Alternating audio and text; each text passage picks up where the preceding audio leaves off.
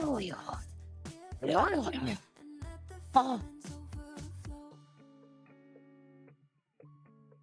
What the heck? What is this? Chat, do be chatting. Doot, doot. Doot, doot, doot. Boom. Hey, congratulations, Ashen, on getting first. Let's go. GG, GG.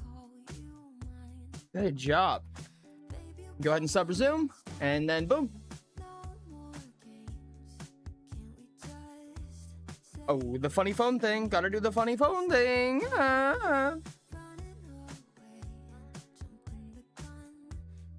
Welcome in, guys. How are you doing? How are you doing? I am excited.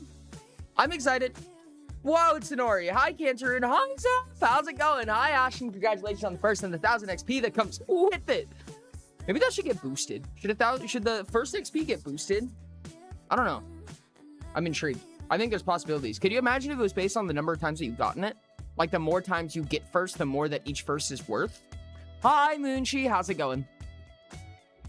Hi, Galaxy. How are you guys? How are you guys? I have a funny story. A small story. Very small story. More of a bottle cap.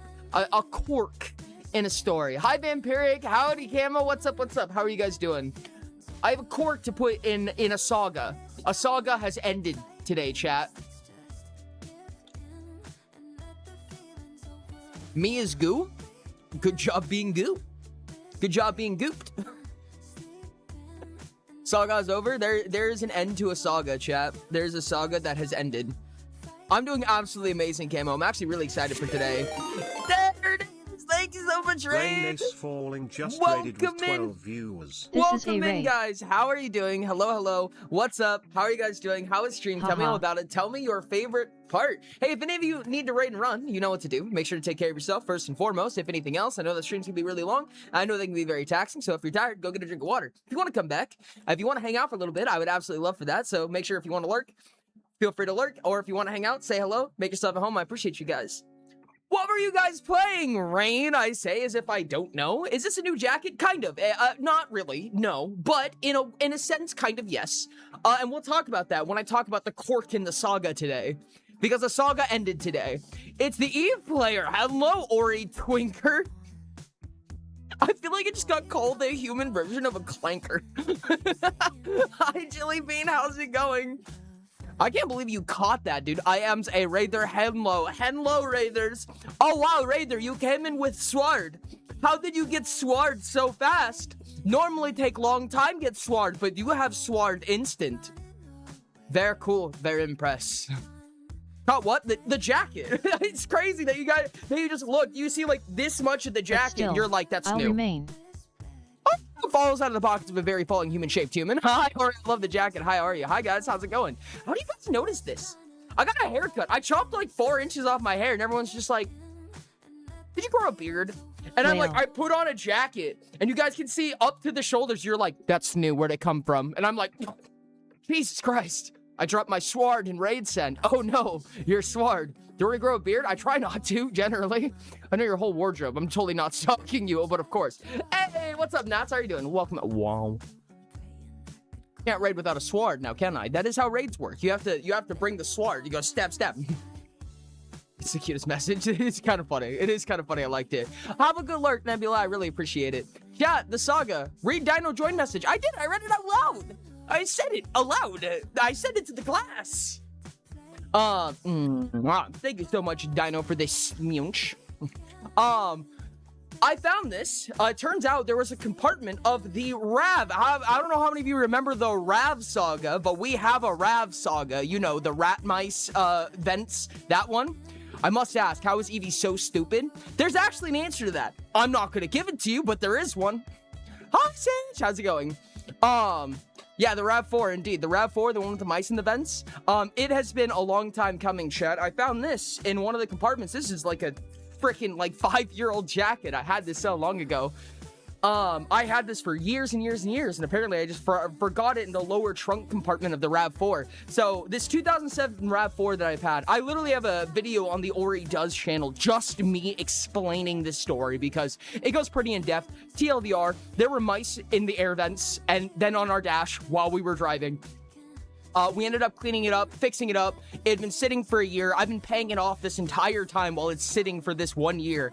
Finally get back where I was like, we reinstated it essentially. It still smells like ass, but we reinstated it. We fixed the steering column. We fixed everything on it. It recently got deep cleaned. And then, did you wash it before you decided to wear it after the car was infested with mouse shit? No, but this was not in the mouse nest, luckily. I forgot about that, honestly. Anyways, I'm just gonna not think about that. After that, after it got deep cleaned and everything like that.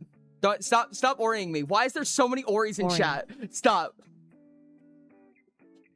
There's so many Oris. There's so many Oris. Fine, I'll take the jacket off, chat. Anyways, I've never been that Ori'd before. Wow, that was a record, chat. That was a record. Doesn't even smell like mouse shit. Chat literally purpled in unison. They did. They did. Thank you for the spray. Is this my shower? Does you guys tell me to shower? Thanks for the shower, chat. It doesn't even smell bad. Anyways, you guys are off topic. I will put it in the washer. Anyways, the story. I am not going to stop until you do. What? Right now. Okay, I will continue the story after I go put this. Thank you so much for the raid, Turtle. I apologize. Give me just a second. Tell me about how stream went. I really appreciate you. I need to go put a coat in the washer before I get skewered.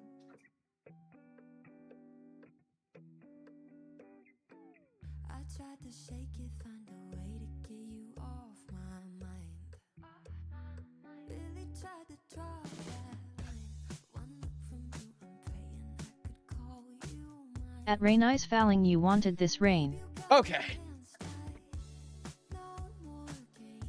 How was Buckshot? Indeed. Oh, goodbye. 5 minutes from the timer. But holy mouse shit. Welcome in, Raiders. How are you doing? Turtle, what's up? How was stream? How'd it go? Tell me all about it. Tell me your favorite part. If you need to raid and run, absolutely make sure to go take care of yourself first and foremost. But if you choose to get some water, do your homework, whatever you need to do to be healthy. If you want to come back, you can absolutely lurk or make yourself at home, chat, say hello. Appreciate you guys. How was stream? How was Buckshot? Buckshot again? Was it another test stream or was it different? Okay, continuing the story real quick. This really shouldn't be that long of a story. Did more testing? Nice. So I pulled that out. We pulled a handful of things out of the back of the RAV. And today, after it's fixed, after it has been deep cleaned, after it has been turned inside out a million ways to Sunday, it's gone, chat. The RAV4 is no more. I own it no longer. It's paid off. I'm gonna cancel the insurance this week. It's out of my hands, dude. It's out of my hands. Mwah. Thanks so much for redeeming a smooch. Throw him in the bath like Neppy did if he had the power right now. Yep. I don't own the RAV anymore, chat. The RAV saga, cork in the bottle. The ship that I've thrown the message in a bottle out to sea. I don't feel that much different. I was cursed with the RAV. Honestly, the RAV runs fine. I just couldn't deal with it anymore, dude. I have a different car. I don't use that car for anything. It had been sitting for a year. I'm paying like $500 a month for this thing to sit and grow vines. So over the past like month and a half, we've been making sure to like run it like at least once a week, but generally like once a day to make sure that the motor's hot at least once a day, to make sure the battery gets some juice in it. We replaced the battery. We did everything to keep this car absolutely pristine. So it should be in the best condition it could possibly be in. And it's not mine anymore. I miss that thing. I miss it. I miss missing it. I should say, I miss missing it. I have one of the 4 things done to get affiliated. So that means Turtle emote soon. Let's go. Turtle, that's going to be super exciting. I love that.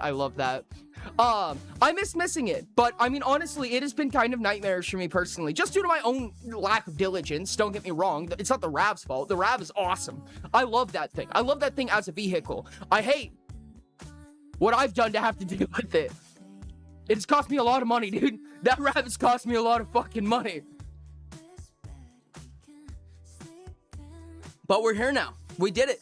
We did it, chat. We absolutely did it. We crushed it. The RAV is gone. It's in a better place now. It's in a better home. And I still have a completely normally functioning car.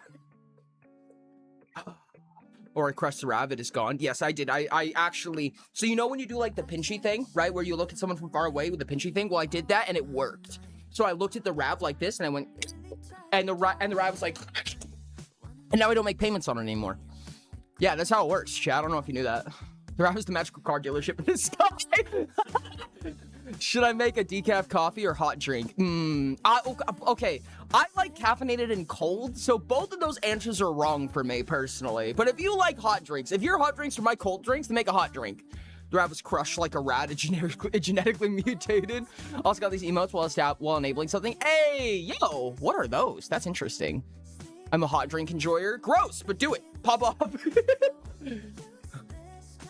Hot drink and we can share mayhaps. I don't like hot drinks, dude. I'm not a fan of hot drinks. Screw you, Ori.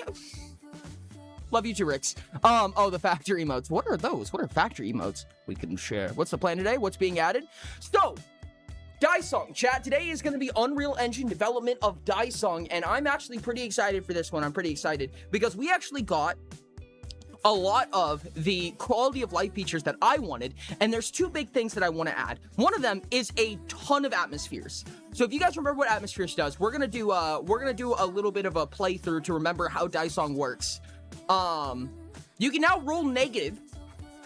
You can roll negative now. Or in Utopia, can you adjust the core guide in AG1 achieve perfect or near perfect immortality? That's a big question. Hypothetically, yes. Kind of. Not really. Depends what you mean by immortality. Do you mean lack of aging, or do you mean lack of cannot die at all? Because there's pseudo-immortalities you can do. There's pseudo-immortalities. But anyways, we're going to be adding atmospheres. We'll do a playthrough so I can explain what atmospheres are, but I have enough content written to double the number of atmospheres. As well, there's one thing I would like to do that kind of gets into more of the nitty-gritty of what Dysong is on a technical standpoint, which is animations, because that gets into the 3D side of Dysong, where we've been just sitting in the GUIs and just playing with math puzzles. This is 3D rendering, so asterisk. See if we can... what's up, Sherps? How you doing? Welcome in. We have a way to keep getting talent points. You can live forever with AG1, Have you optimized it any at all? Optimized it? Not really. Sherbs. I've been doing mostly quality of life things up to this point. But we're gonna see. That might be the we have one more dev. Yeah, we do have one more dev, I'm pretty sure. Hitting time skip button, real. Me when I press wait on my IRL Skyrim screen. Optimization is a form of QL? Yes, but it is elusive to me. Maybe one day we'll stop discriminating against me. What do you mean? What do you mean? I haven't even submitted a build for it yet. You can't say I'm discriminating until I've actually posted a build that said hail is important on the front of it. You asked for this. Scoop is in the cryo freezer. Real as heck. But with that in mind, let's talk about it. We're going to play one or two at least runs of Dysong. We're going to play at least one or two runs of Dysong so that we can all take a look and a reminder of what Dysong is, what exactly we're working on, what we're developing right now. For anyone who doesn't know, Dysong is it's a dice roller roguelike that I have been developing in Unreal Engine for a little while. So let's play a little bit. So there was a very, very tiny bug, a little carry the one style bug that was preventing one of the atmospheres from coming about called Stormy. It's a D20. So that one has been fixed, so you can actually roll Stormy now. It wasn't possible before. Well, these all suck, but we can take an acidic. I don't have a problem with an acidic. It's not that bad. But that's a lot of acidic. I like gaseous, but it's very, very risky, and we have no economy right now, which kind of sucks. Let's do acidic. We just need value right now, I think. And back after 5 minutes suck. Oh, well, I'm sorry about the 5 minute suck. I hope the 5 minute suck went good at least. Hate me. How did I say that, chat? Lunar is not bad. It's not the best. But at least it'll get us somewhere, potentially. Can we explore anything? Swap the ascension to a choice that doesn't do anything. Increase the atmosphere threshold of a chosen quadrant by the number of atmospheres it currently has. That does almost nothing. But at least we get one out of this. We might die here. We do not have very much economy going on. Okay. This is kind of helpful. We can turn this 1 into an 8 so that our lunar's a little bit stronger. And let's see if we can get an atmosphere. That's another lunar. Tropical is economy. Tropical is economy, which is good. Okay. I have a few ideas what to do to tropical. So basically our goal, right, is that we're going to get this quota that is harder than it used to be now. That was one of the changes that we made. We're going to get this quota that we need to deal with every round. A round is 3 rolls of the dice, and each of our dice have special abilities, which now we can look at because there's tooltips. Oh, I'm so excited for the tooltips, dude. I'm so excited for the tooltips. So we can look at these various dice and what their abilities are. So for instance, tropical is a d6 or a 6-sided die that says whenever this die is scored, wealth is increased by the rolled index, which means the actual face that we roll. I can't believe Ori ignored me explaining his discrimination against me. It's because my laptop's horrible if you're reading this, Ori. I believe that. I'm gonna try to make it betterer, less bad, potentially even gooderer. Gosh dang it. Okay, listen, I know I said that you can pin it if it's funny, but damn. Holy shit, Dino! It's been a minute since I've seen one of those, dude. It has been a minute. Wow! Oh, GG on the free tier 1 sub. That's crazy, dude. Enjoy, enjoy. Plushy W, indeed, dude. Wow, that's awesome. That's absolutely awesome. Oregon gifted a tier 1 subscription to Diamond the Dino plushie. GG Diamond the Dino plushie. Damn, it's been a long time since I see one of those, indeed. So atmospheres are the actual dice. Atmospheres are the actual dice that we use. Wow, that is blown out. Unfortunately, Dino's picture is not very visible here. The atmospheres are the actual dice and abilities that we get from rolling them. Ray Nice Falling just shared 100 bits. Thank you for the 100 biddies. 1 Urple for you. Ooh. Explorations are a one-time effect that are generally a lot more powerful, and minerals affect our ascensions right here, which are basically just base level multipliers. We can stack dice on top of each other at the cost of a potential blow up. So if we overstack dice, so you can see how this says 1 out of 3. If we put 4 atmospheres or stacked 4 dice together for any reason, this entire quadrant would just explode. So our goal is, see, this is really bad. This is really bad. See, this one roll a 32, a 4, and a 3. That's not going to be enough. We are uber boned. But what we can do is we can kind of cheat a little bit. We might be able to put an atmosphere that saves us. I don't think it's going to save us, chat. I don't think it's going to save us. Nope. That's it. That's GG. Ah, unfortunate. Oh, unfortunate, Camo. I'm sorry to hear that. So, that was a bad run. Is what it is. Here's Stormy. I'm gonna use it. It's actually really bad. But I'll grab it real quick just so we can see. I also have a way that Unstable is gonna change. So Unstable is one of the it's one of the atmospheres that has been quite nefarious because it is way too potent. It is required essentially to have a strong run. It's ridiculously broken. Unstable is going to change, and it's gonna hurt, dude. It's gonna hurt. Unstable is gonna be really difficult, if not unusable. Why do you ever take Stormy? Usually, I mean, realistically, you wouldn't. The only reason you would ever take Stormy is I would say, to save a gaseous.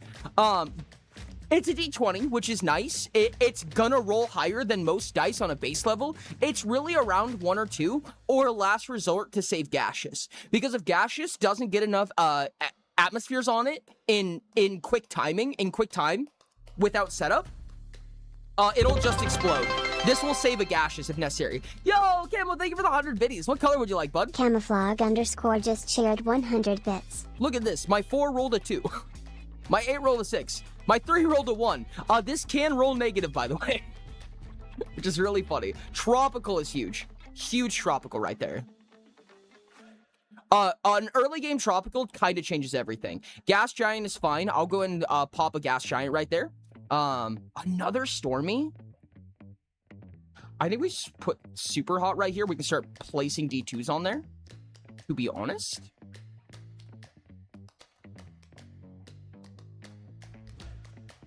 Yeah, we'll sudden collide these. I don't mind that. Oh, wow. I'm going to actually put this here. I'm going to do my best to explain what's going on. So, green and Tiger. Huge, dude. Thank you so much. I appreciate you, Camo. Thank you for the 100. Let's grab us some greens. Boom. 1 green for ye. There she goes. Okay, so these are faces. Basically means that whenever we add a face to something, we get to every 3 rounds. We basically pull the sticker off a die and put a new one on there. So whenever quadrant 3 rolls a 1, instead it equivocally rolls an 18, which is really strong for us. We do have a lot of money because this gas giant, this D20, is now rolling, it's giving us money for whatever it rolls. So that's a really powerful gas giant. Lunar is exactly what I wanted here. Lunar is dot for dot exactly what I wanted. That's perfect. Let's throw another gas giant on this. When this gets a gaseous on it, it's going to be a lot stronger. It's something at least. Lunar, we can put... Oh, no. Okay, no, it's gas giant. That's fine. We need gaseous. Lunar's pretty good. Lunar's not exactly what I was hoping for, but it's not bad. Our score's getting really big really fast, which is good. We're also making a lot of money. So you can see that this, because of this lunar ability. So right here, this equivocally rolled an 18. I don't know why it actually rolled a 36. That's interesting. Because 1 is an 18 on this lunar, right? So it rolled an 18. But I think it adds both of them together, which is really interesting, actually. I didn't know that's how the math works. I don't think it was intended to work that way. This was the best we could have possibly rolled. Like, we could not have rolled better than this. This is 18 times 20 times 18 again. Given it subtracts 2, like, twice. And it makes us a shit ton of money. See, this time it only rolled 96. So we actually very much do have the ability to lose this right now. Tropical is good. I will place this with another tropical. I think that we need to start exploring, though. Save the rank the rightmost die?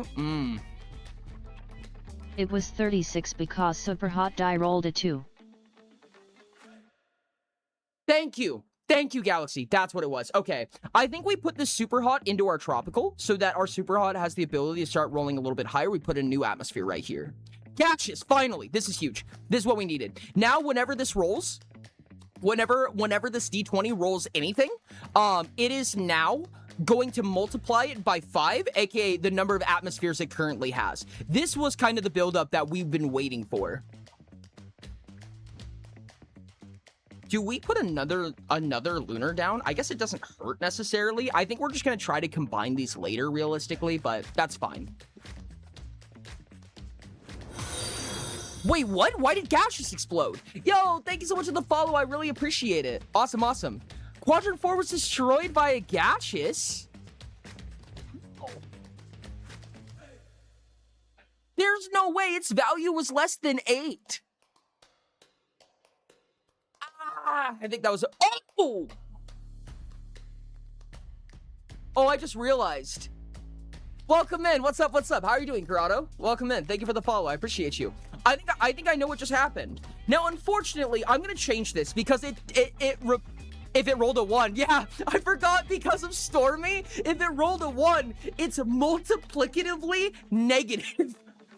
Which is a bad thing. Or if it rolled a 2. I think it actually rolled a 2 because it looks like it only added 100 because the explosion happens at the very end of the rolling sequence. So I think it actually rolled a 0 and then did all of its multiplication when it was at 0. And then it rolled less than an 8 because that's part of what it says.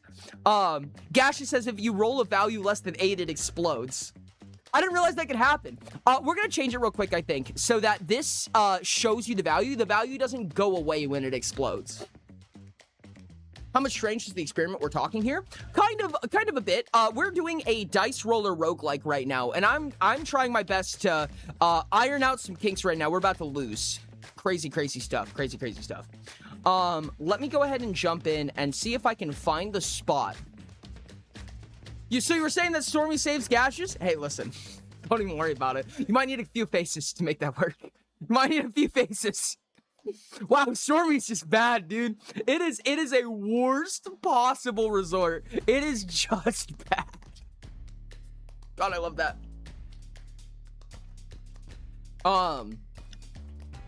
I need when a... Oh, goodness. Not the lose function. What's the one that makes it blow up? Let me go ahead and read real quick. Let's go find roll. Yep. and figure out how gaseous is handled currently. Tropical stormy, yada yada. Auction rich, auction poor, acidic. Might be in this one. No, those are faces. We don't care about faces. Ascensions. We're not looking for ascensions right now. Gaseous. There you are. Where's gaseous going? This line right here. And then we're going to check to see if... What was it? Update pod? Oh, reset. Okay, so what is the reset clause? I think reset is the one that...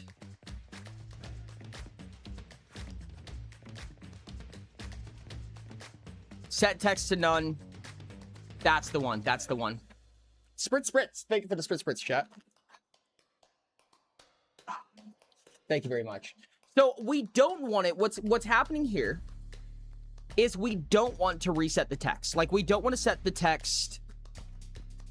We don't want to remove the role, and we don't want to remove the index. We do want to remove the rank because the rank is empty now. The atmospheres is going to get reset like normal. But this text right here, the role, let's delete that portion. The cell value.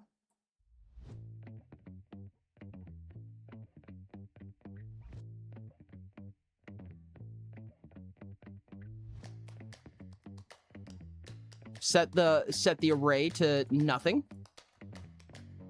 Yep.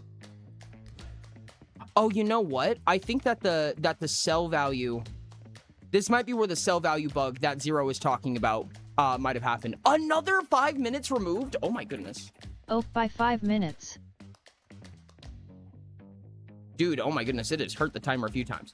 Let's try to remember that, because I think it should reset the max atmospheres as well, but I don't think it's been doing that, honestly, thinking about it. Let's see if we can do the same thing here.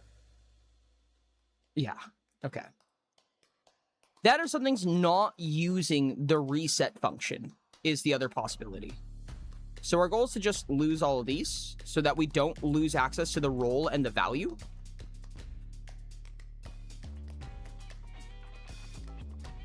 When it resets.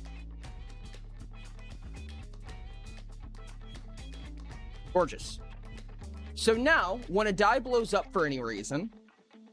Bug report. Yes, we were talking about the resale bug that kept happening for some reason. Okay, we already have an econ die, which is crazy. At monkey_pasquire pats. Pat.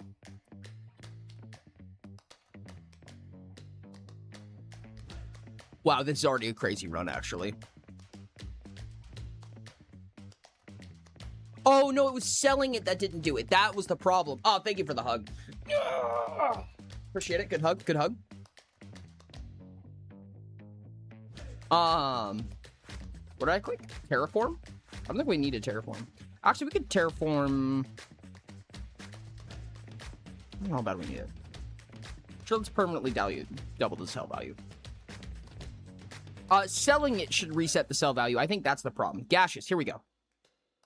So now, when gaseous blows up, the goal is that it's going to tell us...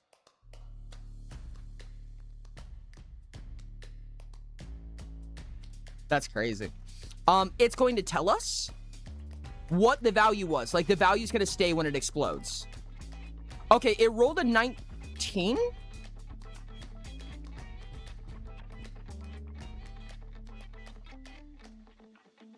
But its value was 0? And this one's value was 0? Why is that? That does seem like a bug. That seems like a bug to me. Yeah, no, it's because this one was 0. Oh my god, I didn't realize this. I know what just happened. Oh, that's so sketchy. Oh, I did not know that. Oh my goodness, no wonder. Oh, this is not a problem I thought was happening this whole time, dude. Okay. So, is it just refinery?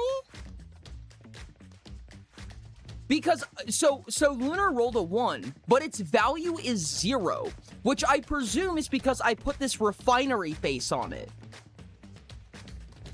So does refinery just make it so that index becomes a value of 0? Because then Lunar multiplied its value by the 4th quadrant's value, which means that it multiplied our gaseous by 0.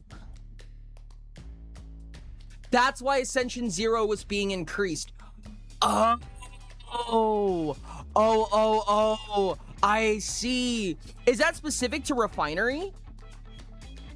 Okay, let's go find refinery, actually. Let's go find refinery. Refinery. Where you at? Where you at? Switch on name. If it's refinery. Yeah, I think refinery's a little bit. I don't think the logic is here.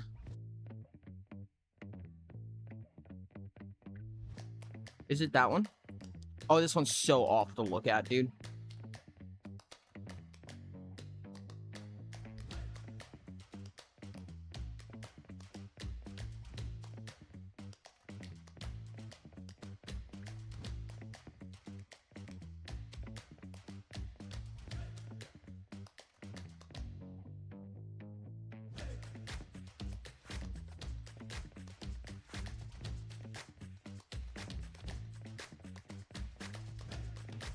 Yeah, I think it's because I put this -1 here, which I don't think it needs. It feels like it would. It kind of... Oh. That's why. It's because it went into... No? What?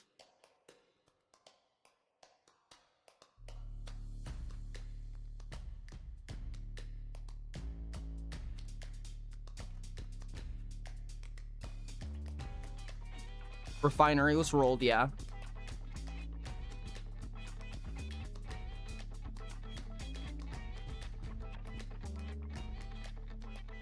So it is getting the wrong index, allegedly. Yeah, that was Control F. Pipes, pips, pip, pip, pop, pop, pop, peep, peep, peep, pop. Chat 1, 2.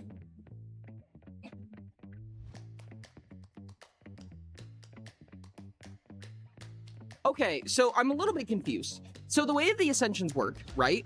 The way that the Ascensions work is that index 0 is the value of Ascension 1. This is going to get really confusing, so I'm going to do my best to explain it. Piper, so the index 0 of the array, because indexes start at 0, index 0 is where we put Ascension 1, and index 1 is where we put Ascension 2, and the highest Ascension is 20. That's at index 19. Right, Piper? Piper's getting it, don't worry. Also, it's only checking local die index 1? Which I think might actually be the problem, realistically. Oh, no, this is for pod 1. This is specifically for pod 1. So, yes, this is correct. We'll just have to repeat this. So, it's checking the index.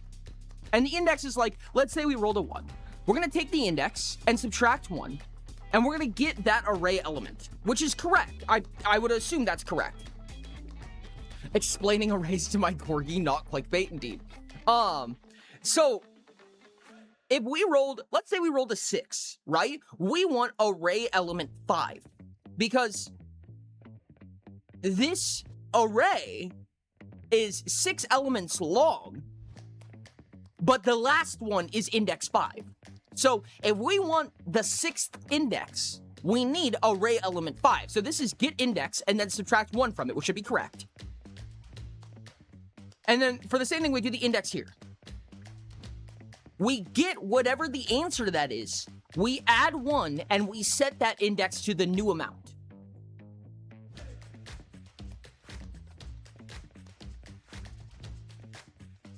Unless I'm just crazy about, yeah. You want index n-1 for Ascension n, indeed. So if we roll the die, we take the index. I'm just not understanding. Yeah, no, why is that becoming a problem? So what's happening right now is that when you roll a 1, it increases Ascension 0, which doesn't exist, right? Like, there is no Ascension 0. But there's a phantom number that's increasing this entire time, allegedly. Which you can see in the, what's it called? In the thingy-mabobber. You can see in the console when it's happening. if I go to Ascensions, do we have Ascensions here or is it somewhere else? I think Ascensions might be somewhere else, unfortunately. I think Ascensions might be in the player character. Oh my goodness, I put my variables in such stupid places, dude. Not in the game Phantom mode. number. I think Codes there's a... haunted. I do think there's a phantom number. Code haunted? Indeed. This is the player character, funny enough. Okay, it's not there. Is it in the game mode? Not game mode. Player controller. Put a lot of variables in here.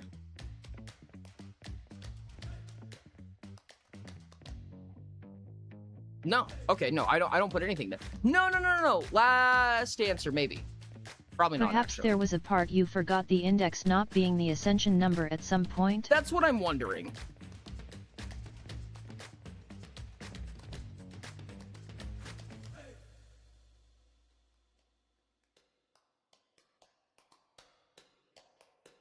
Player character.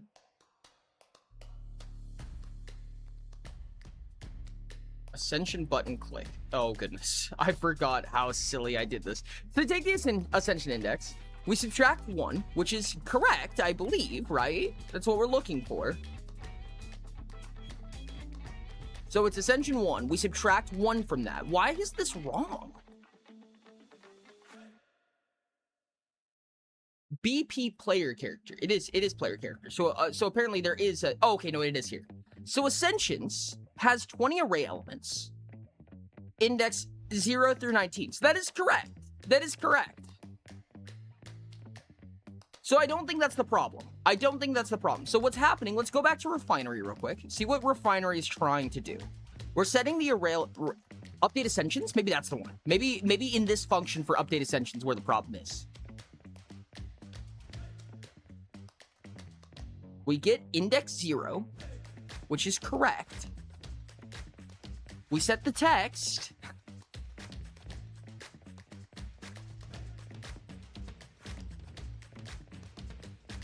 Oh, this is purely visual. This is purely visual. It's not that function. That function doesn't do anything. Just updates the visuals. Okay.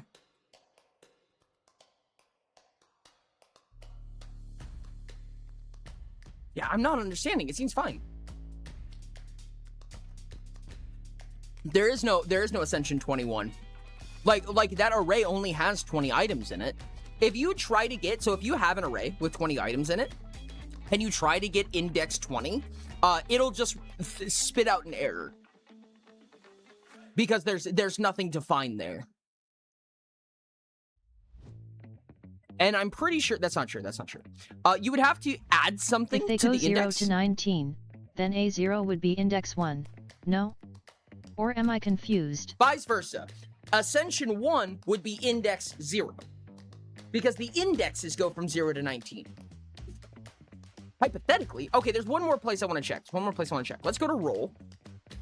Because over here is Ascensions. So let's uncollapse this real quick and see what happens.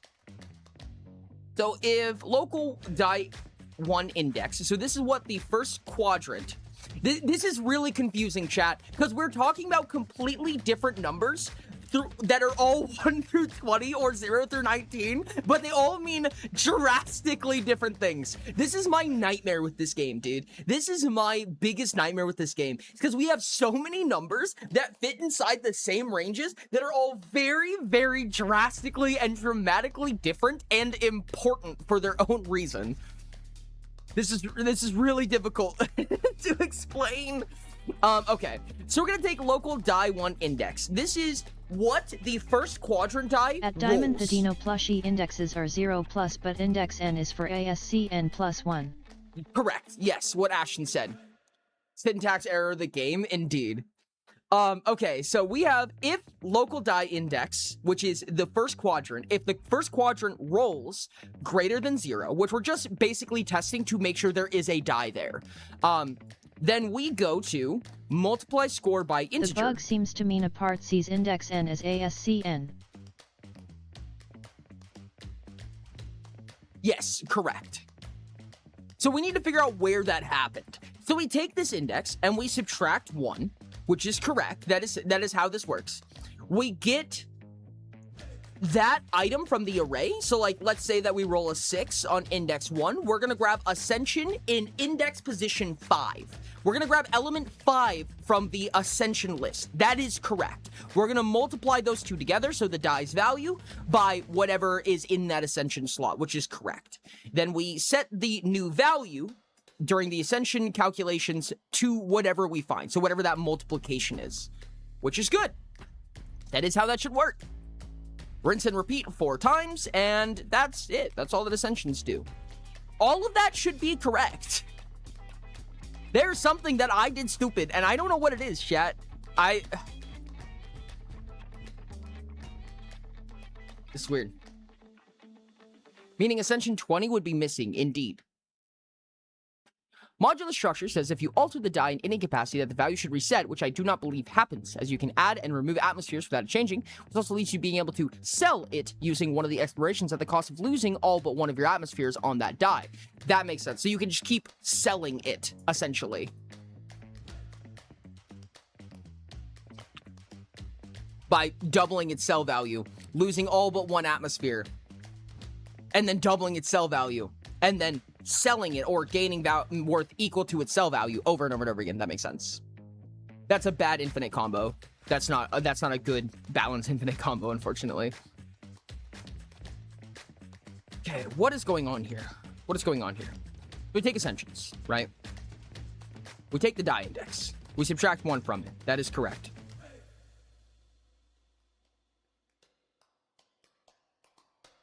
Okay, what it's spitting out is also just incorrect. I mean, it's not incorrect. It is completely independent from what it is actually.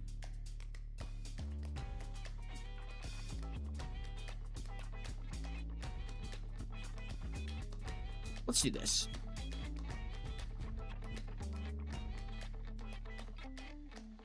We're going to give us a little bit more information here. So now the console will give us a new thing. Now the console will give us something new here. Now it's going to tell us what Ascension increased by 1. That Ascension, the Ascension that it's pulling is literally just the die index. Like when it tells you Ascension blank, it's literally just taking what... Wait. Do I know why? Do I know why? Do I potentially know why? Hold on a second. Question. When does it happen in the order of operations? That's what I want to know.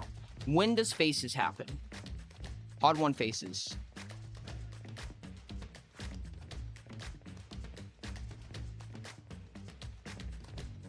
No, it did already set the index. I was thinking that maybe it didn't set the index in time, but it definitely did.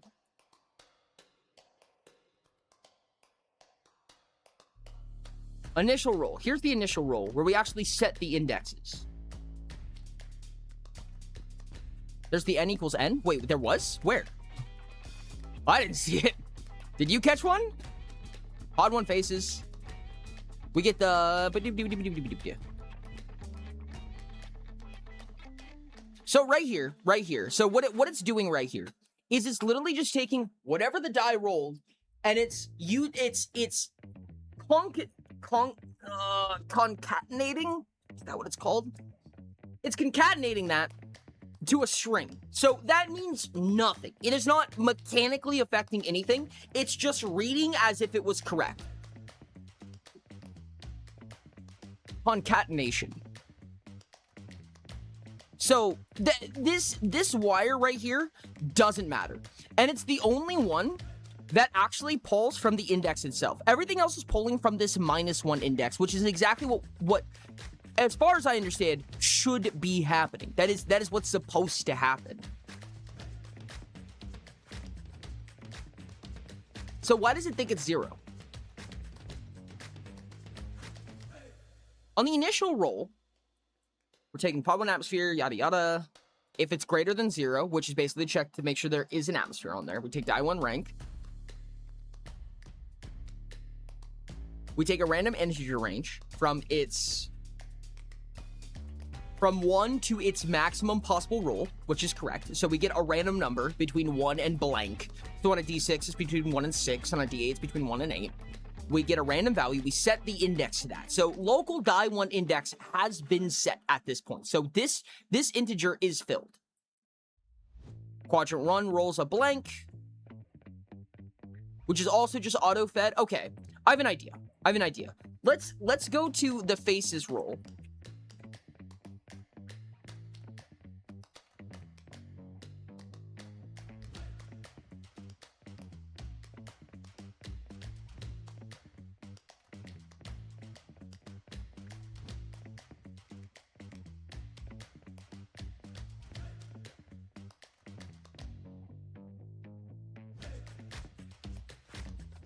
So let's just set face 1 option for right now. Look at chat in case of Ashton's thing. Index is ascension -1, not the reverse. So to give ascension 0, you need -1, which doesn't exist. Shouldn't it be +1 if you're going off of index? Let me check. Let me see if I know what you're talking about. If we go to the pod 1 faces. So we take what we rolled.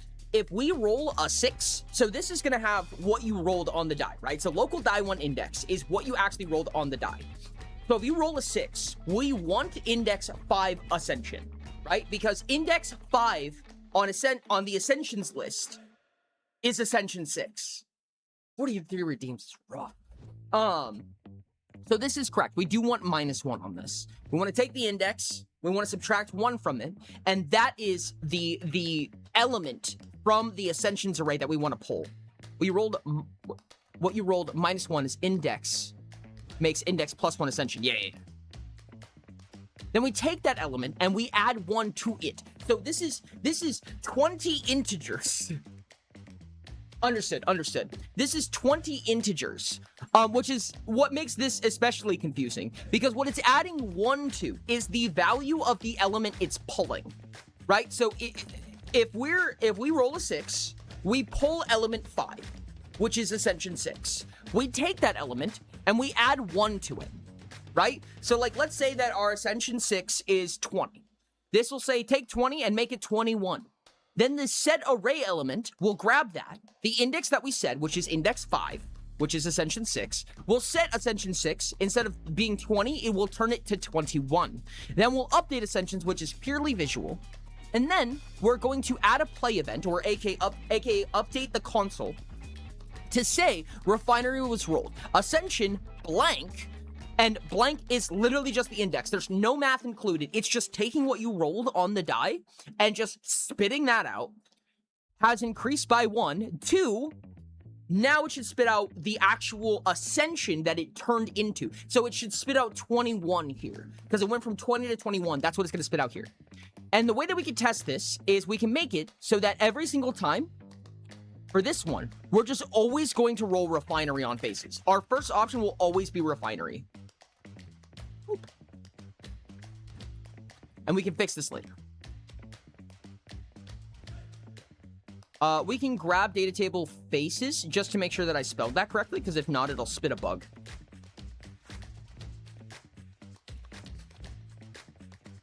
Refinery. Yep, that is what it is. What's the value of the non-number stickers? I thought it was pulling index, not roll. Yes, index and value are 2 different things. Index. What is the value of non-number stickers? The value is whatever's written on it, right? So if you put a 20 in the ones place, it'll value a 20, but it'll still index a 1. In any case, it's probably best if I go back to first. Okay. Let's buy an atmosphere. Sure, asteroid belt's actually really good. Gives us more money to buy more atmospheres. Sure, reflective. I'm actually gonna put this here because it's more likely to roll refinery, which is good.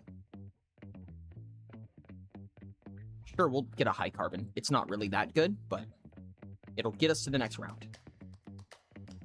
We will get a noxious D12, which is actually kind of terrible. I think we just get a... Ooh, asteroid belt's actually kind of huge. It'll give us a lot of money. Increase all ascensions by 1. That's actually extra cute for what we're trying to test here. Got lucky. We got refinery and refinery. Is Superhot awesome. supposed to affect itself? I don't think so. I don't think so. I'd have to reread it, but I don't think so. Okay. So we're going to change the faces. We're going to set refinery here to 1. So what this should say is that refinery index 1, it should say ascension 1 has increased to 3 because our ascension 1 is currently 2. What does it say? It rolled a 2. It rolled a 2. There we go. Okay, here's what here it did. It did the thing. And it says the value is 0. It says the value is 0, which is wrong. It did actually increase the correct index though. But why is its value 0? Refinery was rolled. Ascension 1 has increased by 1 to 4. To 4? What? It went to 3. And it's still multiplied by 0. What? There's so many problems with that, dude. There's so many problems. Why did it roll a 0?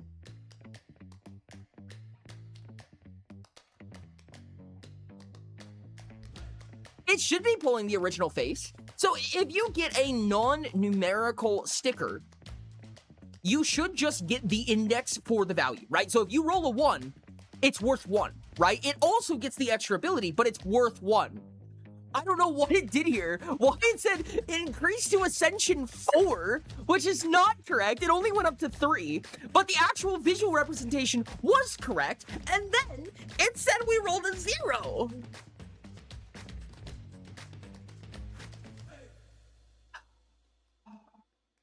What?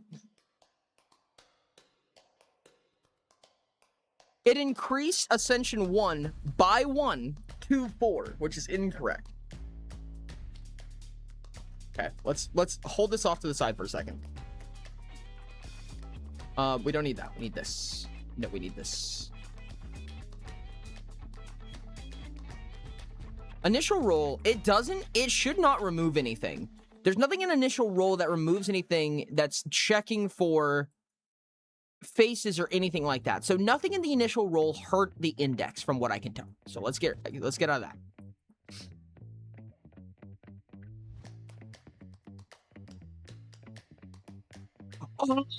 Oh, I know. Okay, I know what happened here. Okay, so the visual bug where it said increase to 4 is harmless. It is harmless because I pulled from this +1 operation.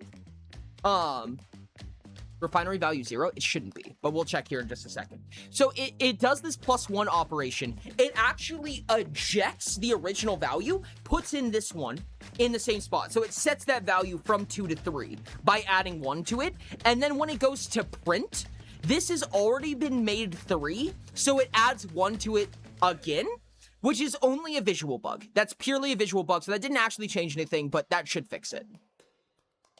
Post-operation 3 and adds 1. Yeah, you were correct, Ashton. You were correct. Okay, so at least that's solved. The next question is, why does it... I mean, we can just delete this part. This wasn't even necessary. I just wanted to check, make sure.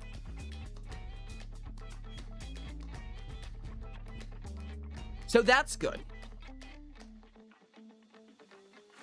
And it also did the correct index. Makes me wonder. Actually, makes me wonder. What's up, Glocko? How are you doing?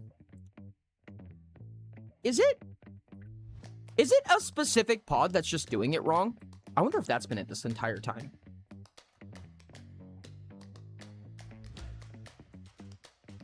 Huh. Yeah, it just reads wrong. It's not actually incorrect. It just read the wrong number, but only in quadrant 2. Let's try quadrant 3. What is quadrant 3 doing? Also reading from the wrong number. I see. It's not actually affecting quadrant 0.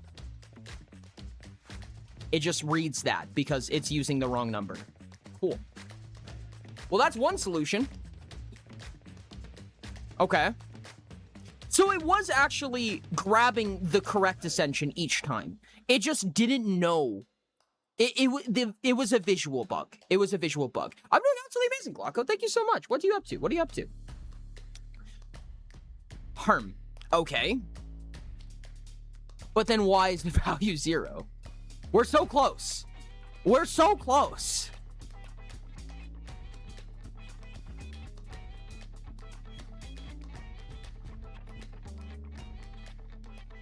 Is there a default pin on this?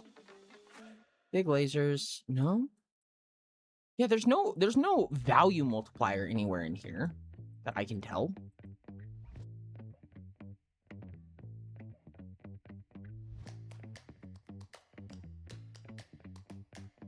Tropical still works, so it's not cutting out here or anything like that. Is there no output here? Does it not have an output? Oh, it's in a for each loop, which only has one thing, but it just allows us to do this. To set output to complete it for free. Yeah. Okay.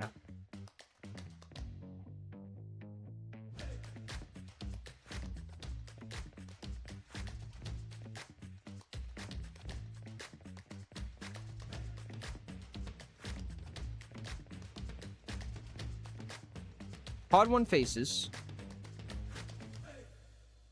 Wait, what?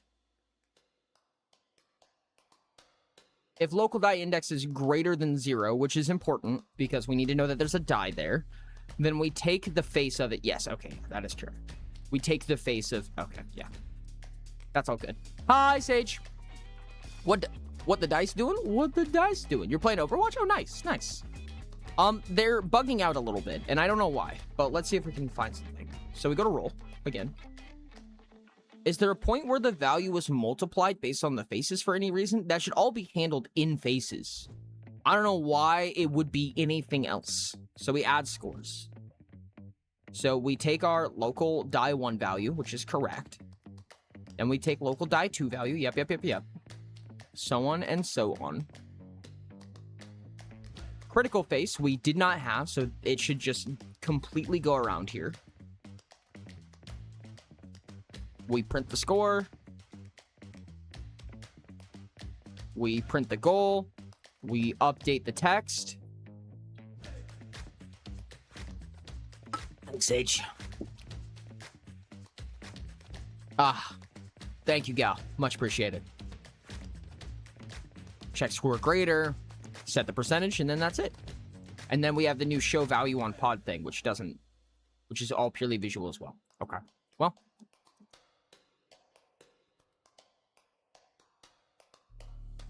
My next question then, I have one more thing I can think of. Let's go to the multipliers section. I believe this is the multipliers phase. So we go to the multipliers. For instance, super hot. Let's see what it's multiplying by. We take the index and we multiply it by... Wait, what?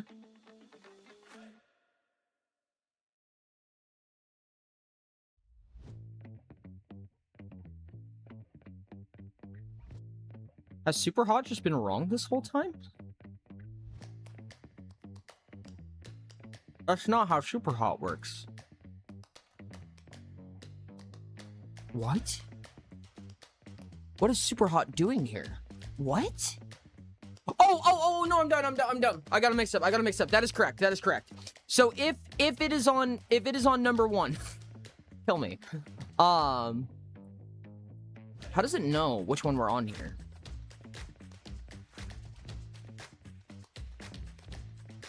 Oh, is that how I did it? By...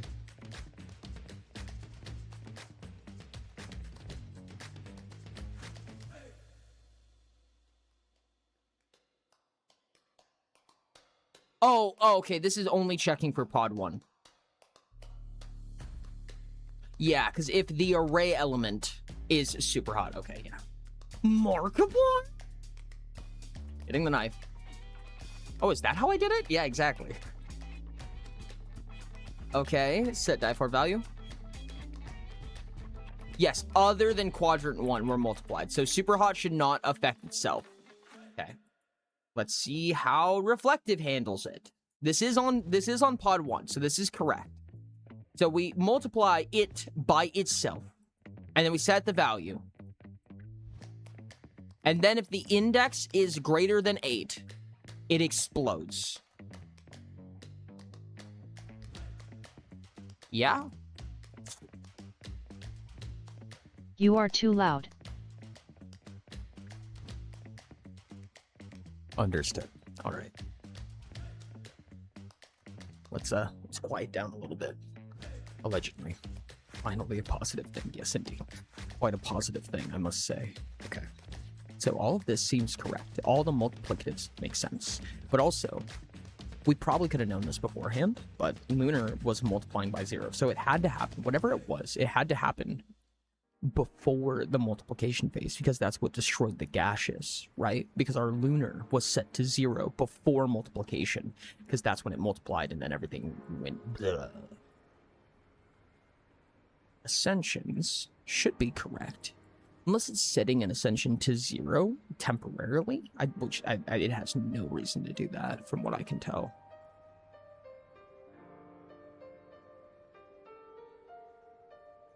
Is there anything here that might be happening? No, let's do this again real quick. Tropical's huge.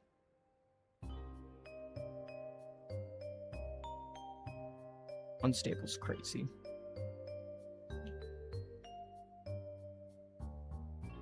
Oxygen rich on tropicals, adorable. Exploration.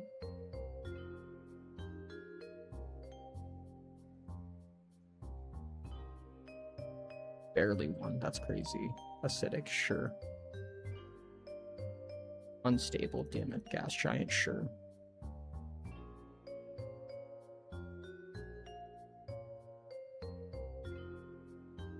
Increase wealth by 10 is good.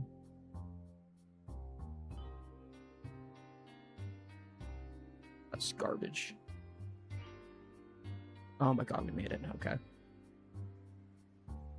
Let's try this on 2. Roll a 1. Okay. Yep. So somehow this ascension just makes it valued at 2. Somehow refinery. I presume it's refinery. It could be a different face, but it could be all faces. The suck was 5 minutes long. That's a terrible suck. I'm so sorry to hear that. So refinery just makes that face value worth 0 somehow. Does it do that? Then my question is, on everything.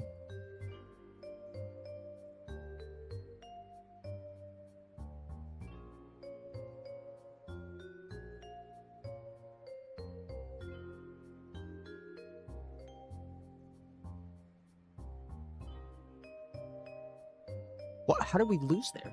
Was I... Oh, did we rolled a 63? Kill me.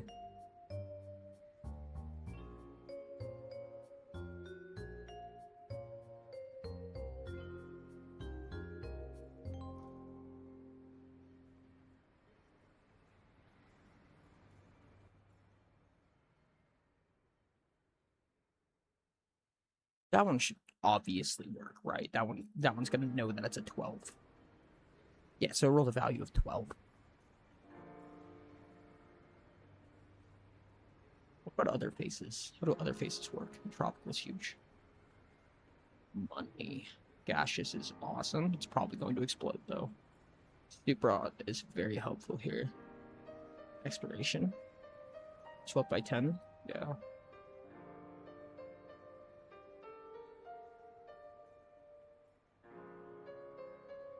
That does nothing. Exploration.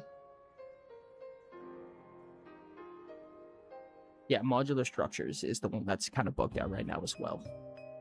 Destroy G Squadron. Destroy the leftmost J Squadron. Duplicate it. We'll make 2 gaseouses.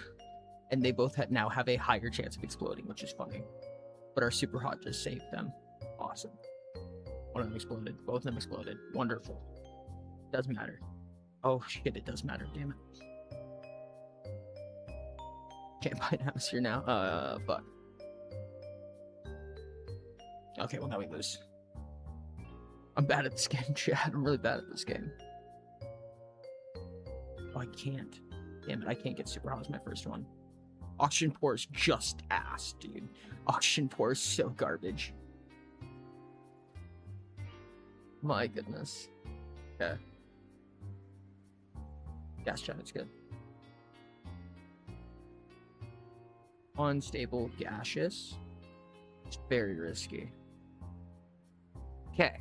Lucrative implements. Increase wealth by 8 when it's rolled. Let's see if we can get an atmosphere that's like a D2. Perfect, that's a D2. So, now we can check to see if its value is 0 when we roll it. That's a 2. It doubled to a 4, which is correct. Yep, okay, so faces just do that. Apparently faces just do that. Did I do that on purpose? Did I at some point do that on purpose? And did we get a bunch of money from it? I think we did. We did. We got a bunch of money from it. That's crazy. So any non-numerical face sets its value to 0. I played pee pee poo poo, but it's still 1. Oh, okay. That's good. I'm glad to hear that, I think. Okay.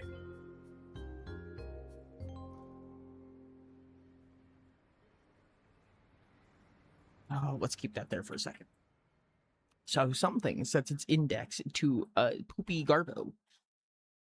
Currently.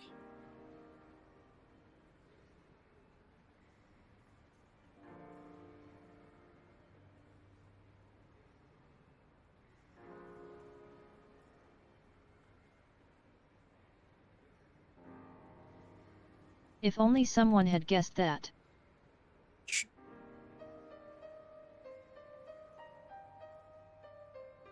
I had to test to make sure. Don't even worry about it. Don't worry about it. But where? Where is it doing that? Okay, so we have this set die value to... Let's do this on one. Add integer to score. If the die 1 index is this face,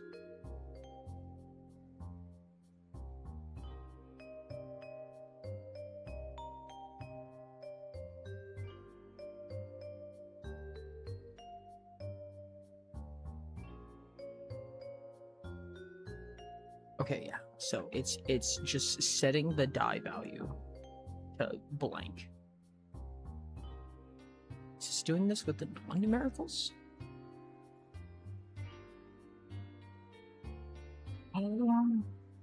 Wait.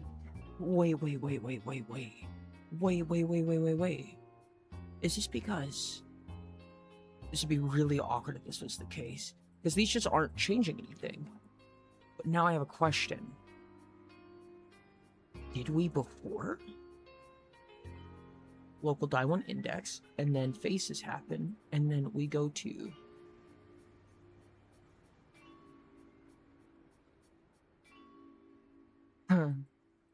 Is that why? No shot, dude. No. That is why. That is why. Because Ascensions, my god, or faces, I figured it out. Damn it, chat. Damn it. Okay, I figured out why.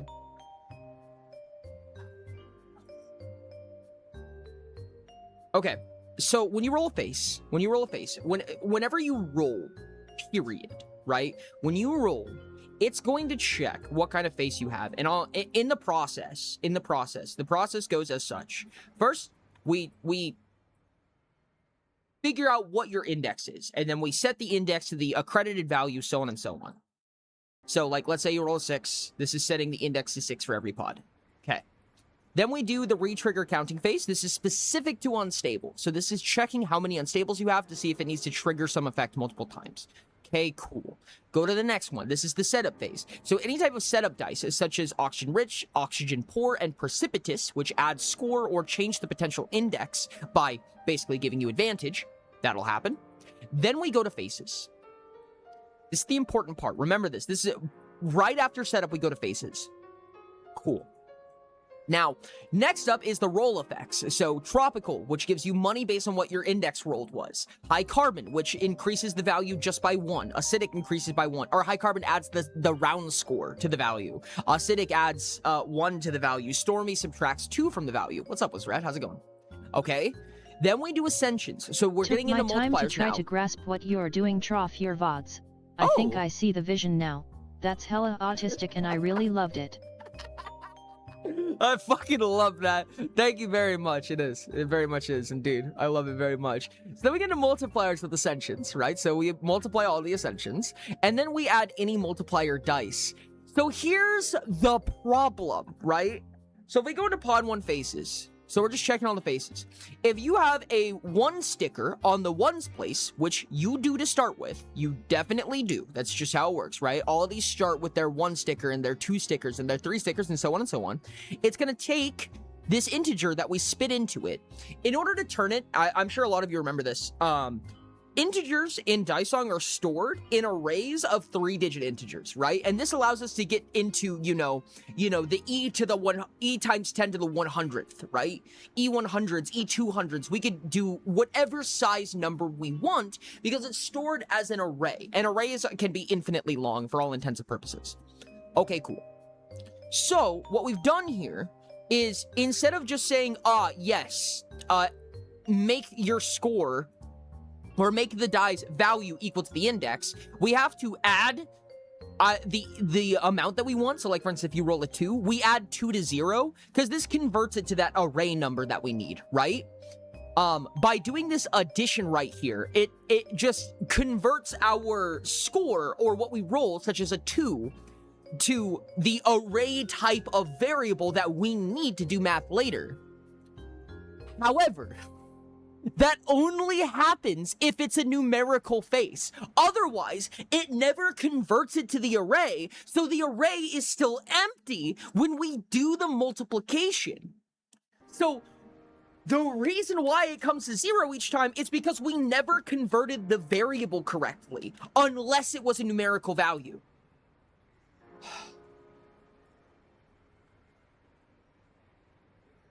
So that's why. Oh, my hair is majestic today? Thank you. Appreciate it. Okay. Cool. So what we're going to do here. Can you fix? Very easily. I'm sad to say. Exceptionally easily. There Yes, is we can. always tomorrow. So what we're going to do is we're just going to take the, I think we can just get the local... Yeah, local die 1 index. Indeed. We're just going to add the index to the score value and just set this local 1 die value to the index, because nothing else changed, right? And we can just do that for each one of these.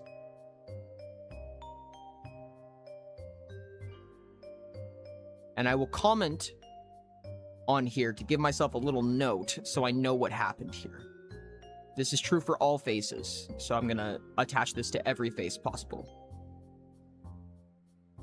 Wow, that was, atrocious, dude. That was exceptionally atrocious.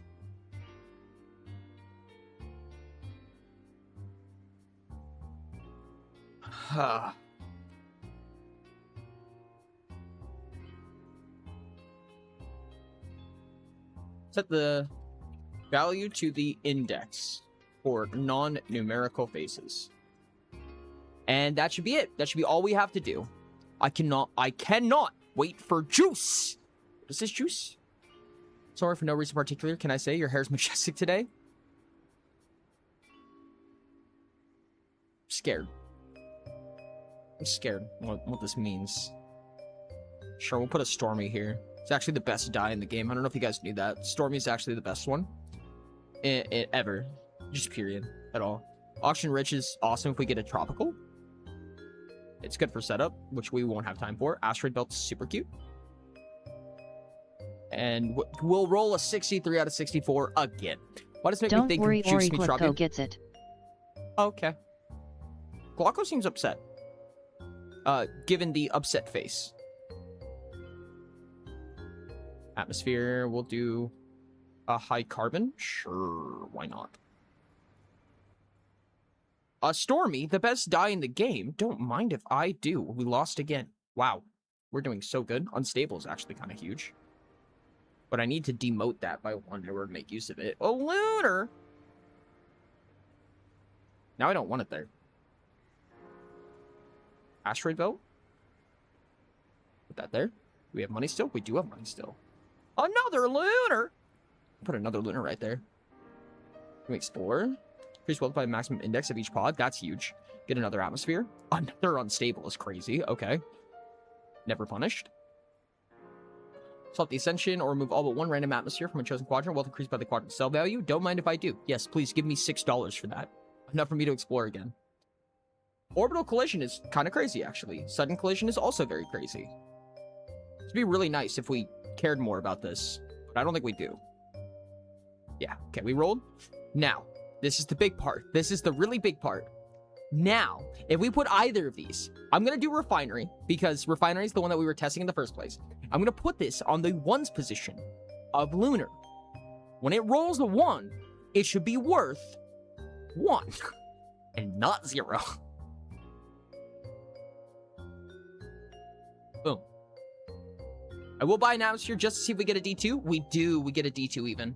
This die, we're going to lose this. Our score is going to be so atrocious. But we roll a 1.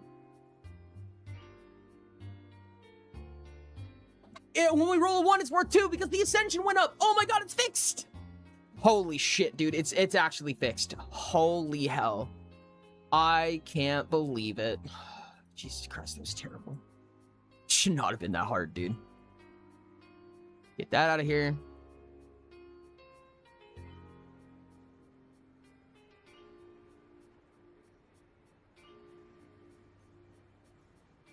Nice. That's a bug fixed. The other one. I think that I'm gonna hold modular structures off for a little bit. It is still technically an infinite loop, but I think that it might just be honestly just deleted. We might just delete modular structures at this point. Binary lets you benefit from scoring scores taken. Yes, indeed. So refinery is actually really good in my opinion. It's kind of on the slower side of multiplicative, but it is multiplicative technically. I think I might just remove modular structures entirely, actually thinking about it.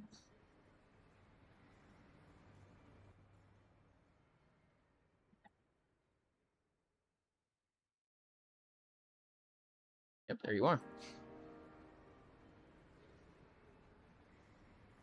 Just do have a space in them, so it is checking for the actual name. Modular structures is so far down there. Jesus Christ. Okay, this is gonna be terrible. Modular structures.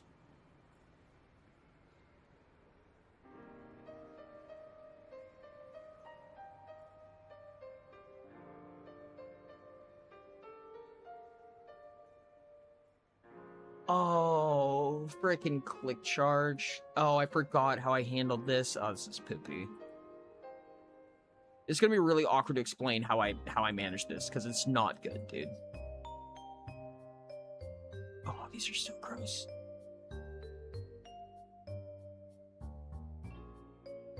One, 2, 3, 4, 5, 6. See if we can follow this one. Still modular structures. Okay. This is such an awful thing to have to do. Oh, okay. Well, that just makes it impossible. Wait, it's this one.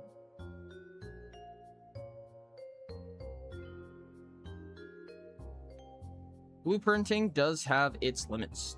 Okay, we set the sell value.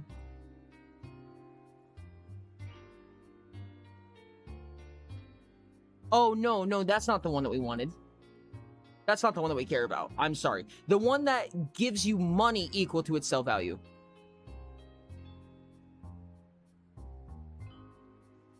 Yeah, how else would you get money? There is no other way. Where's the one that gives you money equal to its sell value? This one, liquidate, which is even lower. Oh god. Liquidate. Liquidate. Huh? Let's just do third from the bottom. Yeah, so this one.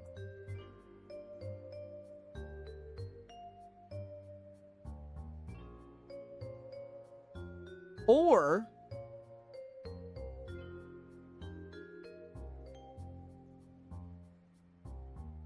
liquidate could just reset its sell value. I feel like that'd be probably also very fine.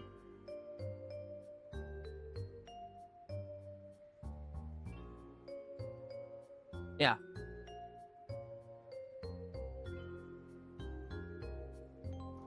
Yeah, no, it could just reset its sell value.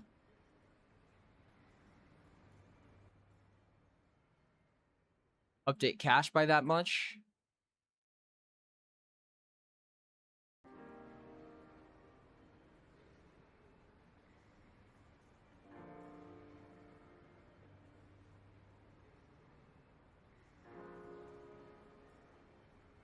Oh, how is sell value handled? Is there not?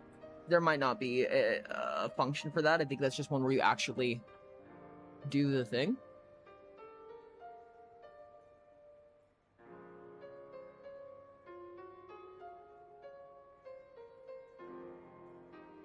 Pod 2 sell value.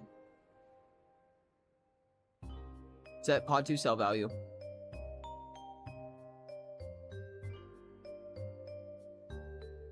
This is if you sell it. Just set it to 0.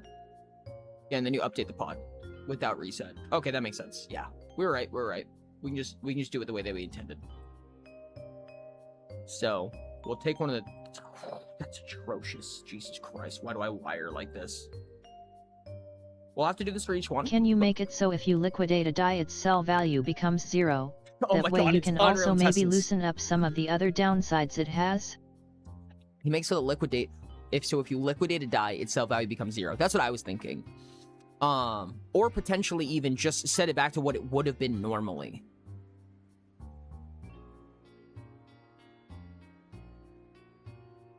The only downside is that you lose a bunch of your atmospheres, right? Pod 2 sell value. Boom, shocky, locky, duh. Yeah.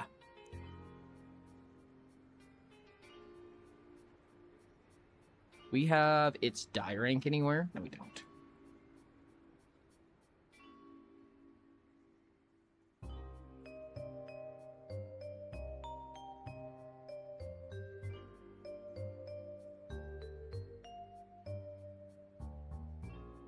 Get die 2 rank. Yeah, that's what we want. Which is still a pretty big downside since the game is built of atmospheres. Yes. I mean, the intention is that it should be a pretty hefty downside. There are a lot of explorations that are not designed to be good by any means. I will admit that.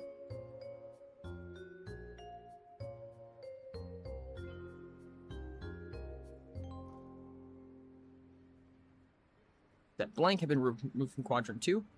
Wealth increased by blank. And we on exploration cards, we're gonna have to do this a few more times. And its sell value is reset. That's what we wanted to say. Okay. So we go back to the main, and this is only on quadrant 2, so we want to make sure that we do this on quadrant 3, quadrant 4, and quadrant 1. Quadrant 3, click. Same thing. Over on liquidate. Before we update the pod,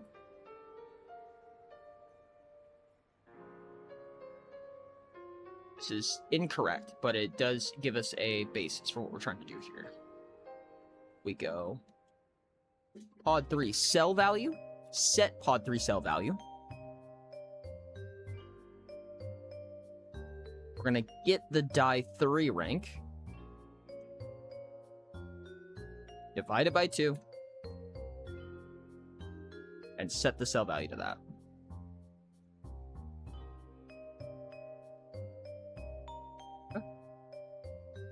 Joke intro aside, glad to see you're tinkering on this. Motivates me to do some of my own tinkering in Unreal. I love it, dude. I love tinkering in Unreal. Currently a little sleepless because game I've been waiting to hit 1.0 for years. May or may not be hitting it tomorrow. Ooh, that sounds really exciting. That sounds very, very, very exciting. What game is it, out of curiosity, if I may ask? Pod 2 sell value. Let's make sure that we did this correct. Yes, okay, it does connect correctly. We'll do quadrant 1 click. This is the funny thing. This die song is very hard coded, which is not really a good thing. I'm gonna be honest with you, chat. But it is very hard coded. It's gonna prevent me from doing some things in the future or just make it exceptionally harder. It's not completely hard-coded. Like, there's some modularity to it, don't get me wrong, but there's some more future-proofing I could have done. That's okay, though. We'll figure it out. Odd one. Sell value? Set. There's an idle game called Orb of Creation. Dev has been posting updates on progress monthly, and last month they basically only said almost done. Damn. Wappy zappy Let's Plays chat. We're gonna get die 1 rank. We will divide it by 2, as we do. Make that the sell value. Everybody walks away happy. And then we have to do this one more time for quadrant 4. And then we can get into actually adding atmospheres, chat. We can talk about what the atmospheres do and what atmospheres we were planning on adding after adding quadrant 4. So this should be both of the bugs fixed, I think. This is the big bugs that we were talking about before. And I think that this covers most of our bases, if not all of them. Question mark? I say, tentatively. A little bit scared. Intimidated. Odd 4 sell value. I would like to make sure that it works, but we can kind of do that, I think, passively in testing. We get die 4 rank.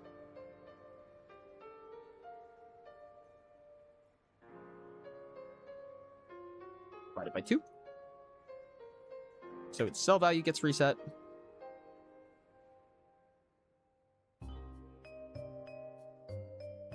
Modular structure should only be affected on cell. Adding or removing atmosphere should not modify its cell value even if you use modular structures, I don't think.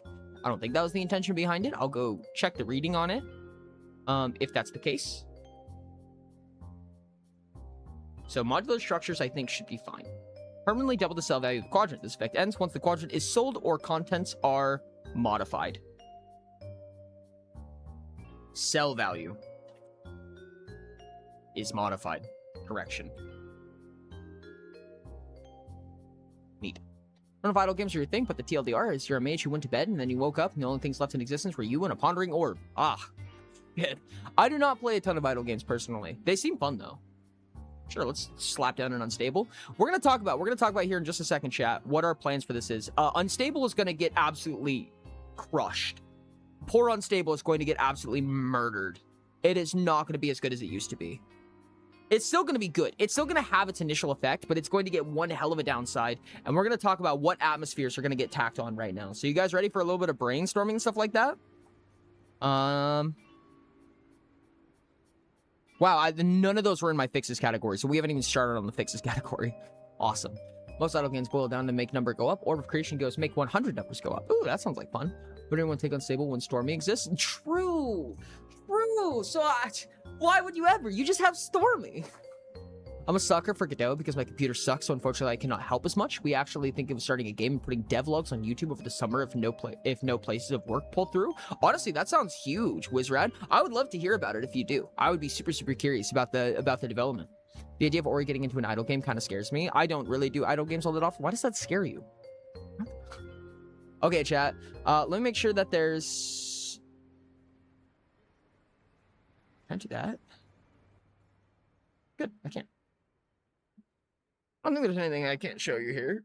Let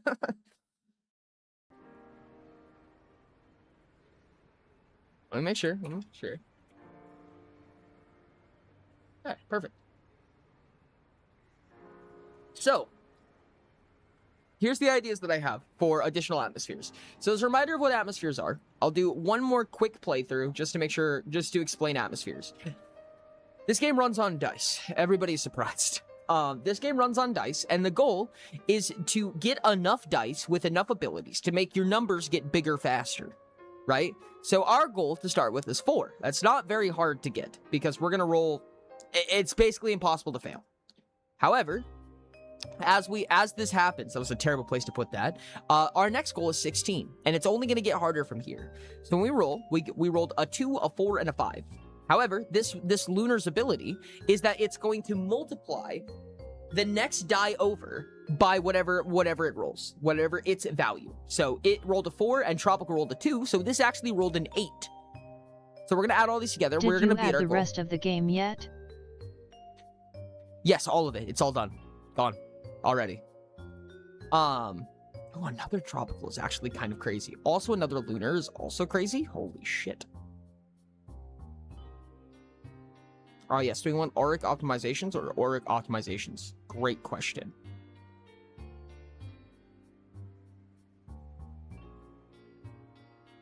We're going to lose now. Yes, we did. Wow, what an unlucky roll right here. So our goal is to basically get more and more powerful abilities and better dice to keep finding new ways to make this number get as big as possible faster than the goal gets bigger. Atmospheres are specifically the dice and their abilities. So for instance, Stormy, the best die in the game with absolutely no argument applicable, a d20 that says decrease its value by 2. So when we roll it, see how it rolled a 6? It actually rolled a 4 because it's the best die in the game. I hope it's obvious that I'm joking. Super hot. When this die is rolled, multiply all other values by this die's index. So when this one is rolled, well, when it rolls a 1, it does basically nothing. When it rolls a 2, it didn't. Okay, hold on. Okay, so now that Super Hot rolled a 2, you can see that it multiplied Desolate from 3 to 6, it multiplied Lunar from 2 to 4, and then Lunar did its thing, because it does quadrants from left to right. So because Super Hot is to the left of Lunar, it's now going to take this 4 that Lunar is, and it's going to multiply it by Stormy's 19, which was actually an 17, because Stormy is that good. It's going to multiply that 17 to make 136. Cool. So we get bigger numbers faster. So we're going to talk about what new atmospheric abilities. Why did that roll a 0? Okay, it rolled a 0 because Stormy is so good. Stormy is just so good. God, Stormy is so good. It turned my 2 into a 0, chat. If this was a multiplier die, it would have multiplied. If you put Stormy and Super Hot on the same die, you can multiply everything by 0. Oh, this is so good. Visual order triggers, that is indeed one of the things I have written down. Now, based on how this is coded, that may be excessively difficult. I'm going to be real with you. This could get pretty tricky to make that happen. But we're going to talk about that after we add a bunch of atmospheres. Is that the wrong order to do things? That's the wrong order to do things, isn't it? I think that's the wrong order to do things. Are you planning to use PCG for the procedural planets visual progression? We talked about it. Oh, I don't know what PCG is, but we were talking about procedural planets. We were talking about procedural planets and basically potentially giving you like a showcase of what you're actually making, but the thematics of this have not been completely pinned down yet, so I can't be 100% positive. There's a world where Stormy giving you -1 and giving you massive multiplied negative value. Yes, you can roll a -1 and get a negative score from it. It's really funny. Stormy can actually do some really funny things, in my opinion. Anyways. There's a world where part of this game might be simulative rather than physical, and then maybe there's a different portion of the game that is physical depending on how the game loop functions. But for right now, I'm not going to worry about the 3D physical aspects. I do want to worry about some of the visual indicators. Now, the hardest part about this, actually to me, gives Stormy a +2 bonus on top of the -2 to make it extra broken. I think it removes a lot of Stormy's power. You know what I mean? I feel like most of the power that Stormy has is stored in that -2. I wouldn't want to take that away from her. I've hard-coded things in the past that's given me much trouble, so let's just keep hard-coding things. Indeed. Or you keep joking about Stormy being the worst at Atmo, but assuming it's only Atmo on a die, an average payout of 8.5 is better than any other one Atmo die? No? Yes, it is. However, the funny thing about Stormy is that it allows your multipliers to hit zeros and negatives. So for instance, let's say that you have a bunch of let's say that you have, if you have like an ascension of 6,000 on everything, so all of your ascensions are 6,000, including 1. So Stormy rolls a 1, it becomes 6,000. And you have a lunar that's multiplied by your super hot. So this lunar's rolling, millions. You have gaseous on your d20. So you're basically getting like billions upon billions of score. Stormy's gonna turn that entire thing negative. Because The first thing that happens is it checks Stormy, makes the initial value -1, and then processes all of its multipliers. So it's multiplying all of this by -1. So yes, it does have the best averages in the early game, barring Gas Giant, which is just a blank die. It just gives you the ability to shit the bed. Make it that negative numbers it rolls becomes positive. It still has the ability to become 0. And honestly, I'm fine with the die being ass. It's a risky die that helps Gaseous that's not really good. It just clouds up your resource pool sometimes. That's okay. It's just kind of bad. It's the best die in the game, remember? Yeah, I'm okay with that. I don't mind. It has uses. They're not good uses. There's always a better die you could have rolled in place of Stormy, but it can save your life. Procedural content generation. I understood. Okay. I understand. Is a tool of Unreal Engine for straightforward / easier, more human, if you will. Procedural generation. I did not know that was the case. It is to get 1 Stormy and 2 Acidic on the same dice to win the game. Acidic is the one that gives you +1, right? Yes. Yeah, so if you put 2 Acidic on it, you get, wait for it, a +0 to value. Big negative number build. I love that so much. That's gonna be an achievement. Roll a -1 million. That's gonna be a thing. Actually, achievements and tasks are going to be a big thing. I'm going to be actually so real with you. So one of the hard parts, I'm gonna say real quick, one of the hard parts that we have right now is waiting, forcing Unreal to wait. I don't know a simple way to do that, if that makes sense. Stack 20 Stormy, then shift on to Super Hot, real. I don't have a good way to make Unreal just wait a second to do a calculation or a thing, right? So all the calculations, it's a lot easier to just do them all in a line super fast. Your computer's just gonna bust it out real quick. However, I do have a way that kind of just popped into my head a little bit, that might work here, and it's this add play event. So play event is something that gets called all the time, right? Like play event gets called all the time because this is what actually updates the console.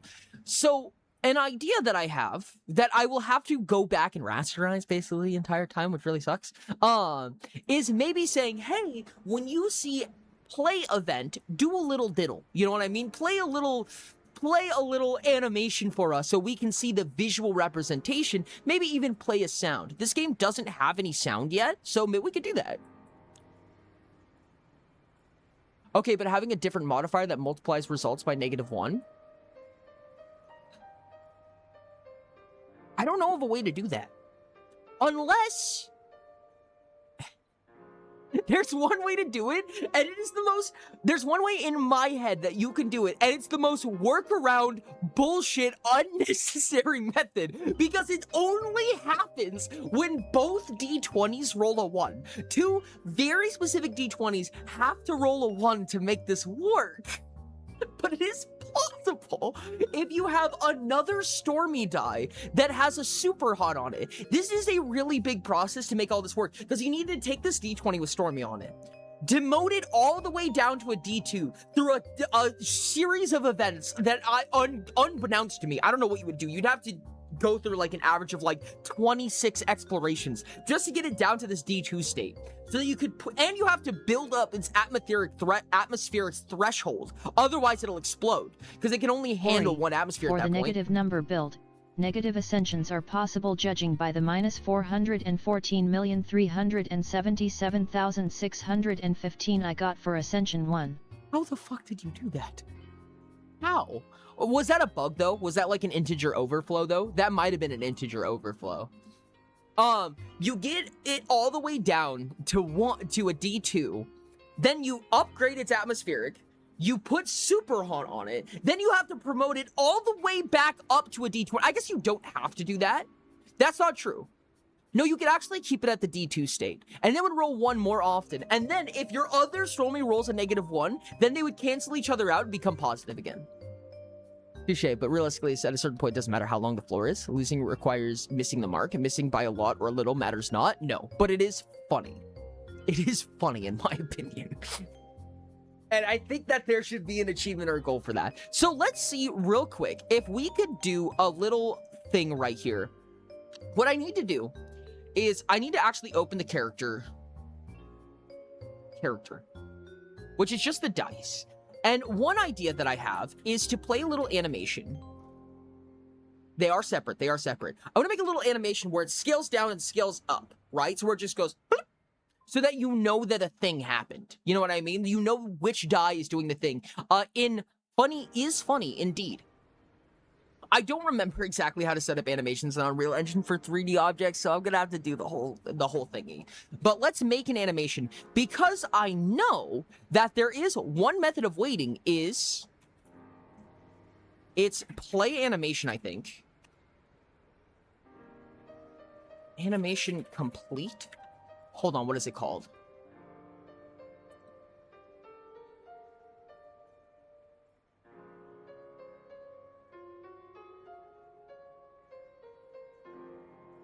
It's an anim montage, I think. Play animation montage.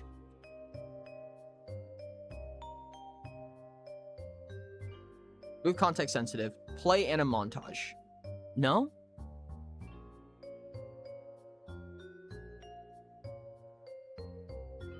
Anim blueprint? There's one that has a on completion pin that we can use. BP. Play anim BP.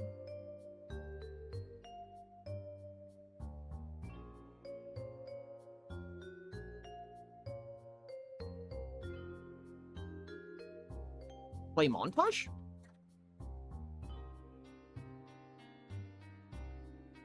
I presume it's play anim montage, but it doesn't have one. It doesn't have the execution pin.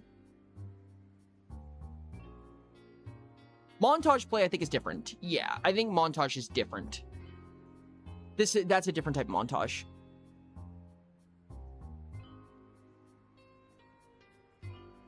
Because otherwise, as far as I know, we have to leave it on a tick, and I don't want to pull anything on the tick.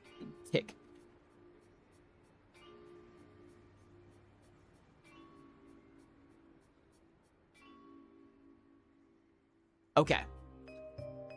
I think what might have to happen is when we do anim montage, we actually have to select a montage, which we don't have right now. And I think potentially once it's done, then there will be a completed pin. I could be wrong about that, but the internet says this is the node for it.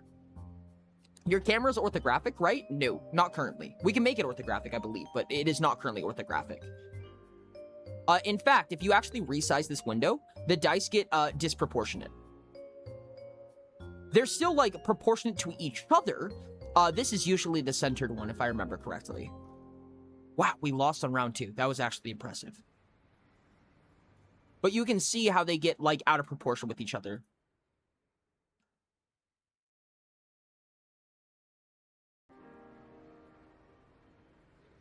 So, as you size the window up and down, you can see that they struggle to space in with each other. Can only handle so much. So, it's really hard to fix this entirely when it comes to 3D stuff, because I would need to... Toast why I was wondering, yeah. There is a way to fix that, definitely. I just haven't been super worried about the 3D graphics for right now, because the 3D graphics just have nothing to do with the gameplay loop, if that makes sense.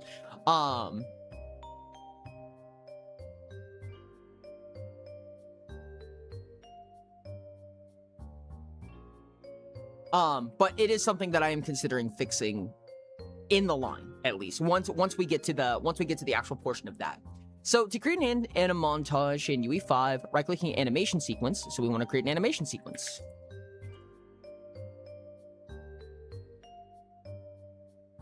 Then using the sequencer tool, which allows you to animate character movement, camera shots, and object properties on a timeline.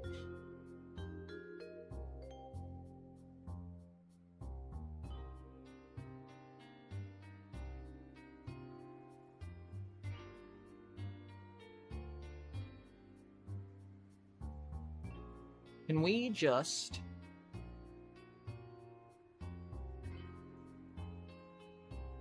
create animation?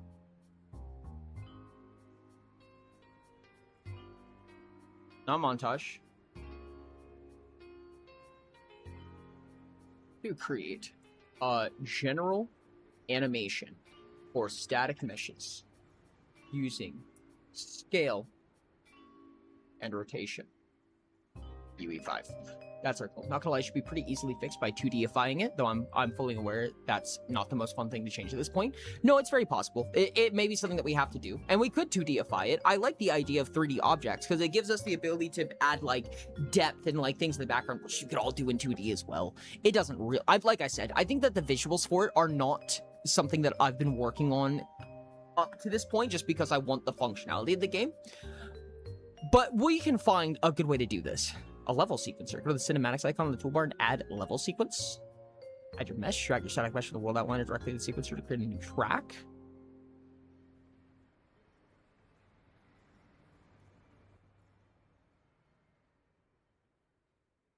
Not cutscenes. No, we want gameplay triggers. Blueprint class actor and open it. Add a static mesh component.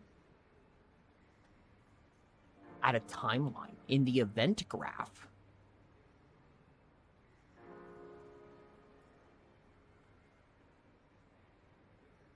Add timeline. Whoa. Create float tracks. Double click the timeline. Oh, can we do this? Oh, this would be interesting, actually. This might be, I think this is a way of doing procedural animations, which is also interesting. I understand what you mean now, Quincy. I don't think I knew, I have not played with timelines much at all.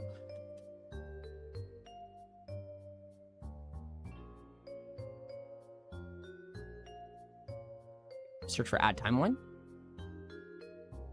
Create float tracks. Double click the timeline. Add a new float track for scale. Whoa. Scale. Or rotation. So we can add another float track for rotation. Let's not do rotation yet. Let's just stick with scale. Let's keep this super simple. Drag the update pin from the timeline.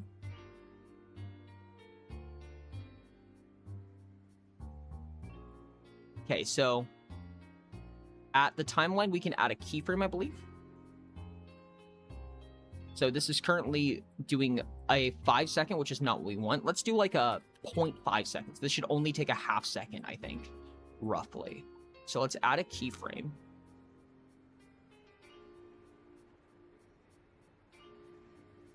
What's that say? Move last keyframe? Use last keyframe? Autoplay? Loop? Add key. We're gonna add 0, and the 0 to be 1. Okay. Then we will add a keyframe where it goes up to 0.25 at the half second. It'll size up to 1.5, let's say. That's a lot. Let's do 1.25. Oh, no. I'm sorry. We want it smaller. We want it to shrink down. And then maybe at the 0.4 range, we'll get it just a little bit oversized. So it'll kind of like overextend. And then finally, at the end of the sequence, it'll go 0.5 and we'll just go back to 1. Like, say, make this timeline play from start finish when this button is pressed. Indeed, yes. And I believe we can change these to... Is there a way to make them constant Bezier? Don't want to straighten them now. Let's do auto. Yeah, that's perfect. That's perfect. That's just a nice curve to it. Okay, so we have that timeline set up.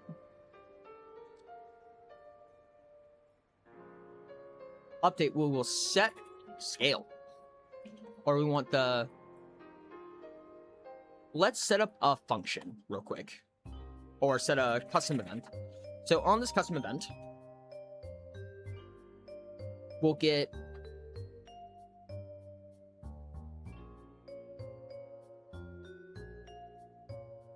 Do we need to return something with this? We might need to return something with this, I think. Play, die, animation. And we're going to need to have an input for what quadrant this is.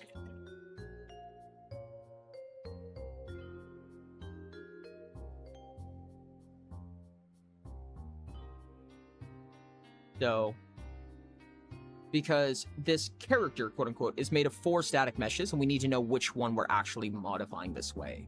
So let's do a select, I think it is. Select? Int? No. A switch on. Yeah, switch on int.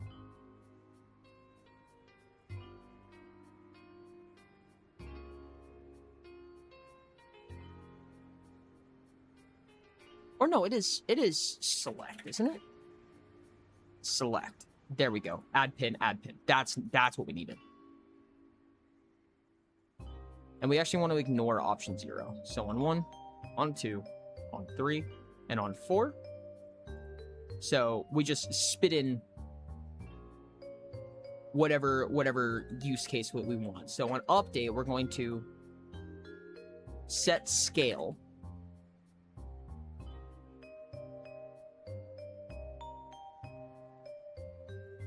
We'll set the relative scale 3D.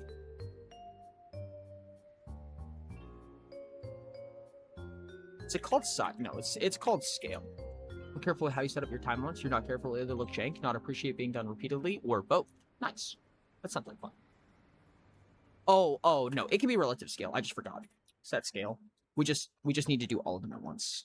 We'll split this up. And we'll go scale here, scale here, scale here. So we're gonna do the same scale each time. Boom. That'll be the update pin.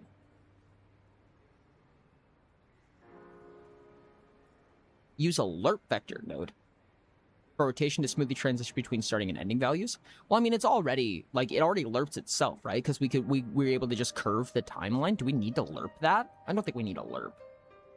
Maybe I'm crazy, but the static mesh the mobility is set to movable in the details panel, or it won't animate during runtime. Ah.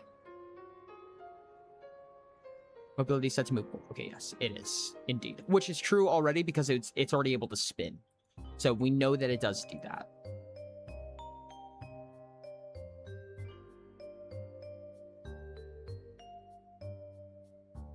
And then on finished, we want to output something. We don't want things to run until this is done.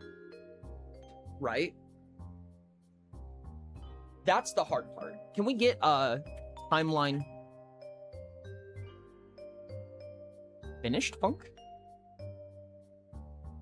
We need to rename this timeline. Dice animation.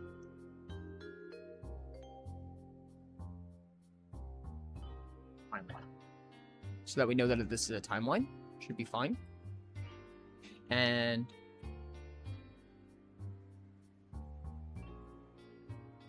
okay, so does this go on the fact that this animation is here is kind of awkward. Because this isn't our player character, but we need to run the script from a different one. We'll see if this breaks anything. Let's see if we can make this work. First of all, let's go back to main. And let's go to, we need to cast, unfortunately. Yeah, because we don't want the widget. We get player character.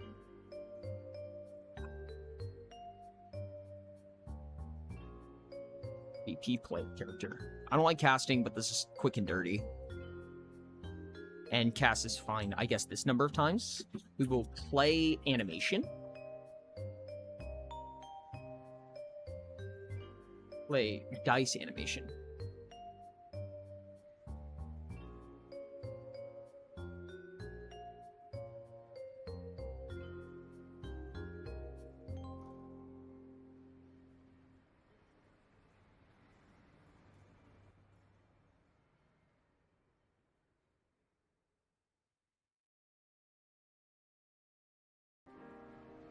Is this how we do this?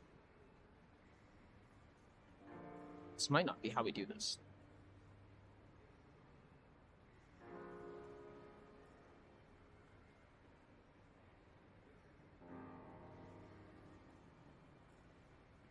Play event's gonna need a quadrant. Okay. Should do one for right now. Why is this warning?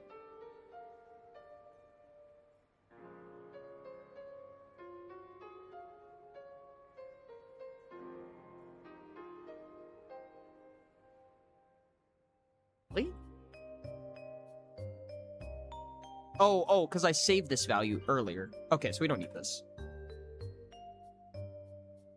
Because we already have this saved function from way down the line. Let's just have this all happen in quadrant 1 and see if it plays nice with us.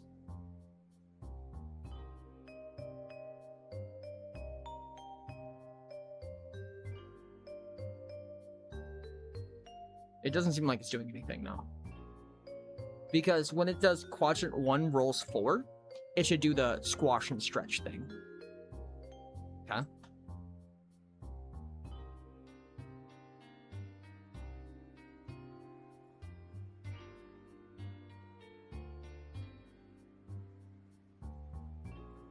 Well, you know, if you use the exec play, after it plays, it will not replay from start in the second time you run it. Oh. Do we need to do this? Play from start?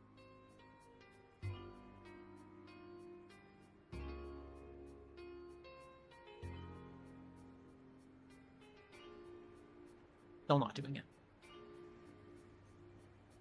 You need retriggable, yes. Let me just print this and make sure that it's actually seeing this entire function. It is. Okay, so it is seeing the function. It's just not updating the scale, I don't think.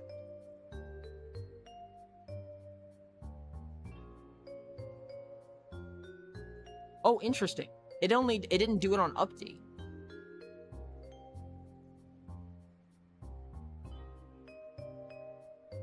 Yeah, it just didn't animate at all. Because if I print here, this update should be on a tick, right? Like, it should have printed like 26 billion hellos. But it did not. It only prints 1. So it updates once, and changing the scale on update isn't going to do anything. It's not going to do it every 1 second or anything like that.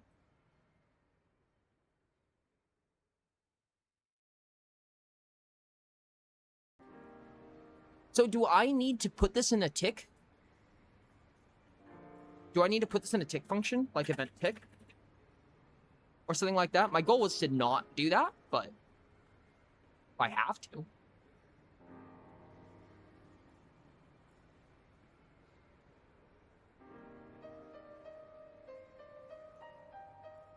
There's never a bad time for mangoes.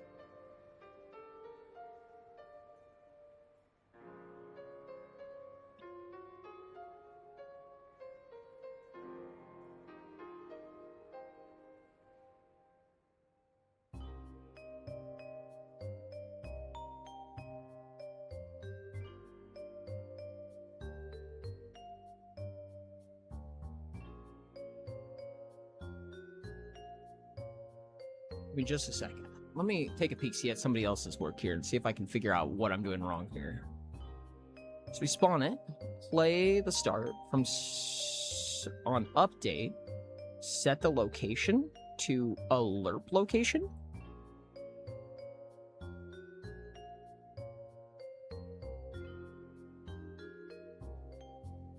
This is roughly what we did here, I think.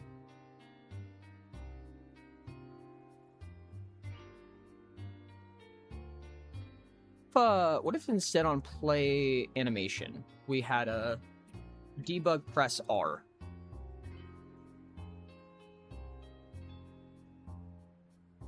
Just play it from start to see if we can play around a little bit. Maybe it's miscalling it. R does not do anything, unfortunately. Oh, do I have keybinds completely disabled right now? I might. Yeah, it just doesn't see keybinds. Damn.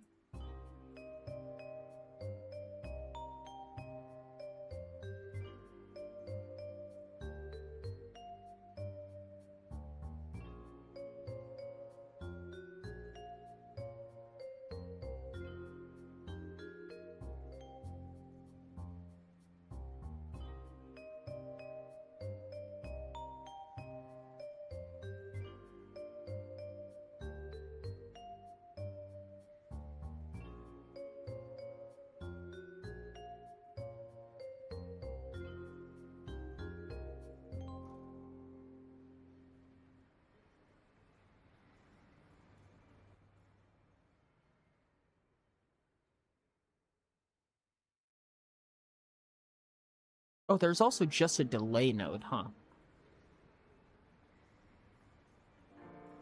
Bonk.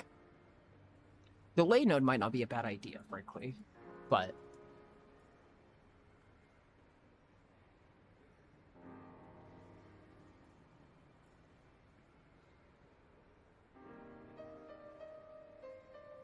Does this actually need to be lerped? What? Oh, like this? What?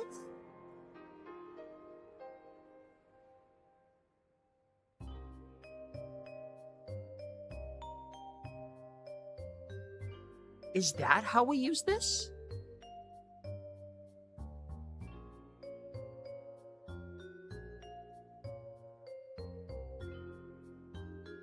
There's no way, right?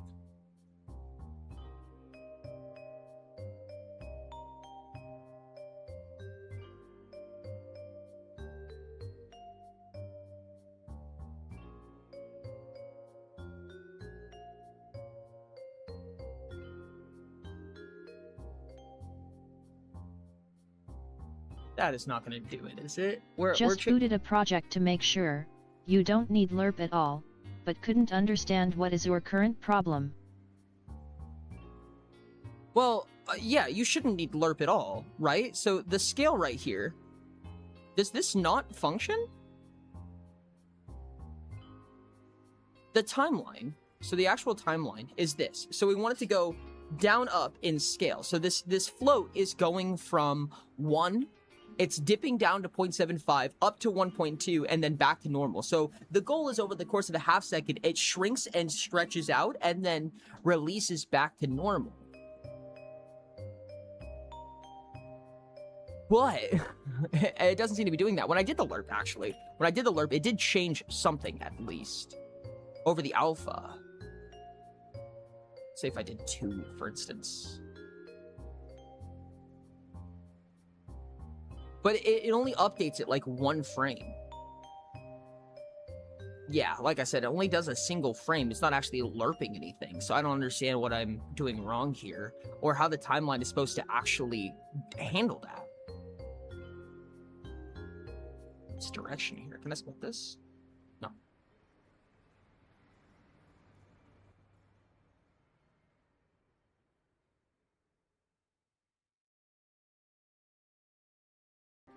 I think I'm just not really understanding how a timeline even functions.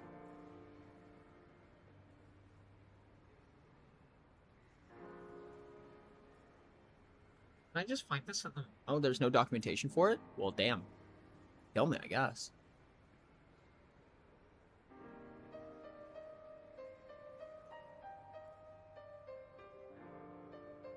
Do I need to bind an event to a trigger? Is that what I'm doing wrong? I'm very surprised that was the case.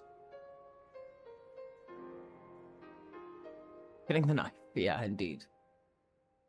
I bet went from 90% comfy to 10% meh. Oh, that's unfortunate. Glass half full.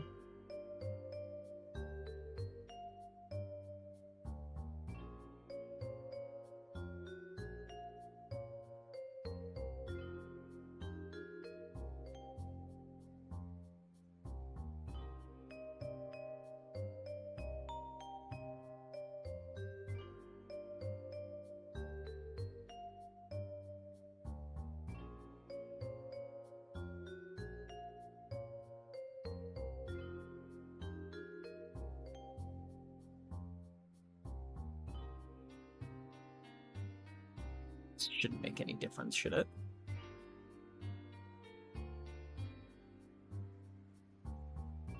Chat, who let me touch the 3D things? Is it bugging out because of lighting things, or is it because it's trying to scale up and down really fast?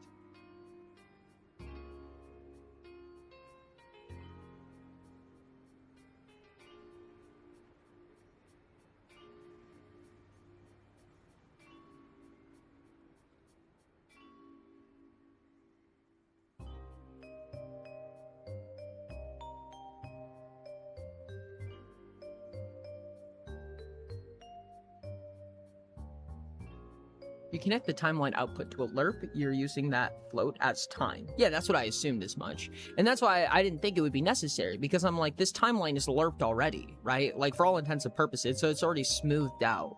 So we don't need to do that. I just want to set the scale. But it doesn't seem to be actually, like, transmitting this over time, right? So the goal is that over the point of a half a second, this float value dips down for half a second, then comes back up. But it doesn't seem to be doing that. Like, this update node, I'd presume, is spitting out once a frame or once a tick or what have you, what the new float value is. But it does not seem that it is doing that at all. Do I need to plug an event tick into this? I don't see other people putting an event tick into this.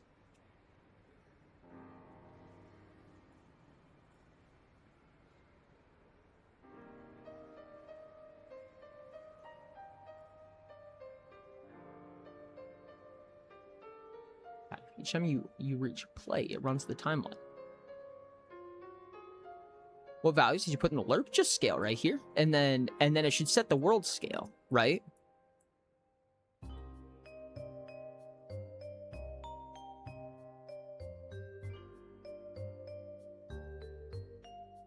So basically, all I have going on here is that when we hit this die animation custom event, it should play from start.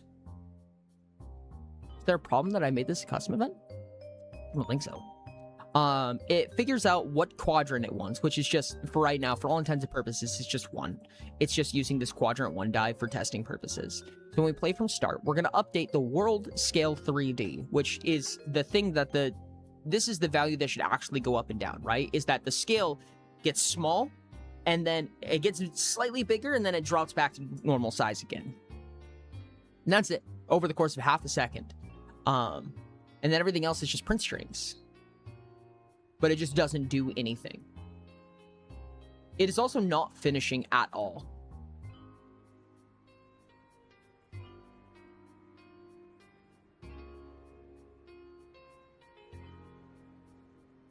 Yeah, the length's only half a second.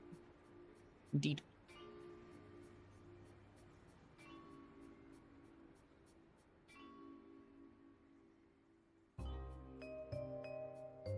My...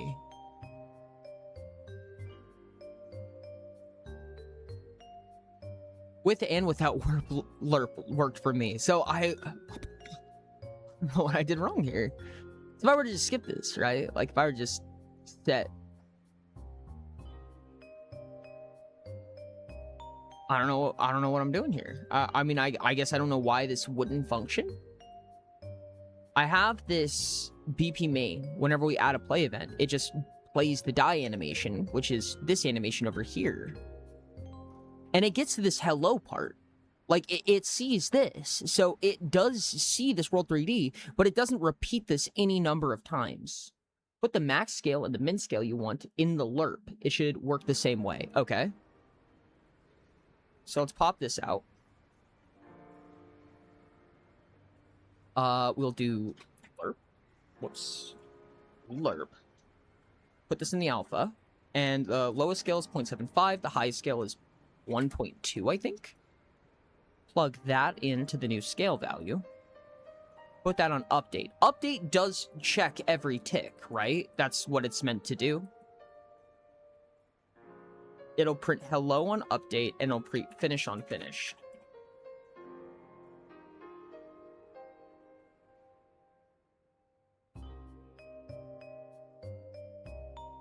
So it printed hello, and it brought it up to 1.25 size, but then it just stopped.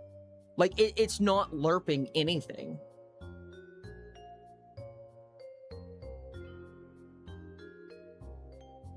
And it doesn't see this finish component, so the dice animation just never finishes.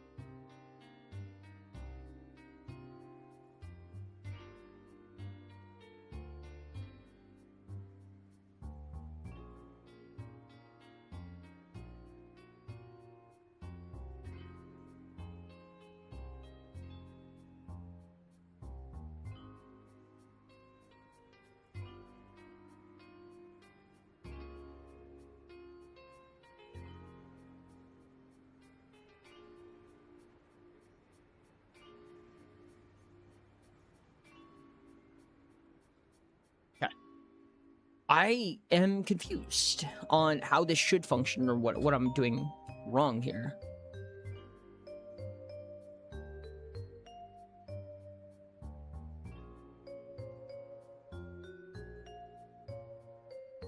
The length field at the top of your timeline editor. Length? Yeah, it does.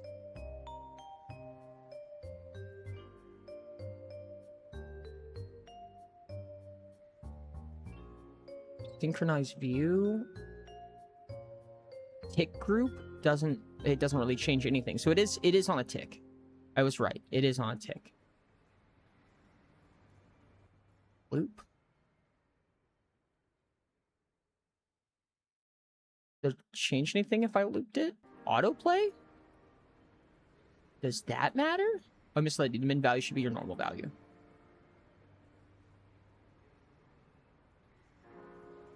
Yeah, it's just not playing the tick. Was that with the lerp or was that without the lerp? I remember. That was with the lerp. So it's doing the same thing.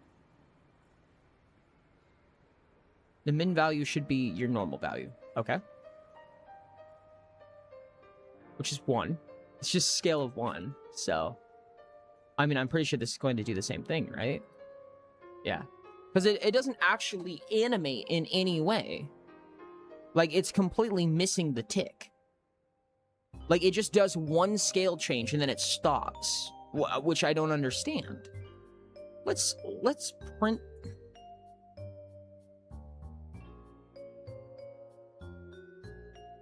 Do I need to put a tick function in?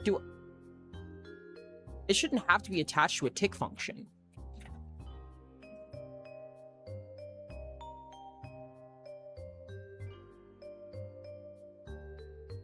No, a timeline node does not need to be attached to an event tick. Timelines are designed to run independently, essentially acting as their own localized timer that updates over a set duration. Tick is usually unnecessary, can be less efficient. Timelines are initiated by events like begin play, or a custom event, or inputs. Yeah? The update pin acts like a custom tick only when the timeline is playing, updating values every frame for the duration of the specified timeline editor. Okay.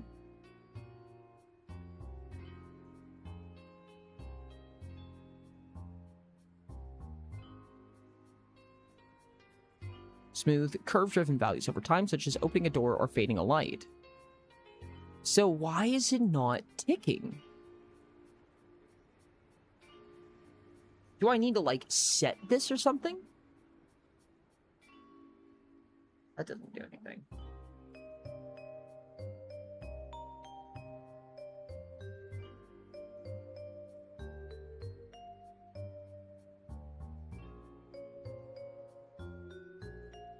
There's something I've done wrong here?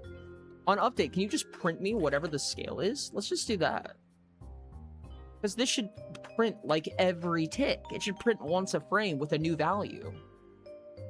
But it just spits out 1.0 for some reason. Yeah, that's all.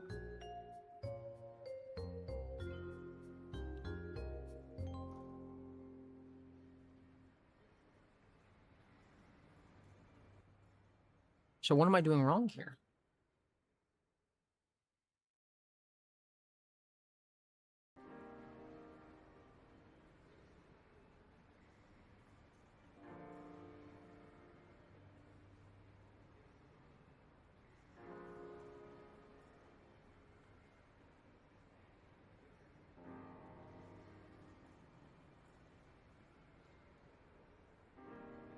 Can I create a timeline in... Oh, can I not create timelines in GUIs?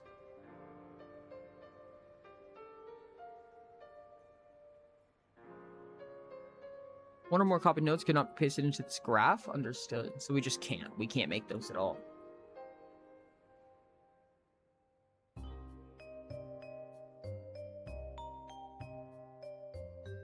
I don't know, dude. I'm a little bit stumped. I'm a little stumped.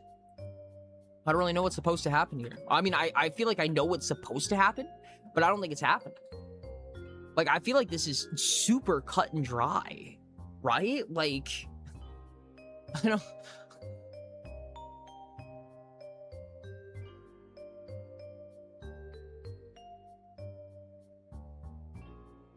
Like, it should update this variable on a tick, but it just doesn't tick.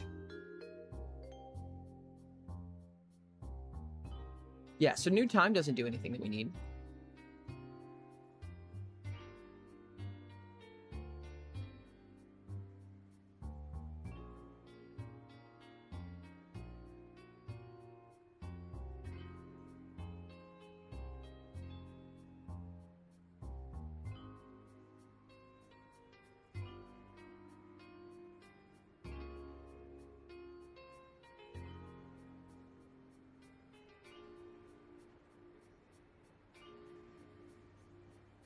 The update pin is only firing once. It usually means the time one is either already at its endpoint or was never instructed to play through its duration. Its time is 0. It starts at 0.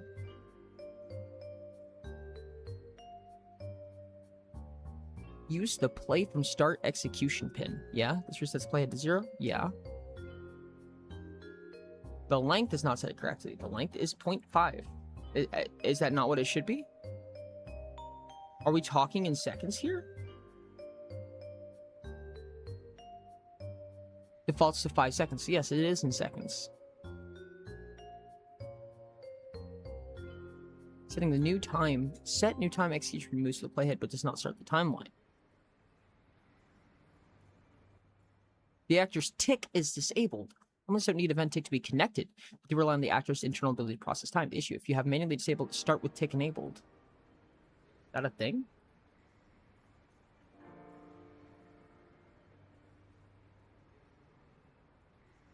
Start with tick enabled is on there.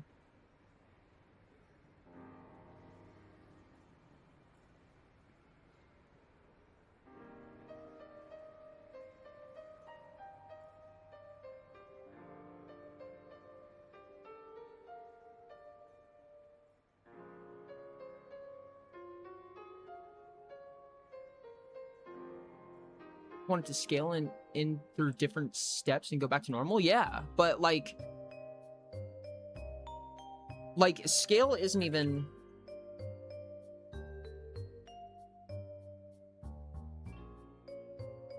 it's not doing anything, dude. Like, okay, so when I call this function, right, when I call this function,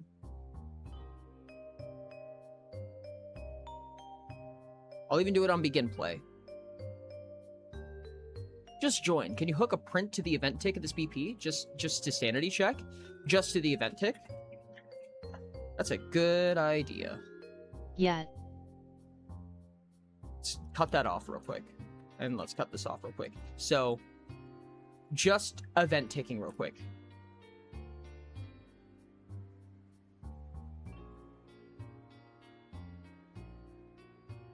Why?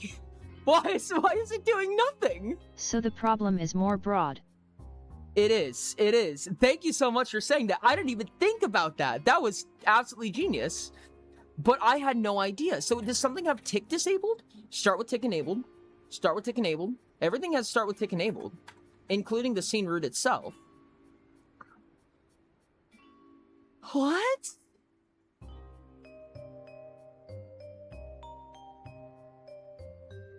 Holy Lamau. Welcome in, by the way. Thank you so much for joining us. Hello?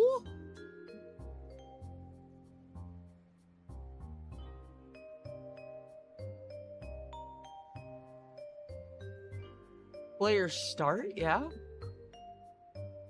Is it not getting placed in a level for some reason? Like, this is placed in a level, right? It has to be in order to play the game.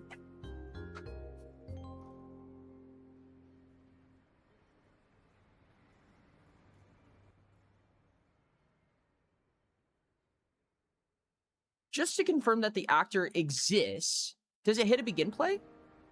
No. No, it doesn't.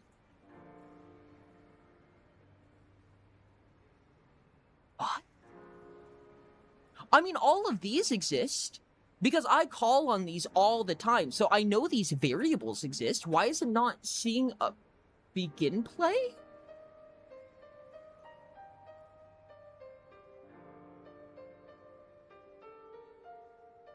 Okay, so it calls on an event possessed?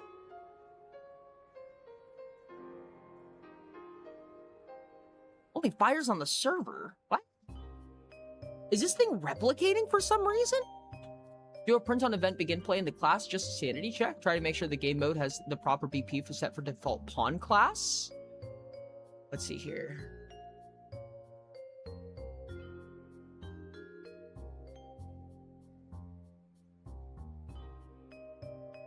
Here? No.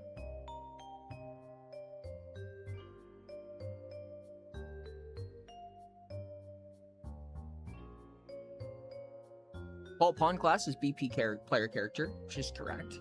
Player control is BP player controller. Yeah, all this looks correct. We can check in this world setting right here, right? By... Oh, shit. We go back to where we were. Well, no. There we go. Oh, goodness, where is it? World settings. This is it.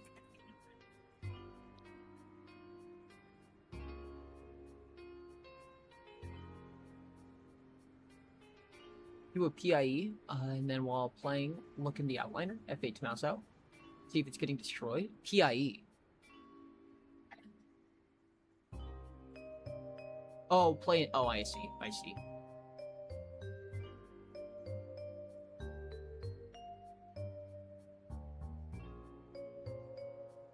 Play it under, yeah. Change to selected viewport instead. Selected viewport instead. Understood.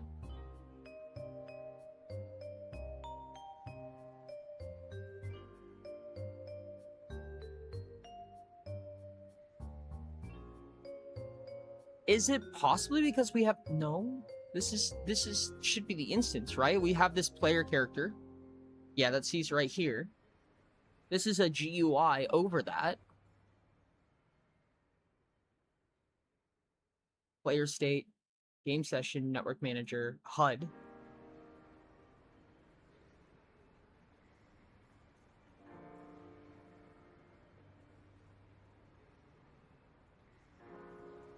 This right here is probably what's causing so many performance issues for so many. Oh my goodness.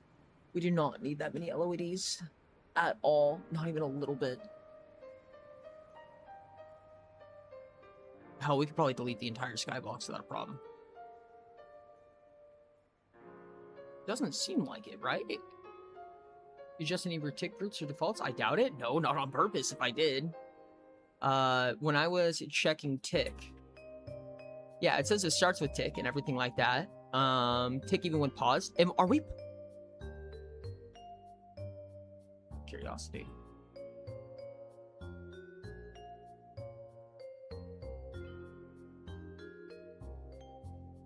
Yeah, no, it's still not printing. So the game's not paused for any reason that I know of.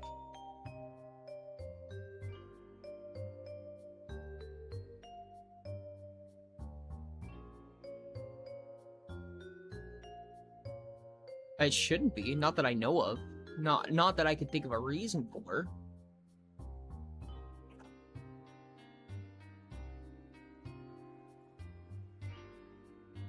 So it just doesn't tick at all. Game mode is the one that has the, yeah, BP game state, player controller. Player controller class.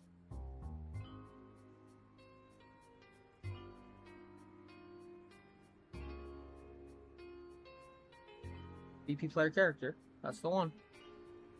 How's it going? Rough. It's going rough, dude. I don't get it.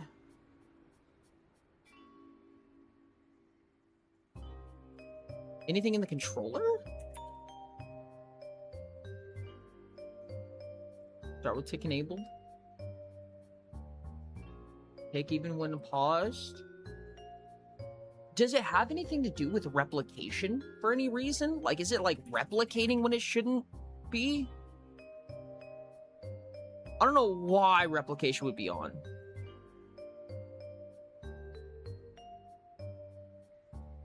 I think that's automatic. I think it auto-replicates.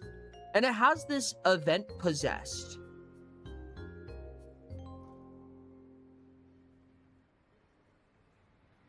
So, like, when I print a hello from event possessed, it catches it.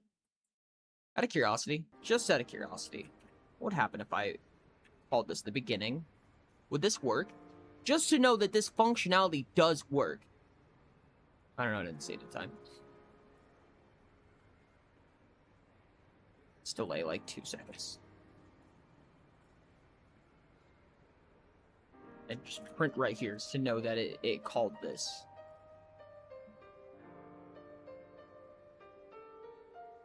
Still doesn't work anyways. Neat. Oh, because I didn't actually... Whoops.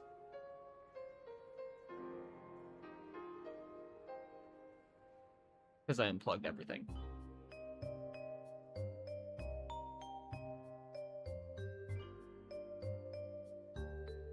Oh. Temp object variable. World scale 3D. Temp object variable? What?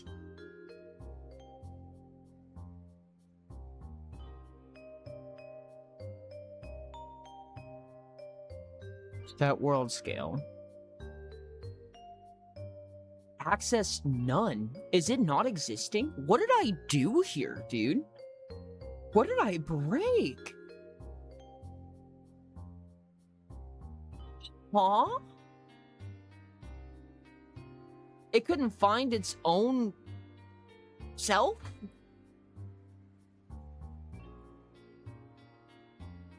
Or is it...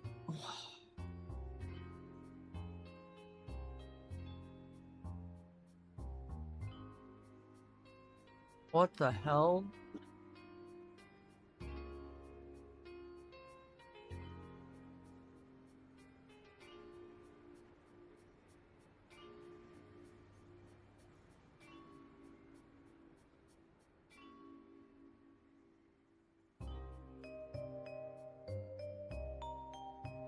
Now it's ticking.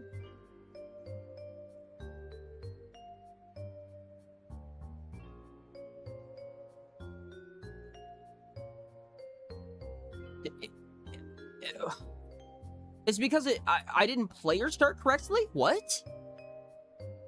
Dude, I am so confused. It's not even seeing from the correct...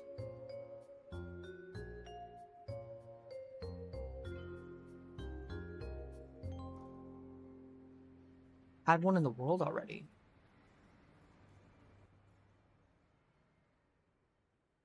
I'm confused. You're possessing one, and then the other, I bet. Oh! So it just generates one, but now that I don't have it, now that it generates one, I don't get the tick event anymore. So let's delete all this real quick. It's all just poopy garbage. So now it doesn't have one.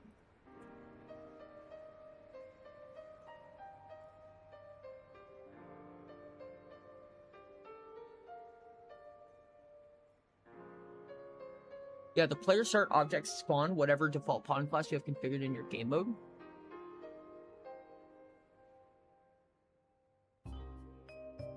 Well, could I put one down? Like, put one down manually and make this the starting character instead of anything else? Because now it's ticking.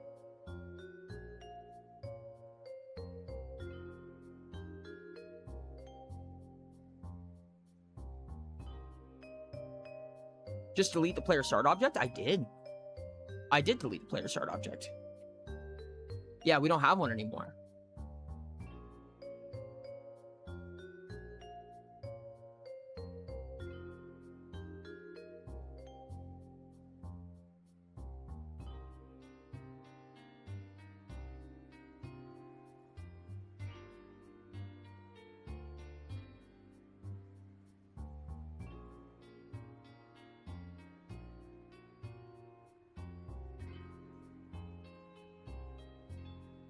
So I have no player start.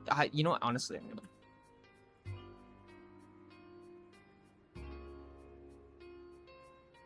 That can all go away. Yeah, I don't have a player start class right now.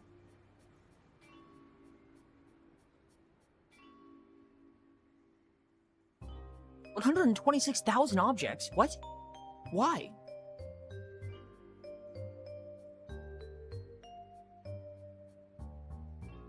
Dear God.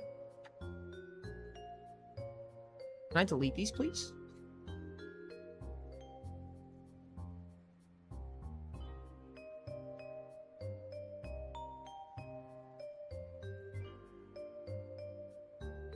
Can I not?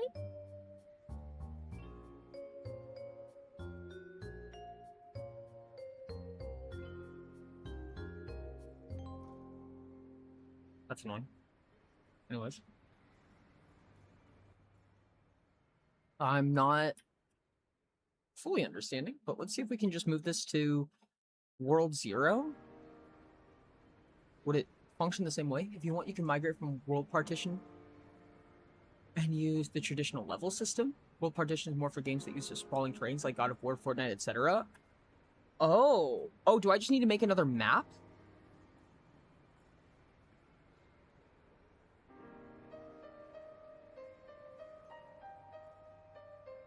UE5 defaults to World Partition on. So would that be making a new map, or is this just a modifier of this? Is World Partition why this thing is so tanky to run?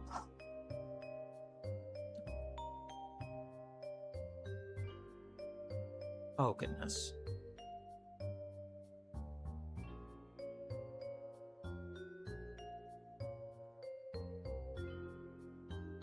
So is this the kind of thing that we would do right here? Is just make a new map like that? World Partition has a lot of overhead and it doesn't look like your game would even use it. No, this has been a regularized problem that we've had for a while now. So if I just put the character like right here, right? I'm sure that I'm going to need a light somewhere or something like that. Can I just have this as the starting character? Would it be that simple? Can we add a light real quick? Sure, we'll add a skylight.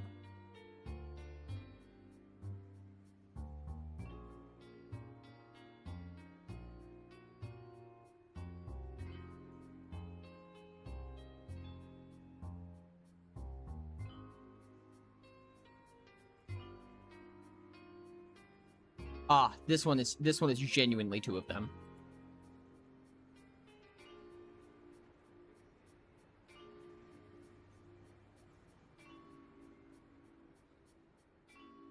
Yeah, if we just had a little bit of light, I think this would be fine, right?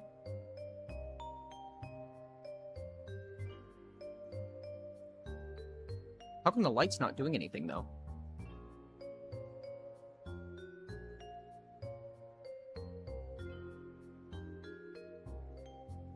There we go. That's lighting it. It's not sizing or anything, and it's still not seeing the... It is still very not seeing... There we go. That gives it a little bit of shadow. It's not seeing the event tick.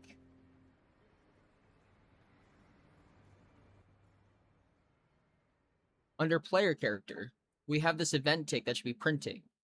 So when it generates one, it doesn't see this event tick. Which makes me think that it's just not pulling from this, right? It's something? Do I have a different BP? If I put this on event possess, is it going to fix it? Yeah, it prints on possess. Does it print on begin play? No. So it does not see begin play. I'm really confused, dude. I don't know what I did wrong here. I don't know what I messed up. But can we just set the possession to be something already in the world? Check your outliner again during Pi. Does it still show 2 instances of BP_player character? Player character, player controller. I presume when I spawn one in... I have consumed the mangoes. Hey, GG. When I spawn one in manually, I presume it will. Right? Like if I put one in like this, and I go to press play. Player character. Oh, is it because there's a player start? This is a player start in it. Yeah, so there's 2 player characters right here. Is it because this has a player start? Or did it just generate one? Yeah, I don't even have a player start here.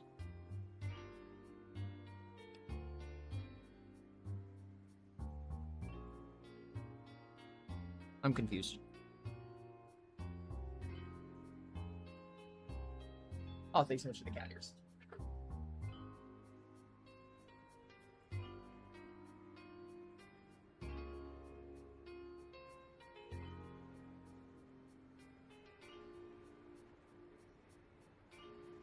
Selected game mode.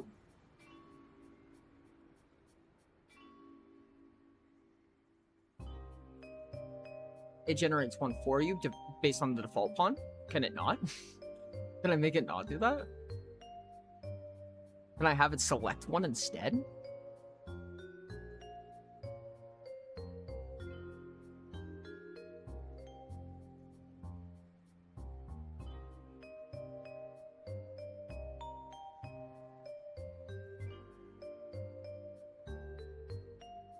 If you don't have a start, but if we have a start or a player start, I mean, it suffers the same problem, right?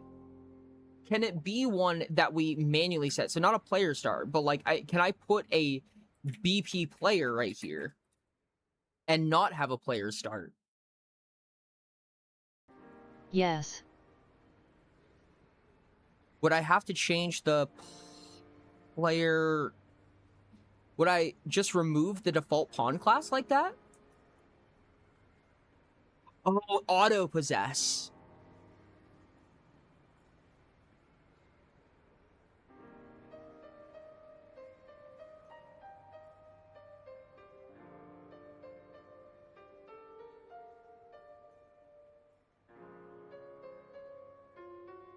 Did it grab the right one?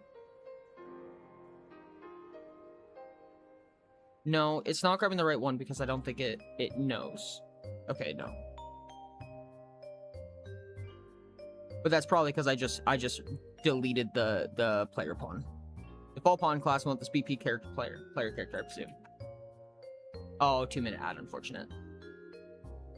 Nope. Now it's still forgot. It's just doing math, but it lost access to the controller.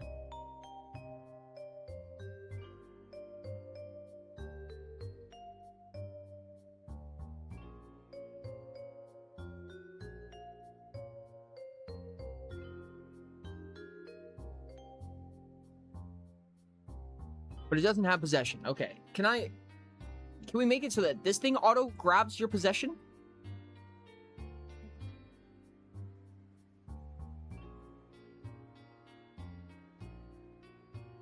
Or would that be maybe on the controller?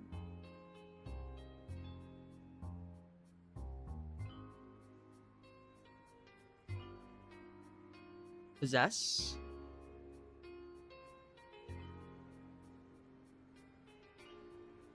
Get all actors of class. This is a really terrible way to do this.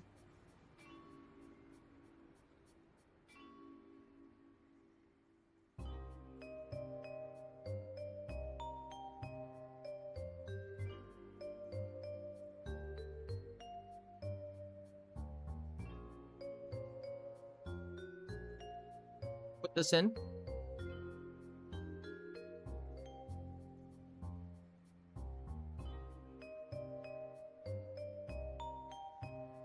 Game mode doesn't affect the auto possess. Gotcha.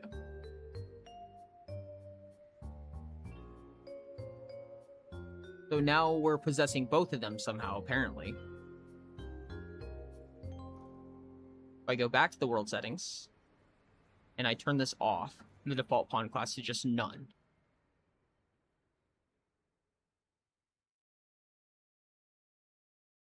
Now I've just lost control of everything. Okay.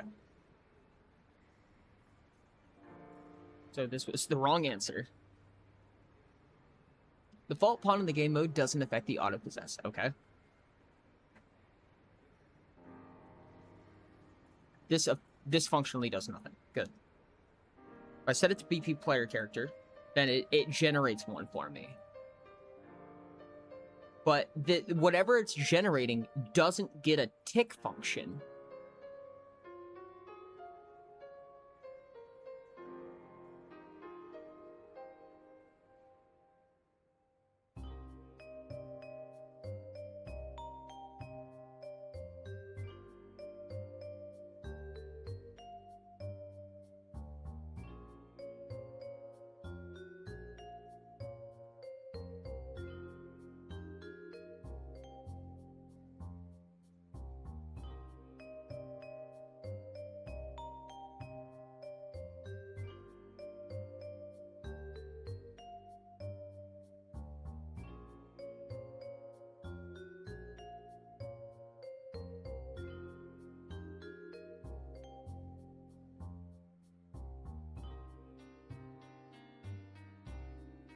I need to remove this default pawn class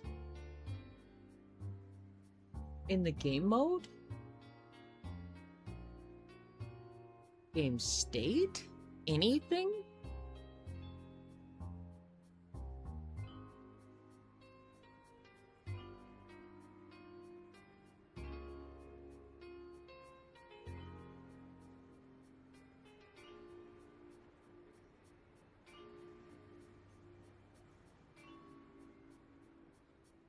God, I think it's gonna be MHB soon.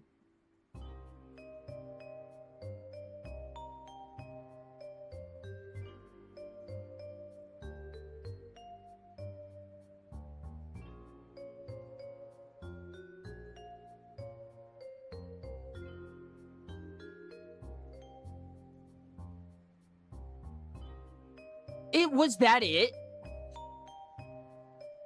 No. No, that was not it. There's no way. There's no way that was the solution, dude. No. No, this is so dumb. Allow tick before begin play? Has begin play not happened yet? What? WTF. No way, dude. Let's just spit in the delta seconds and make sure that that's what's happening. We'll print a hello on begin play, which will just fly away. Yeah, that's the delta seconds. That's crazy. That's crazy. I was not expecting that.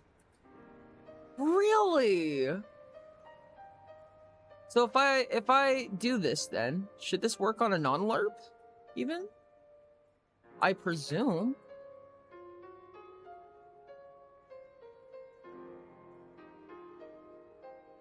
Still doesn't scale anything.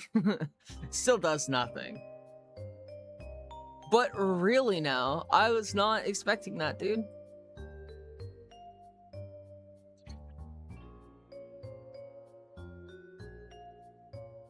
Damn. All right. It still only plays once. Why? Why does the update function still only play once? Oh, the sanity check meant nothing. Fuck.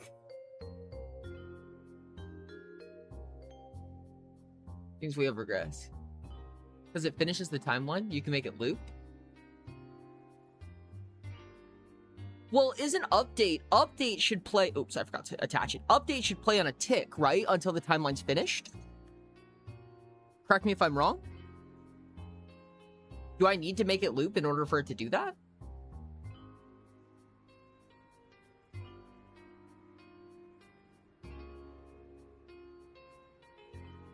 Sure, let's make a loop, see what happens.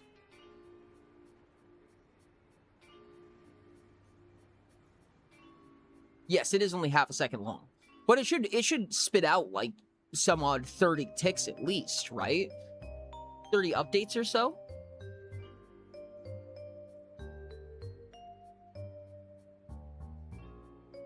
Yeah, it's only spitting out one hello right now. So like even if I put it on update, even now that it's on auto loop, or now that it has looping on, it still only spits out once.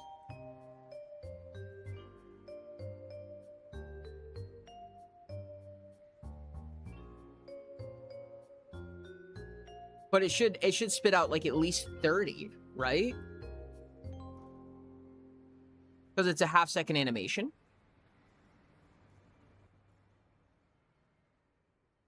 Animation here.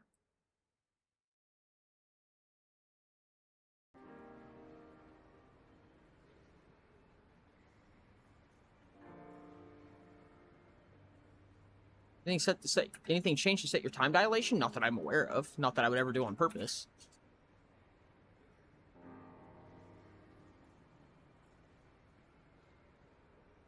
No, and we know it's not because the event tick works, right? So as long as event tick works, that tells us what the time dilation is, right? So if I go like this, for instance, we know that ticks are happening so often based on this right here. But this isn't happening on this. I guess we could put play just to try it. I presume will prevent it from looping, but probably turn that off, huh? Please change the color of this so we can see it easier.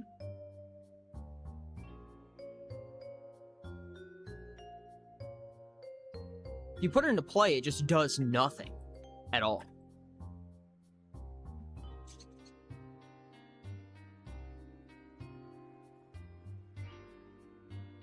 So we've got those hellos that are proccing every time. I presume finish is going to do the same thing. Oh, it just doesn't finish at all.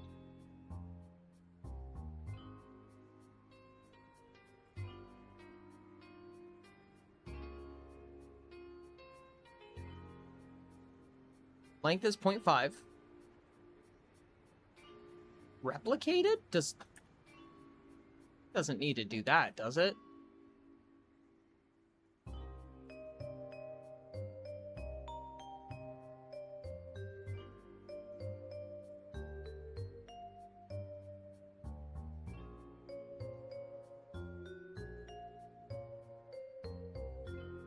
It only wants...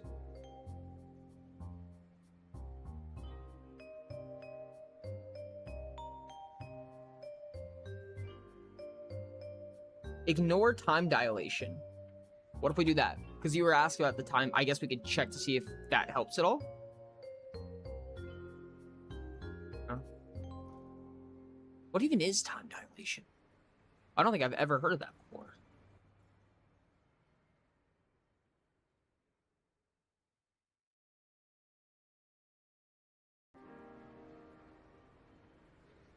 Gotcha. Global time dilation, understood. That makes sense.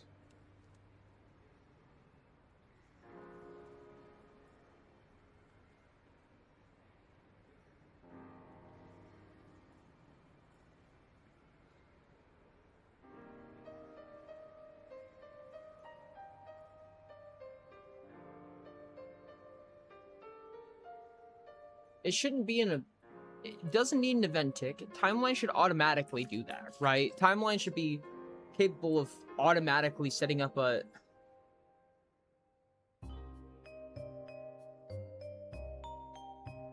Does it matter what tick group I use? Doesn't seem so.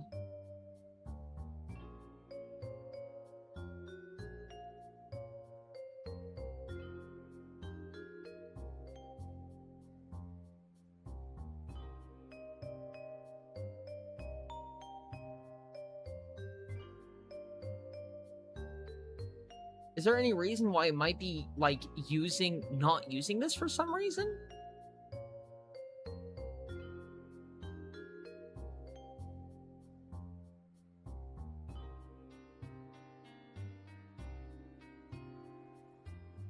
Now I just broke it.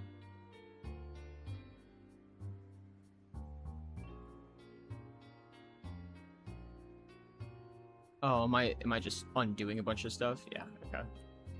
Yeah, let's do that. Sanity check. Let's... Timeline. Add timeline. Test timeline. We'll play it from start, and this timeline will just have a... Float 5. I'll call it float 5. We'll set a keyframe here. At time 0, we'll be at 1. And... at time 5, we'll be at 5. Oh, sorry. Let's set this one to 0. So at 0, we'll be at 0, and it'll just count literally the float seconds. Seconds. We'll call it seconds. Right? Oh, just curious if it update prints. Fair enough, fair enough. So on this, update. We'll just print whatever seconds is at the time.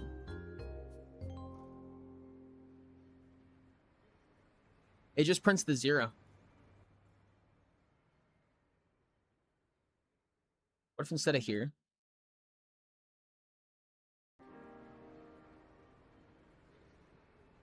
Let's back over here where it does nothing. Something's broken outside of timeline, yeah. If I do event begin play from start. No, it does nothing. It doesn't even do the initial, actually. Does event begin play even trigger?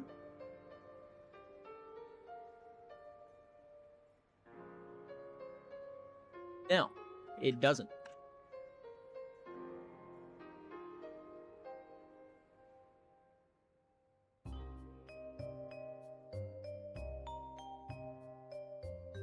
Why does event begin play?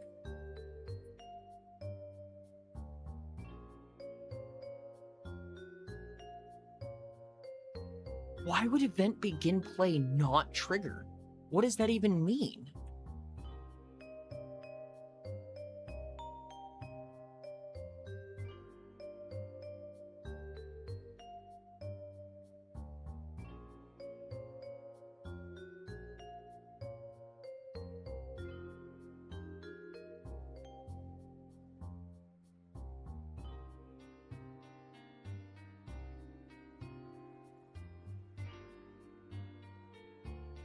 Is it?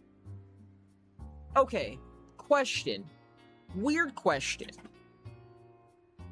So this actor, let me try something real quick. How do I do this? I don't know how to do this. Let me do a begin play real quick. Begin play. I think I might know why. If I put this in the world. No, it's not seeing it either. Is it just not initializing correctly? Mm-hmm.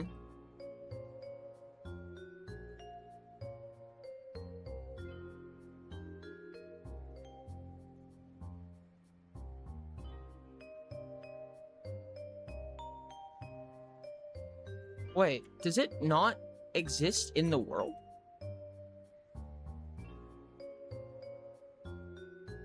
Blue link in the outliner?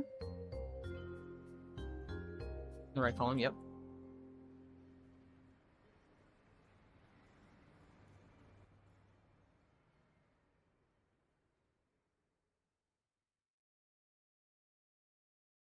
Okay, so it is doing play animation. You can see how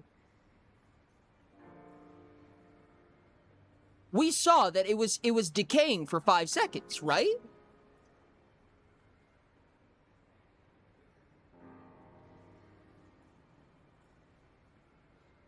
Or, I mean, for half a second. That's correct, right?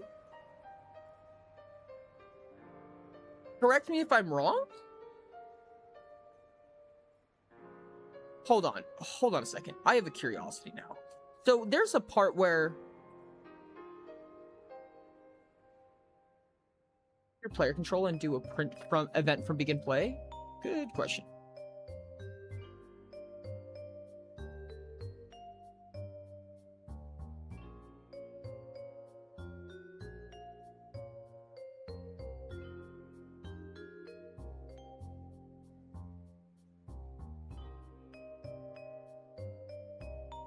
Did that not work? No, the player controller doesn't print either. What the hell, dude?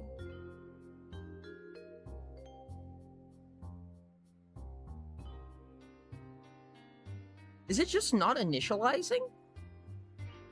Because, so ticks didn't work. So here's a weird assumption.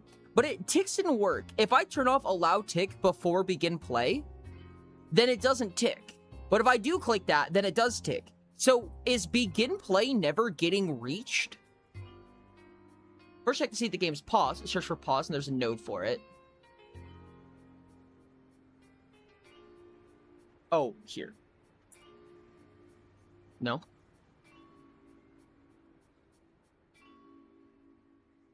Pause. No. On the HUD. Pause.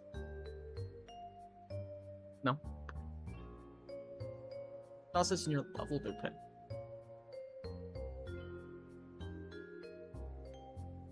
Level blueprint. Where are you?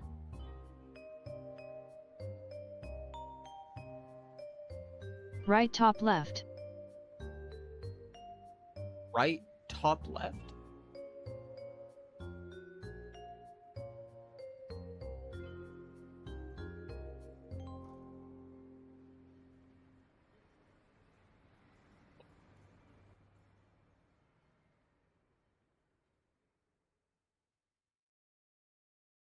One of 3 buttons with an icon left to your play button.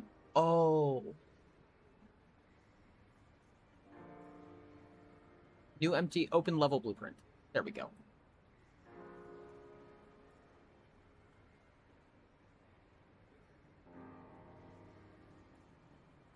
No. Not even the level is.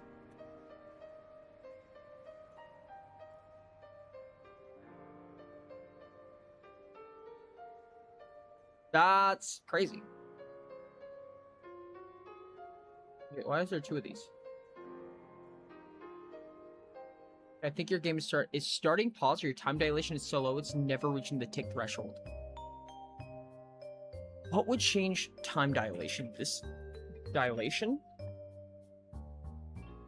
Nothing's changing dilation here. Is there something in game mode?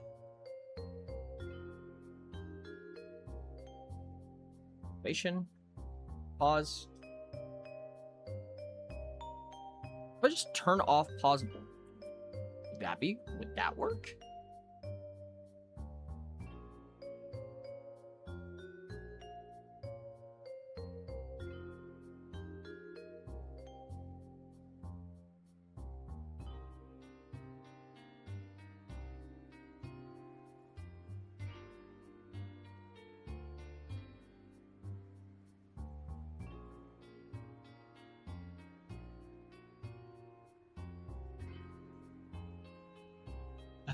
Begin play.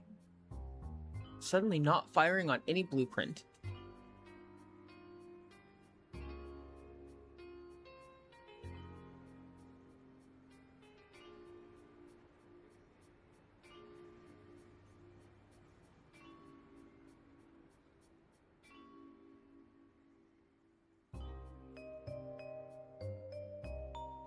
Is it the game state?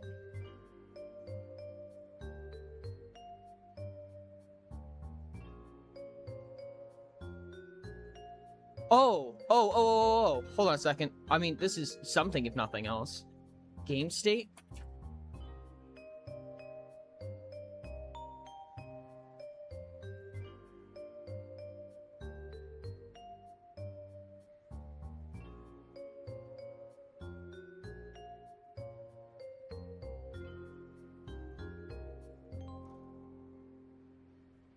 For my custom game mode blueprint.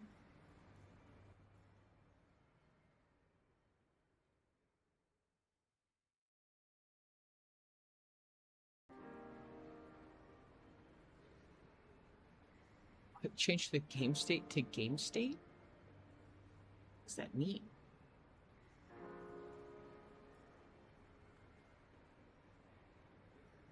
Should it be game state base? Is that how that should work?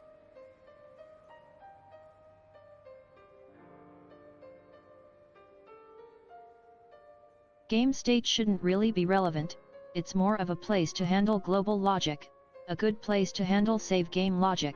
Gotcha. Well, somebody else, I found in one of the forum posts that somebody said that their game state broke it. That they changed their game state away from game state base and it erupted. So I was wondering if that's... Game state has to do anything with it.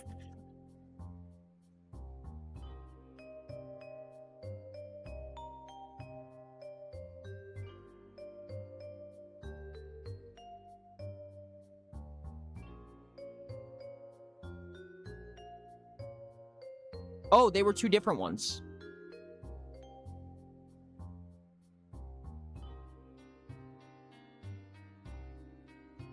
Does that matter?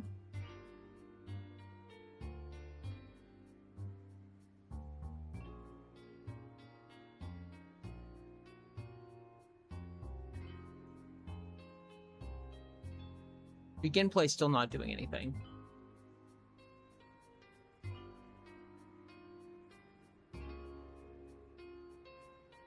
Oh, did I change it to 2 different ones again? Oh, there, it got the begin play. It was that. It was game state. Wow. My God. It needs to be game state base, I guess. I changed it here. I changed it from game state to game state base. And apparently that did it. That's insane. That's crazy. Didn't know you could break it that easy. Wow, that hurted. So if I change this to BP game state, does it like... Yeah, it breaks entirely. Can BP game state have a parent? Can I parent it to BP game state? Parent class, game state base.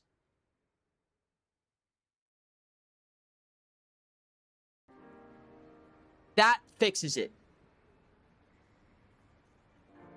That's crazy, dude. That's so crazy. Okay, didn't know that. So now I can actually have a custom game state, and it's not broken again. My goodness, dude. That was a struggle.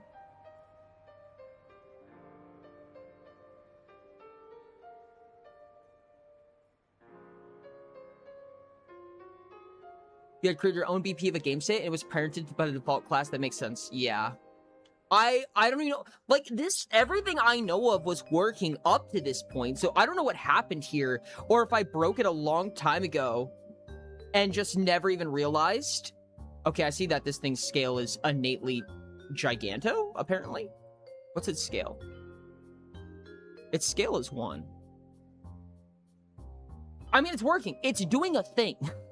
So I'm happy, personally. Oh, because that's right, because it broke the... Dang it. At time 0 should be 1. Oh, sorry, time 0 should be 1. Yeah, like that. This curve is awful. Can I reset all of these? Let's just delete this track and make a new one. New flow track. Scale.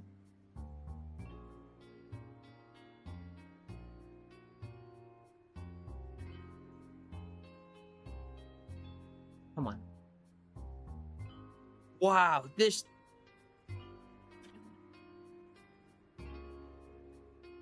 Scale's already used as a default pin?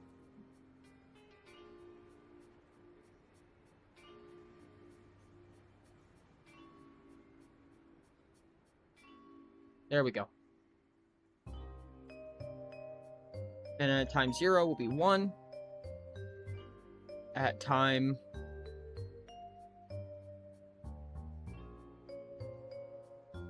0.5. Let's make it 0.25. Make it 0.75, and then we want it to expand out. Expand up just a little bit, so at 0.4, we'll do 1.2, and then one more at time 0.5, it'll be 1.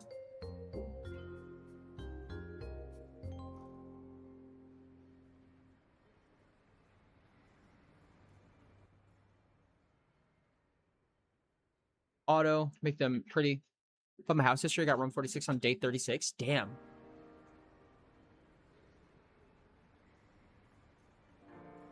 Oh, it's gone. It's because I forgot to repin the scale. Whoops. Yeah, set the new scale to 0. That's perfect. My goodness, dude. That's it. That's all we needed. That's all I was trying to do. It just does a little bloop. It really was just that, dude. It really was just that. They bounce now. They bounce. Oh my goodness.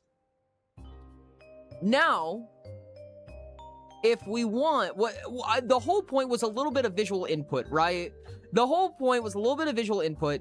If we want to, we can delay. Or is there a way to make it so that this has an output? So the problem is that there's a temporal output that I'm looking for here. Okay. Okay, yeah, let's just break everything. What? What are we doing here, dude? Oh my goodness. Okay, there we go. Yeah, just stay there, whatever. The problem is that I want...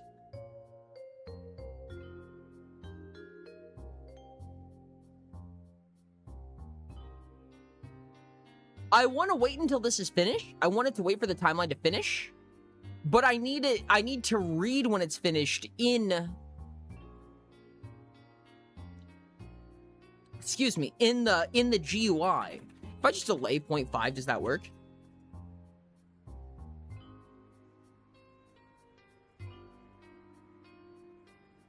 Hi, what's up, Evie? Welcome in, welcome in. This is a dice roller roguelike right now. What's the problem here? Oh.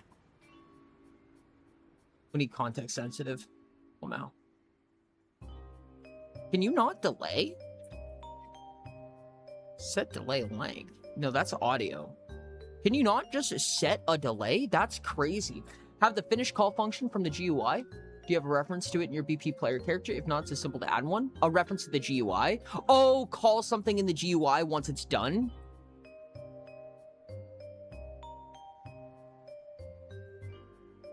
I understand. Call it back. This is a purely dice roller roguelike that we're working on right now. The lighting just got absolutely obliterated, so take it with a grain of salt. Yeah, no, it has a cute little... God, I love that too.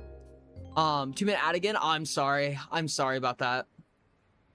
So basically, your goal is to reach certain quotas with special dice that have special effects, and it all has like a Space Odyssey theme to it. You have access to UI right here.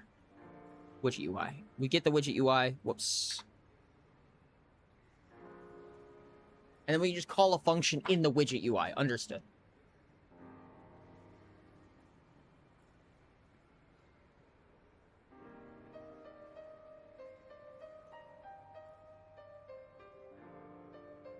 Okay, you know what we could do is, this is a little bit awkward, is actually do this.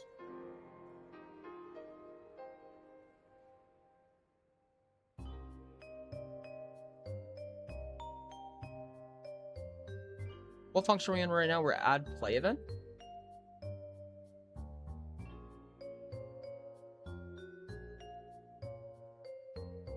Where's add play event?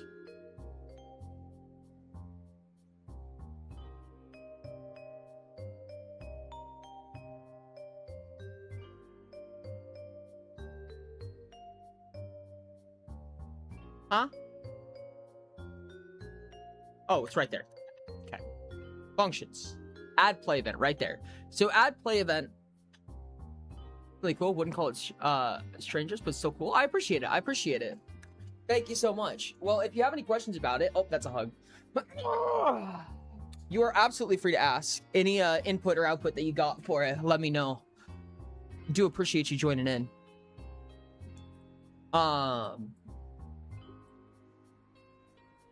How can we play with this play event right here? Because I think what we want to do is have the play event just refer back to the character, have the character do the animation, and have the character call another animation. So like if I do add console log, for instance.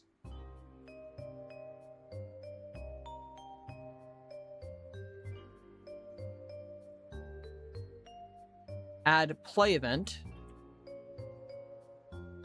becomes this.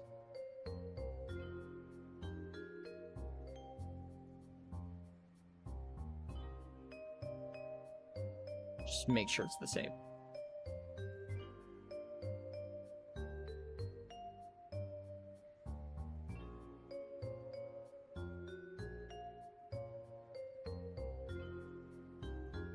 We want these to be holding on to strings the entire time. Let's think for the first box I decided to do. Oh, hey, there you go. Thank you, Zuda.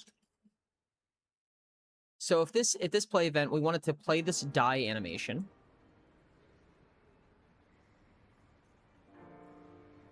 And this play die animation, we can have it come in with a string.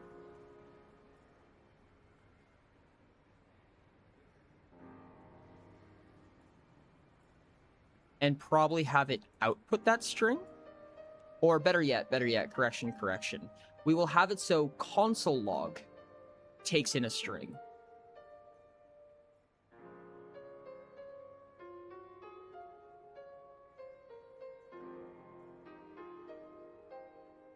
What's it called? It's event.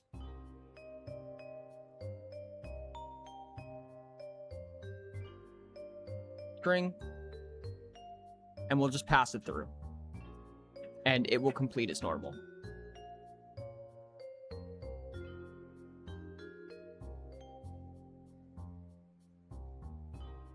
To add play event also is going to need a quadrant.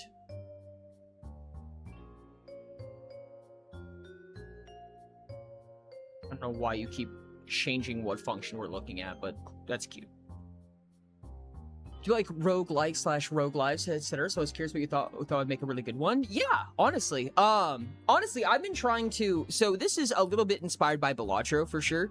But it definitely has extremely different mechanics in comparison. But the idea that a roguelite or rogue-esque, I guess I'll call it for right now, isn't always a dungeon crawler. Like, this one's very math intensive, right? Like, the objective of this was to make like a numbers get bigger, but like, I'm not gonna call it tycoon, because it's definitely not tycooning by any means, but it definitely feels that, like, you know, the goal is to just make the numbers go up. I'll do a game loop to give an example of what I'm talking about. Hopefully the point will get across.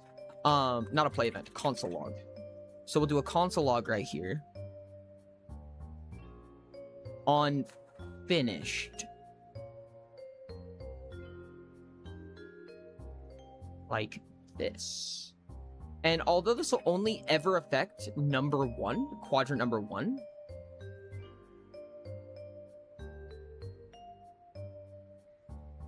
Okay, are you even able to skip it?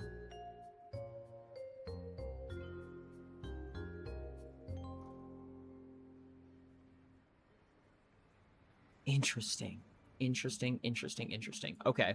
This might take a lot of... You need to make sure the game loop is fun. Indeed. This has been, like, my main focus has been this game loop for a little while. 100%.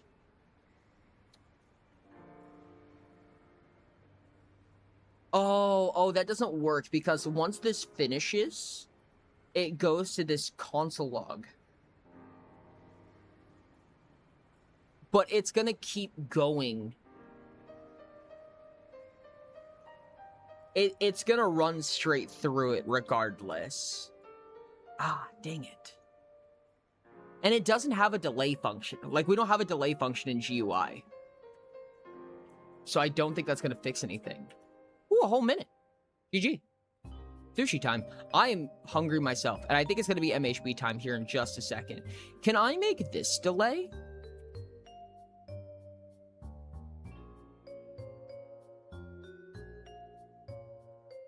It's not going to change anything, though, right? Like, it's not going to delay the GUI or anything, I don't think.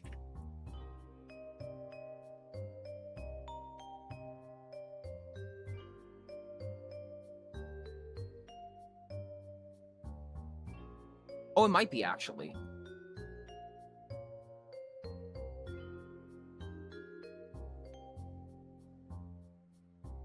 Okay, hold on. Let's try something.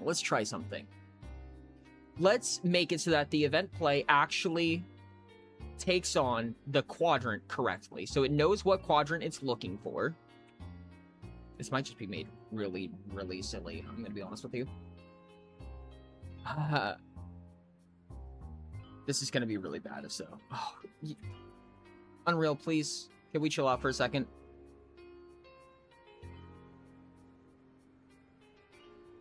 Thank you. There's a lot of these dudes. I need to figure out how to make this good.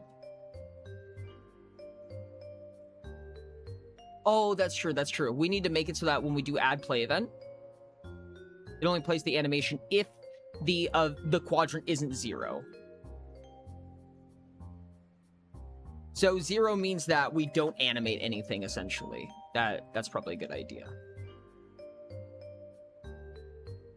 Okay. Ooh.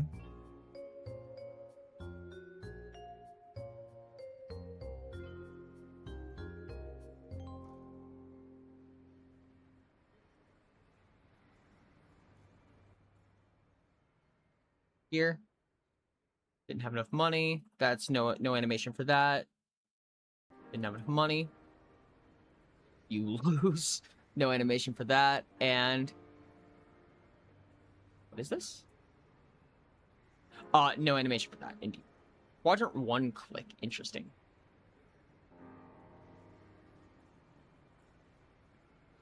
Does this have a quadrant attached to it innately?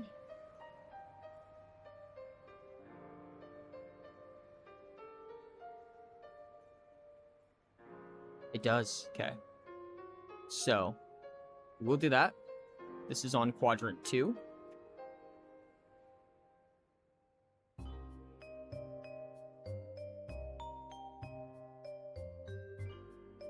Cool. Drink. I'm gonna get another drink as well. Because I'm pushing back MHB more and more because I really want to finish this super bad. I am addicted.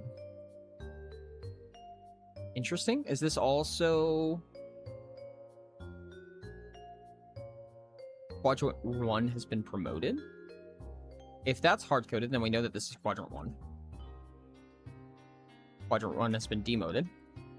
We know that's the one if that's the case. Quadrant 1 has been destroyed. Well, if that's the case, if Quadrant 1 is destroyed, we don't need to animate anything. Pods have been combined? Do we know what the final index is?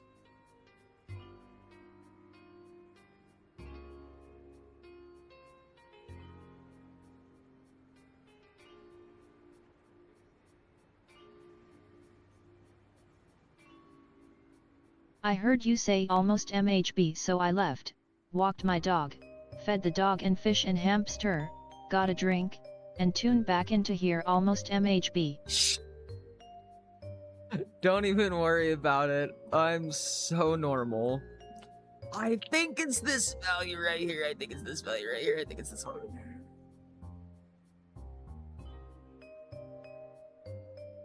Is this...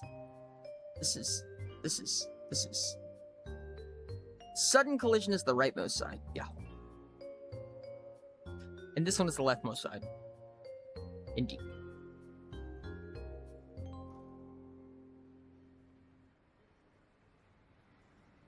Oh, no. It's the one that's not getting reset. So we're doing this one. And we got the pod index earlier, so we know that it's this, because it's the one that's not getting reset.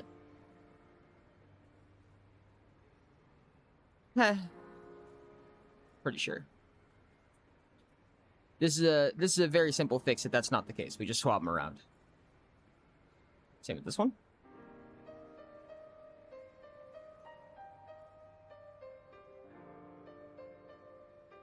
Just feel like they're doing the same thing, which scares me. That it might be that I'm doing this wrong. Okay.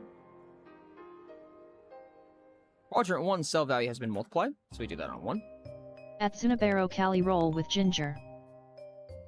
Quadrants have been maneuvered.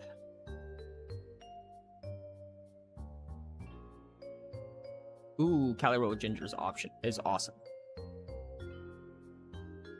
Quadrant 1 was demoted. Let's animate that. Quadrant 1. Quadrant 1. Oh man, we're gonna do this a lot of times, huh? Atmosphere is removed from Quadrant 1.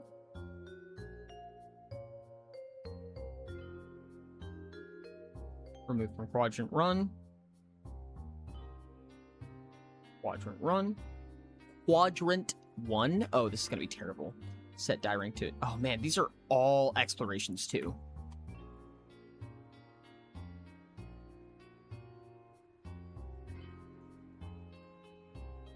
We will not do that because that's actually a... because that was a removal, so we don't want to add feedback to that. This one is a destroy, so we don't want to add feedback to that. Destroyed, destroyed, destroyed.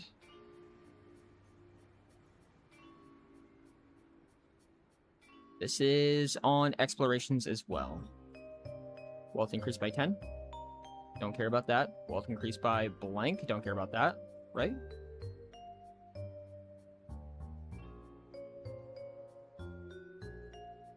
You know what this should be? Hot tub. Oh, this is infuriating. I need to go back and fix this.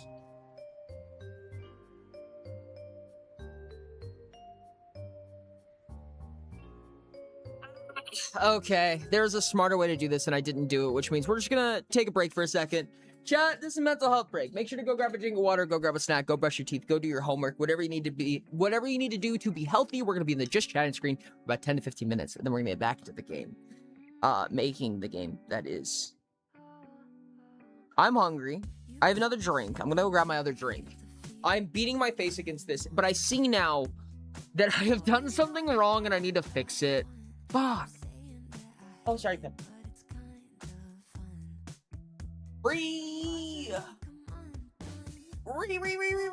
I think that this, we have actually mildly optimized it, which is good. We're working on the animations and the feedback. I don't know yet if the feedback's gonna work until we do all of the hard coding. Unfortunately, that is me and my hard coding. That is me and my hard coding, which is why I'm having to go back and do all of this right now. But once it's done, it's done. And we might have this problem again in the future. But for right now, chat, we're gonna do a little bit of marble racing while I'm gone. I'm gonna be right back for about 10 minutes. Make sure this is your guys' chance to be healthy. Go drink water. If you guys are new here, please consider following. I really do appreciate it a lot. This has been wild. This is a rough one. This is a rough one for me personally. We're getting like to the cusp of my development knowledge here, which isn't. It's not that hard of a cusp, but it's something at least. At monkey_pasquire, I expected the fish to be offended /J. No, fish eat fish. Trust me. Yeah, if you would like to join for a quick marble race in between sessions, do so now with !play. I'm going to give you a little bit more time. I'm going to give you 3 minutes now to do !play. I will be right back. Oh.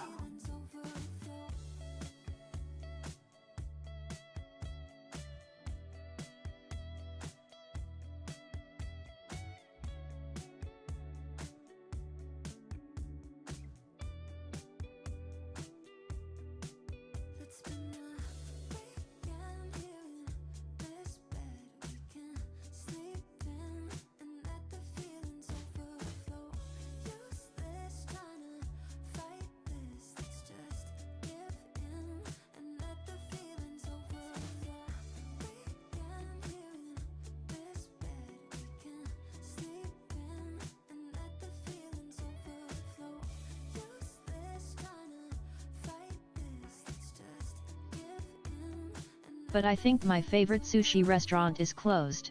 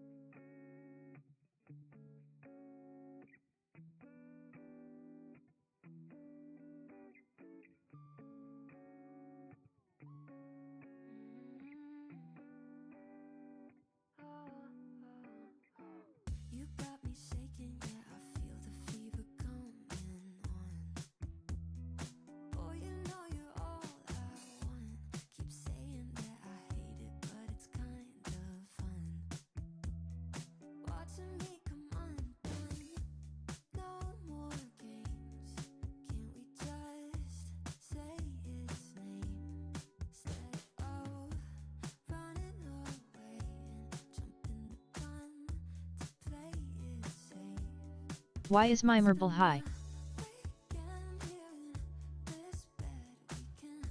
Hi, chat. I figured out, I walked away, I walked back again, and I figured out a better way to undo the stupid that I stupided. Maybe. You guys have 30 more seconds to do exclamation point play if you want a marble for the marble race. Little marbles. Why is marble high? I don't want a high marble. We're gonna have some high marbles on this one. This is a map with high marbles.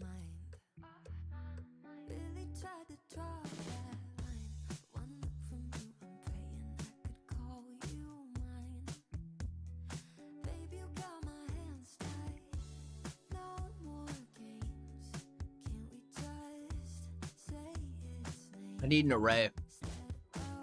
I need an array. All right, chat. Make sure to win. I'll be right back while you're busy winning. Enjoy your marbles. I'll be back in just a moment.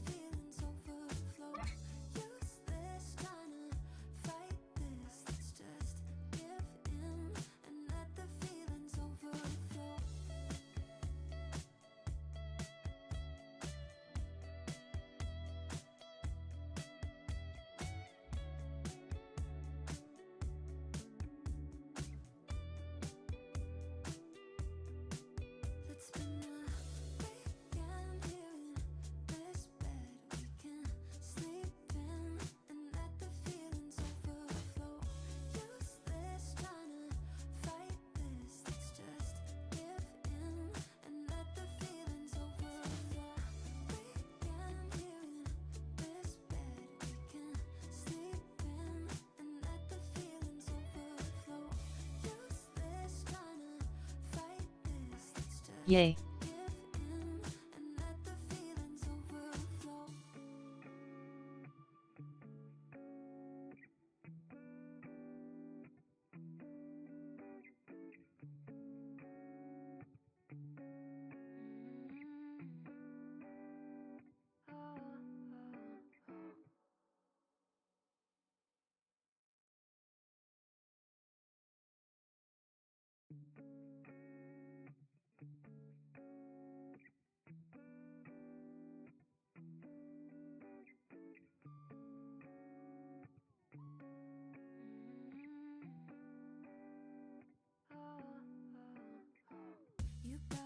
Get back here, Ori.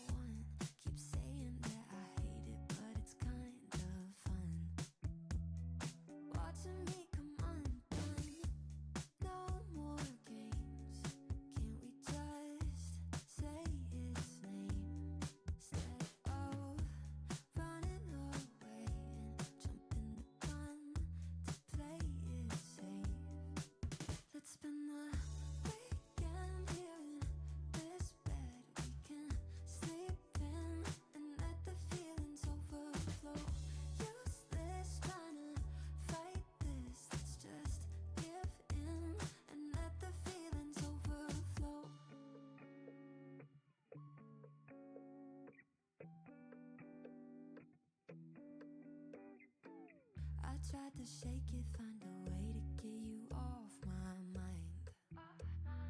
Really tried to draw that line. One look from you, I'm praying I could call you mine. Baby, you got my hands tied. No more games. Can't we just say its name instead of running away and jumping the gun to play it safe? Oh, it's been a weekend. At the last second too.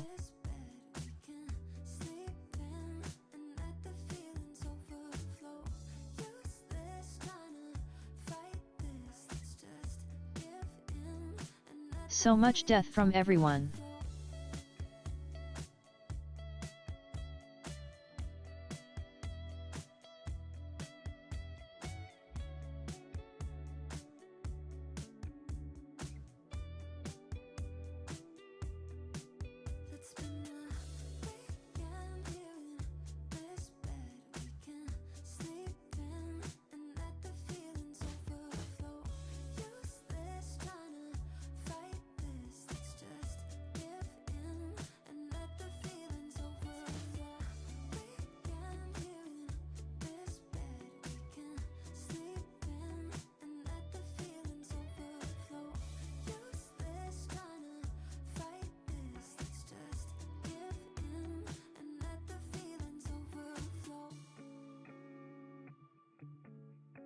Oh, rigged. Gross. It's gross and rigged.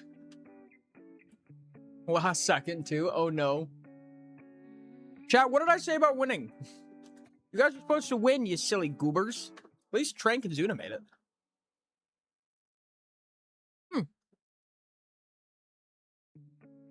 We get 10,000 XP, we get coins. No, fuck.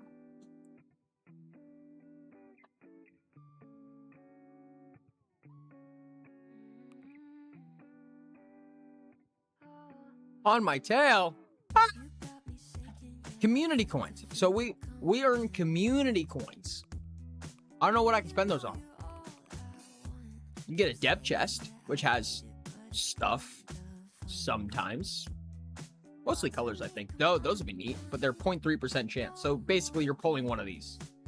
Oh, they're actually more common than these ones. Oh, interesting. Wasn't expecting that.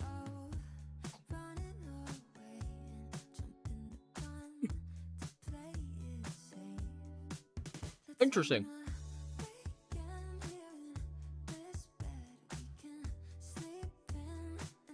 New marble colors.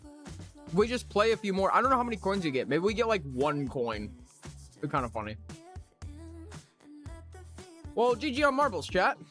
Maybe try winning next time. I won yesterday. I'm tired. Yeah. Makes sense. I tried to shake it, find a way to get you off my mind. Really tried to draw that line. One look from you, I'm praying. No, I'll just chase birds. Ah. Baby, you got my hands tied. No more games.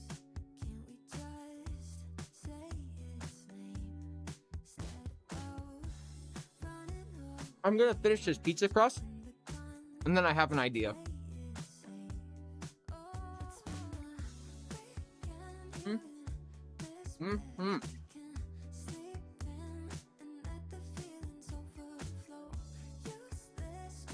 More for each loops, chat. That's the answer.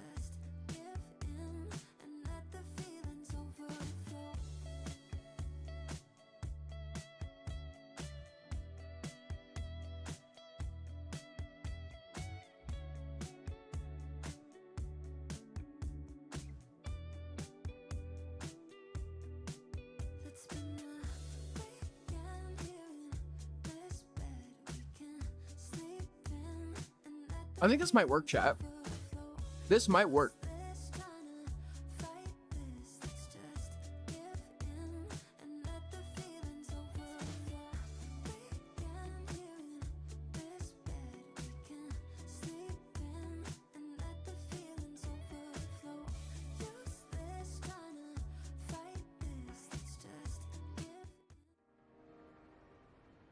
Okay.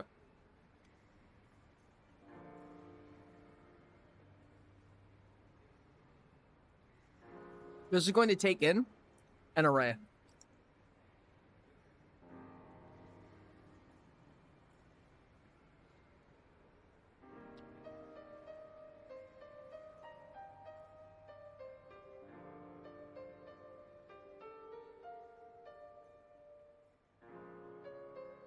Yeah, I think so.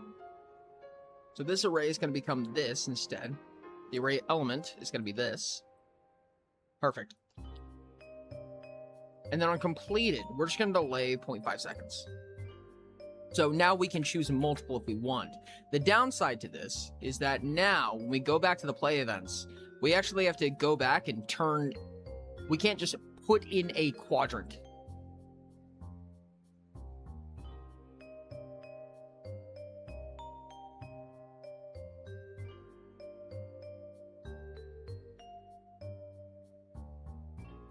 Yeah, this play event's not updating.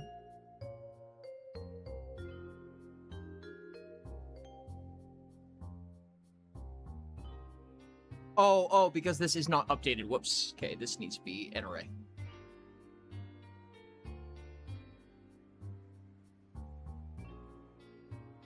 Same thing with for each. This is a very quick for each, so it shouldn't be as bad.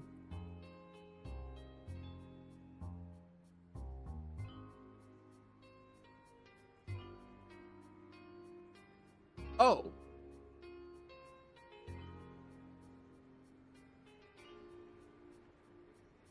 I lied. We don't need the for each here. This is not where the for each is necessary. This needs to be a normal integer. Not bad. Put the index right there. And we can put this over on the finished side of the function.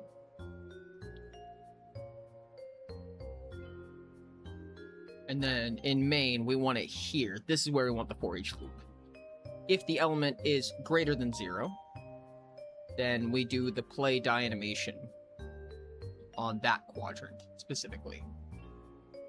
So that one's fine. But now everything in the event graph is broken. Why do you do this? Unreal, you are silly goofy. So we need to make array. This is going to be a mild nuisance for sure.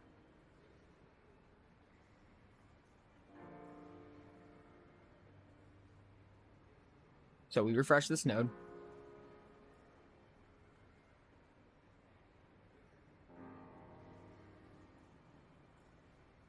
For asteroid belts, we'll do this, but we have to make this new node every single time this happens now, because if we want to just hard code something in, like say, for instance, we just want quadrant 2 to do the thing, we need to use this make array node, because you can't do it in the actual nodes, which is just a mild nuisance in just the nature of blueprints, I think. There's not really much we can do about that. If this was text editing, if this was a text editor, this would be a lot simpler, I think. This one, quadrant 4. Quadrant 1.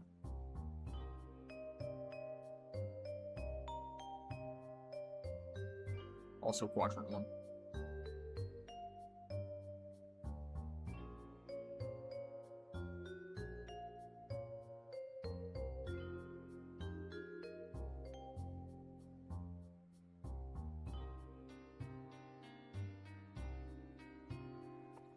Do I have to refresh all of these?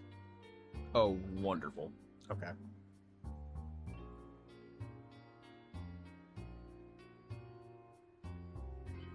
Dude, it's gonna be so awesome to set that not working. Oops. Refresh that node. Okay. This output says nuh-uh. Wait, what's wrong with this one? Ah, that's not gonna work. Yeah.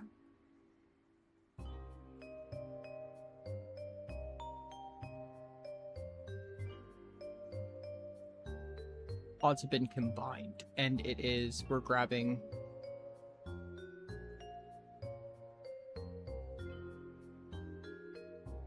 Oh, can we actually just put that in?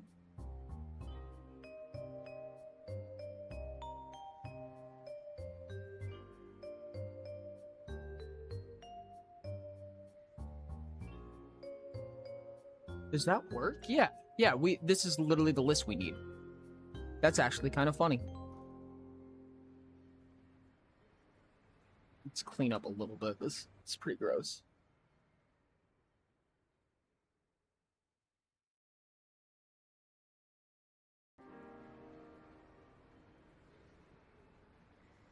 There we go. How's that one so far? Okay, got that. Got this quadrant, which is this also combined too? Pod's been combined? Same thing. Let's just throw that right in there. Because the combo, the combine options, the combine pods option is innately already creating a list of pods that are being combined. So that's good. This one needs another make array.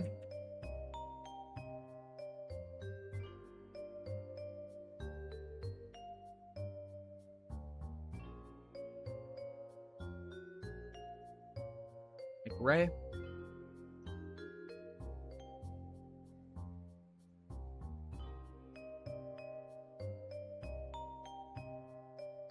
I also would love to find a little a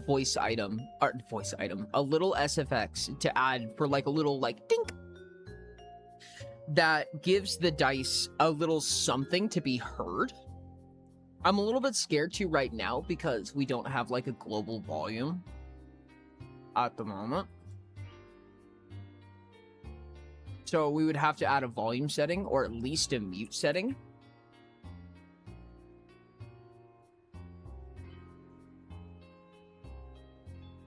These are definitely creating some really gross wiring situations, dude. These are gnarly. Some of these are really gnarly. Bad practice on my part, I will be honest.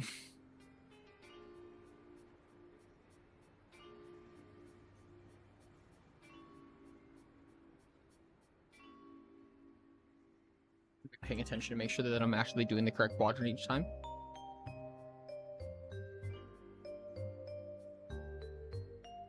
They've all been one up to this point. There we go.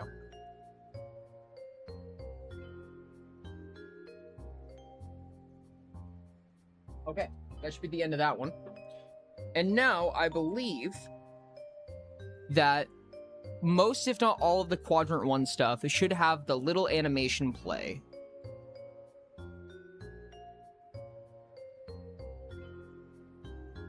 When we do the thing.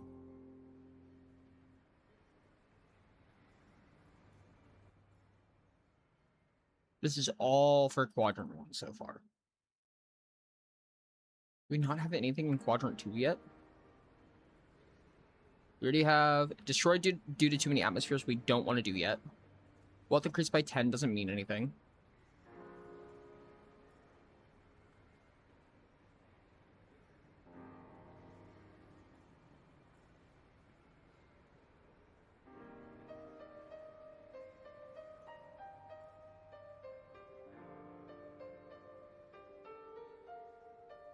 Oh no, I'm dumb.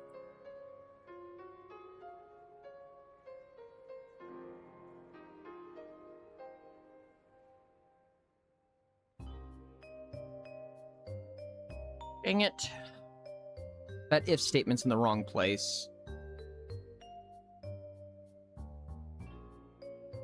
I didn't even realize until I just thought about it. This is where I want this if statement. Because on a false, we want to just add to the console log. Because right now, if there's no animation, then it just doesn't write anything to the console, which is bad. That's not what we want. Okay. Fix that real quick. Unreal is kind of chugging a little bit, I'm gonna be honest with you. Go like that.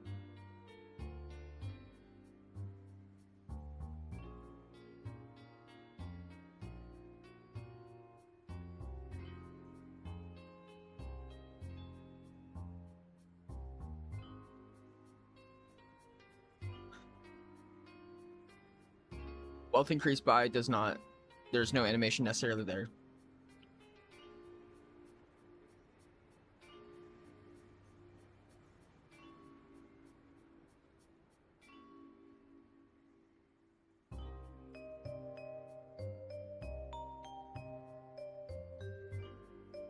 There's another thing we have to do.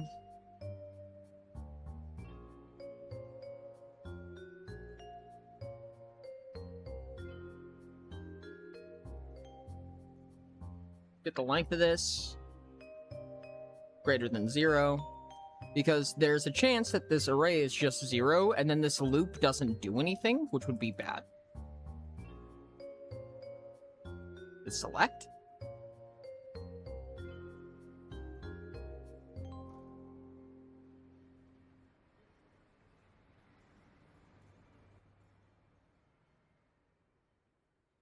It is select. It is not select. It is switch.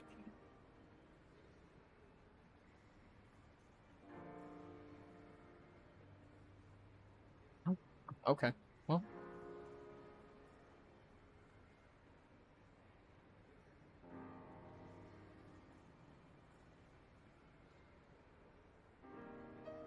If it's greater than 0, Then we're going to do this silly for each loop. If it's not greater than 0, we're just going to go straight to this.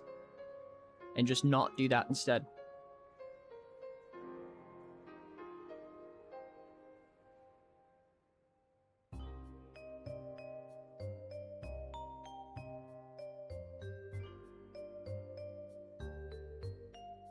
Much cleaner. There we go. So now if we have arrays of 0, it knows to just not animate anything and just send out a console log.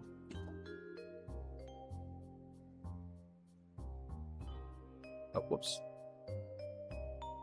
So I need to send out the event info. This is a kind of dirty way of doing this. I'm going to be honest with you. This is a lot going on. Hey, what's up? Elcado, what's going on? I'm kind of new to the TUE, and a senior game dev told me to always start Project C++ even if I want to use blueprints. Why is that? Honestly, it's probably better practice, right? Knowing C++ is probably the better practice. I don't do it. I use blueprints personally, and that's probably not the greatest practice in the world, so don't do what I do, I guess. But understanding the underlying concepts of what you're doing is probably going to be the most beneficial for any game developer ever. C++ and Unreal Engine is very, very complicated. It's very, very above my head personally. I know some C++, but not nearly enough to deal with, you know, engines, physics sims, and things like that. It is so far above what I'm personally capable of. So, yes, having a fundamental understanding of what all of this does on a technical level and knowing a language like C++, extremely beneficial. Unfortunately, I don't think it's something that I personally have enough time for or that I have the ability to do with it, at least currently. Versatility, I think, is the short answer. Yeah, thank you, Ashton. All quadrants have been promoted and all quadrants have been demoted. I think we can actually make an array right here. Whoops. And actually just do all of them. This is the big part of why we have this whole make array thing going on. This is where it actually becomes applicable.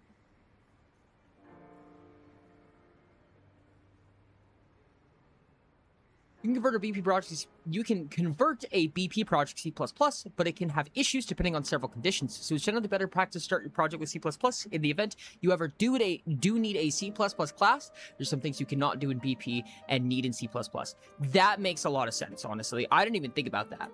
I actually didn't know the nuance. I don't, and now do, know the nuance of C++ to blueprinting pipeline, if like changing. I didn't even realize that. It's good to know, honestly. Appreciate it. I don't think I ever would have thought of it myself. I don't think I ever would have come up with that. All ascensions have been increased by 1? We don't need anything for that. Well, if increased by blank, we don't care. All quadrants may contain additional atmosphere. We do care. We do suddenly care. Welcome in. Thank you very much. Oh, Tree! Oh my goodness, thank you so much, Tree. That's actually really smart.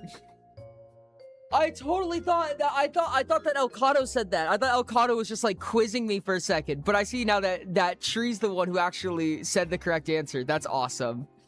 Well, much appreciated. Hot dang. Did I? Hold on quadrant 1 click, was that one? Did I do that one correctly? I did. Okay.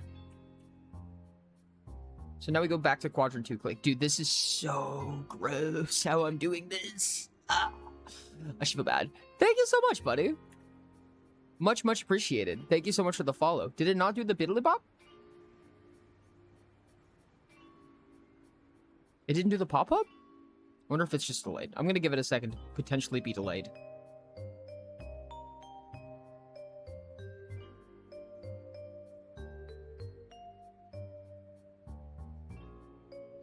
These are incorrect. These are all incorrect.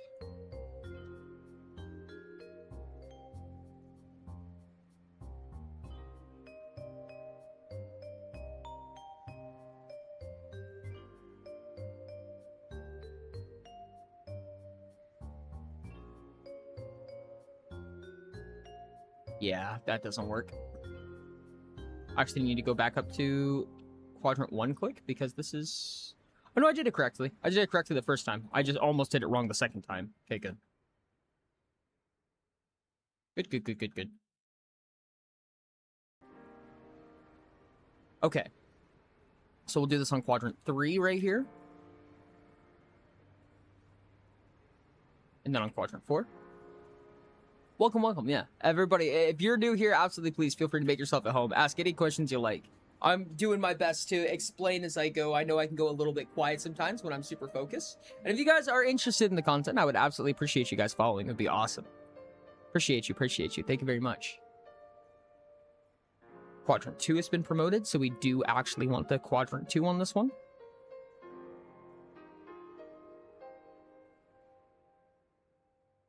I'm currently adding animations retroactively, which is another little feat of bad practice that I have committed to. This code is getting messier and messier, and I'm earning myself a day of just cleanup at this point. Destroyed, we don't need this for. I'm earning myself quite the day of cleanup, I will admit. Has been combined, so we can just take that combination list right here.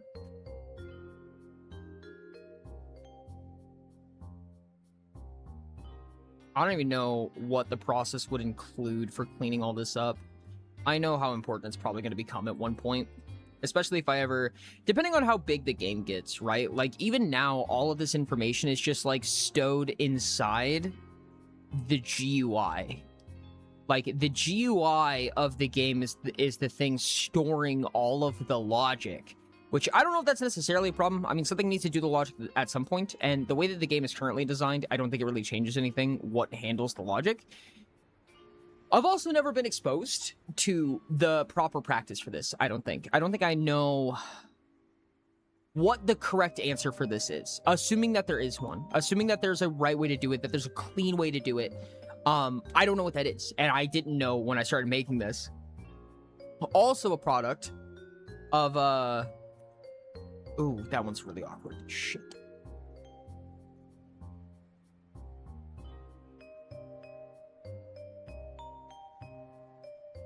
What are we doing here, dude?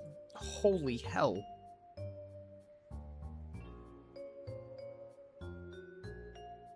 Oh, God, it's all the way back here, dude. Oh, my God.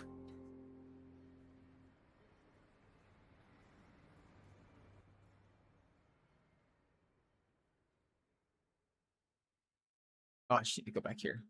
This is so gross. Whatever the strongest practice was, I didn't know it at the time. I also succumbed to not having a vision for the game when I first started, right? So I didn't know exactly what the game was going to look like. I had an idea. I had an idea for the game loop, you know, and I had an idea for what the premise was, but not a strong enough idea for mechanical viability, right? So I wasn't 100% positive what the plan was necessarily. And I think that a lot of the work that I've done so far is going to suffer because of it. Because I could have, you know, made mechanisms that were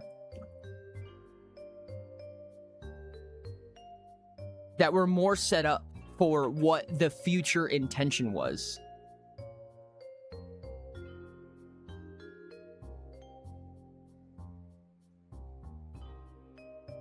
Yeah, quadrant 1 and quadrant 2. Oop. That's what this sounds like. I hate these things so much.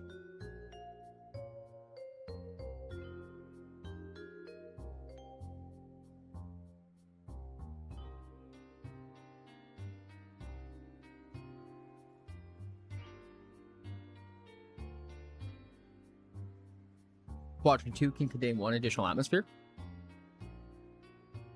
If the project is solo, then do it however works best for you. It's only when you're looking at making something open source of working with a team that it actually matters. Move forward, it's the only thing that matters. I appreciate that a lot. And that's something that I consider a lot, is that it feels weird. it feels weird working under the guys. Like, I get reckless easy, right? I get reckless and I get lazy pretty easy. So, one of the problems that I have is that, like, it feels awkward preventing myself from ever having a chance to work with a team, right? And maybe that's pretty okay for what I'm doing right now. There may come a time where I'm gonna regret that. You know what I mean? Where I'm like, damn, it would be really nice to upgrade to a team, you know, to be able to have a team work on this, whatever. This is unusable to a team. Like, a team would not be able to use this code. I don't think so, at least. I mean, maybe with great struggle. But I don't see it happening. I don't see it happening. Undertale is the worst coded piece of hot trash ever. It's an incredible game. Coding practices are recommendations and standardizations, not requirements. You know, and that's fair. That's fair. Maybe it's actually really motivating in a way.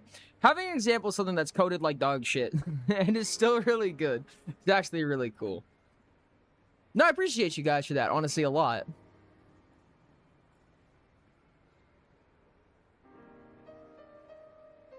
Did we do that on the last one? Did I give that an animation for that event? No.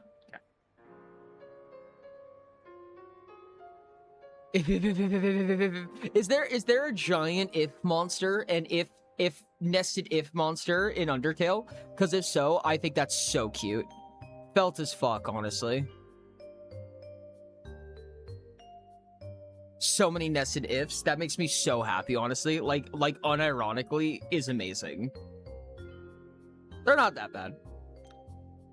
I mean, I definitely feel like Undertale gets away with it, if for no other reason than just because it's not, like, it's a very optimized game by nature. Not optimized necessarily, but it's a very light game by nature, right? Undertale was made in Game Maker. I feel relatively confident. I only know that because of a crash screen once. Because I recognized the Game Maker crash screen. And I had a buddy who crashed it once. I've never managed to do it. What is a switch statement other than a bunch of if statements in a trench coat? Exactly! What does it even matter? I realized earlier I was trying to find an if switch statement, and then I realized that that's, I'm sorry, a Boolean switch statement, and I'm like, oh, that's literally just an if statement. That's what that is, literally. I'm like, I'm just dumb. Reminds me, I should unnest my ifs in a spreadsheet I made for work. You have a if nested spreadsheet? That's crazy. I love that. You are way too cool for that. Except for optimization practices, those are usually good if you can. No, 100%. Yeah, I do in my head. I don't know. Unfortunately, I don't know optimization practices all that well. I usually just try to use common sense to the best of my ability when it comes to optimization practices, looking at it and being like, is there a faster way to do this? Is this a slow way? Sometimes you guys will hear me do it all the time, where I'll go, oh, that's a nested for each loop. That's bad. And then I do it anyways and continue. But that's only really ever if I'm like, I don't see another way to do this. Like, no matter what, you're going to have to go through every single one of these variables one way or another. I'll just try to keep it light.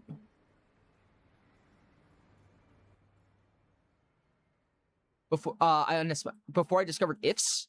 Wait, is ifs with a plural available in Excel? Is there a plural if statement in Excel? Oh, is that just an if and?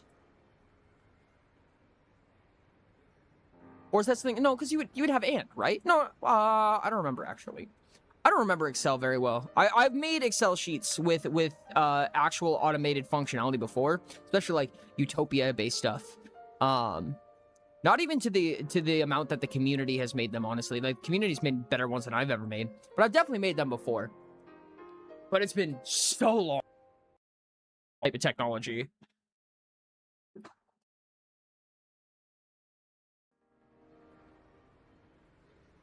Unreal is definitely slowing down right now. I'm kind of wondering if it's due to stream or if it's due to just Unreal. If I just leak something. I probably just created a memory leak in Unreal. Sounds like something I would do. Quadrants maneuvered. That means that we can... I hate the wiring on this one, dude. The wiring's atrocious. This is for swapping, I believe.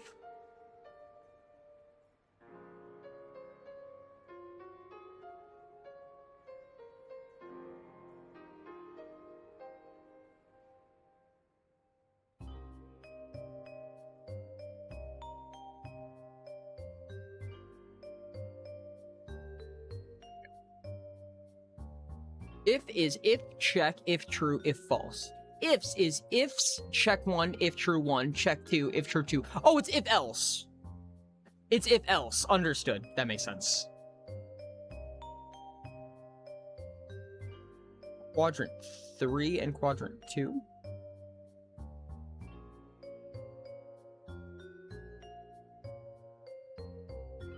I feel like I did this correctly last time, but I don't have a good way of checking, and I want to make sure that I did.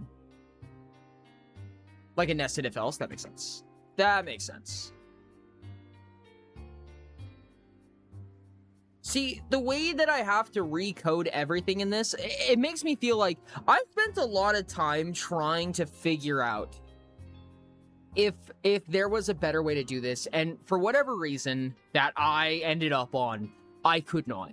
So each one of these 4 quadrants keep being recoded the same way. Like, they do functionally the same thing, but they keep having to be recoded for, like, everything almost. And there was a reason for it. There was a reason that I had for it. I'm not saying it was a good reason, but I did have a reason why I did this, because I spent a lot of time trying to figure out how to not have to do this. But I don't think I ever found something. I don't think I ever found anything. I know I didn't find anything because we're here. We're here, and I'm recoding Quadrant 3 after finishing Quadrant 2 and Quadrant 1. I don't know what my plan was, dude. I don't know what I did, why I did it. Goodness me, dude. Holy hell. I need to be better at this.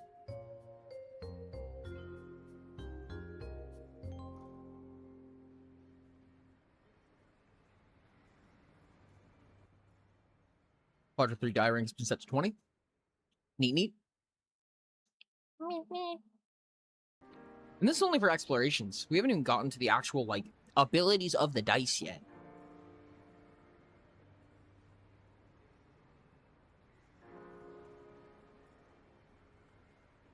We're on the last set of quadrants for explorations, though. I mean, explorations, to be fair, have a lot of effects that change atmospheres in some way. This is a very negligible effect as well, no less, which is all the funnier in my opinion. It's not the craziest effect. I mean, hopefully it'll have a little bit of feedback, but also more importantly, I think what this is going to accomplish and solve for us is it's going to make it, hopefully, if I'm correct about this, so that if we want a generic effect to happen, like whenever a quadrant does blank, whenever a quadrant is affected, we want to, we want it to make in a sound, we want it to, give some kind of player feedback. It's all interlaced now. By hard coding it this way, there's another place where we can just go put functionality in it and it'll just work for everything. Kind of the reason I'm hard coding it right now, partially because there might have just been better solutions that I didn't use, but where we're at.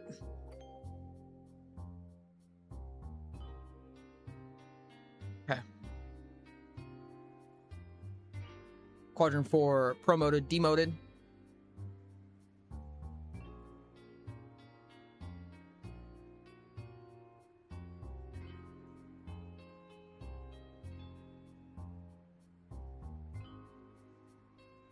Oh, destroyed. We don't need one.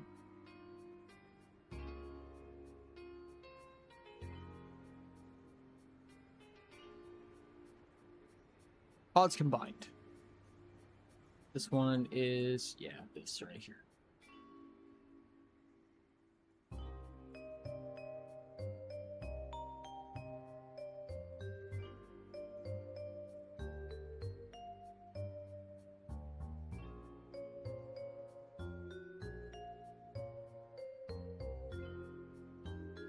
Okay.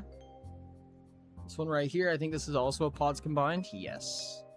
Because we have sudden collision and orbital collision, which is left versus right.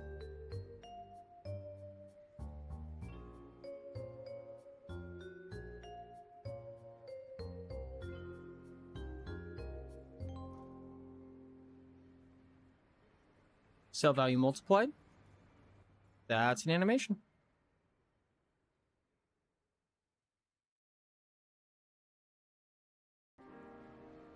Quadrants have been maneuvered. That is also one.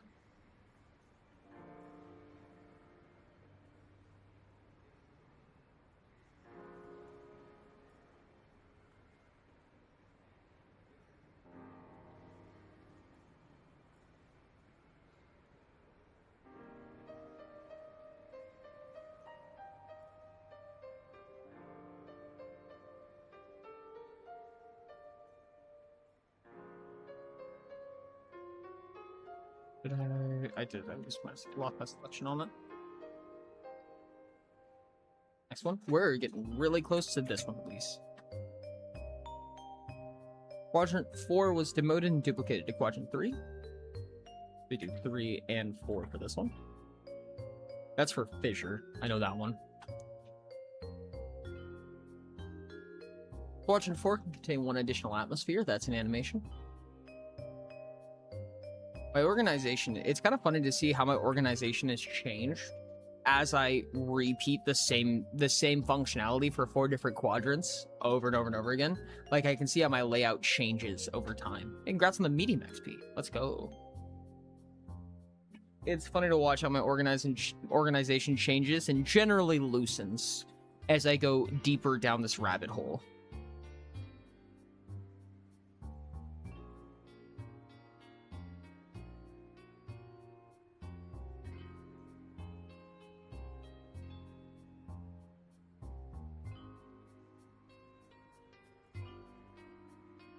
Did I just lose my copy? I did. Actually, I pressed Control Copy, Control C, and I lost my clipboard. Contain additional atmospheres, and then this should be the last one for explorations. My goodness. And then right here. Was not removed from 4. Yep, there we go. Finally onto the actual dice rolling. Ooh. Ooh, this is going to be a rough one, dude. There's not a lot of space here.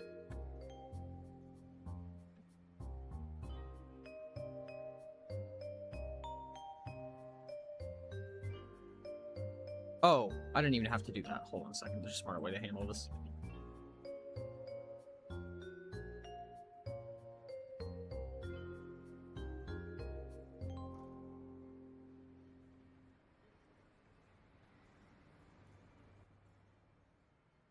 I need to set the scroller to go to the bottom too. That's another thing I need to do. Goodness, I need to remember to do that.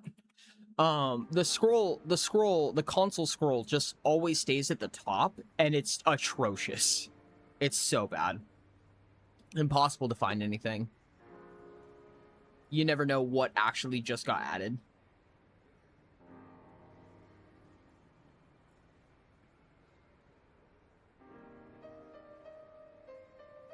I do have an idea for that, actually.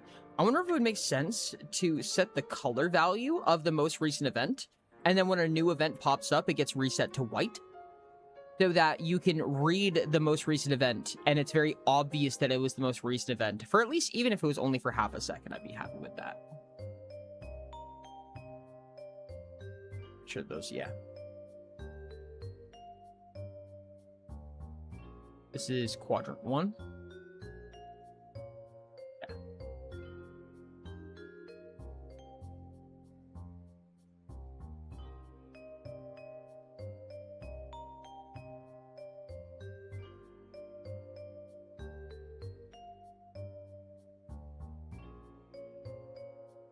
Okay, yeah, I can see through die 2 ranks and local die 2 index and stuff like that, what quadrant we're in. It's kind of awkward to have to use, like, context clues to figure out what quadrant I'm working in, but if it works, it works. Otherwise, it's zooming out and figuring out by tracking all the wires. I feel like the context clues are just going to be faster. I don't know if there's a optimized solution for that. I think that's just kind of the workflow. Maybe I'm crazy. Chances ain't low, but... like this is, yeah, that's what I thought. Tropical. Tropical is so insane. These are all quadrant 1.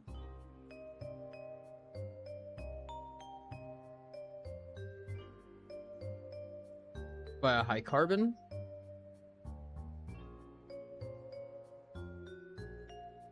Acidic.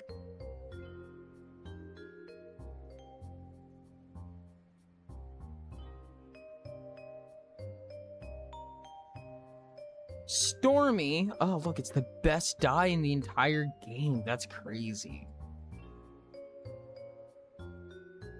And now we're on quadrant 2.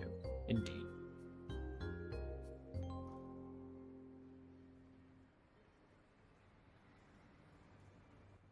This is the additions. Yeah.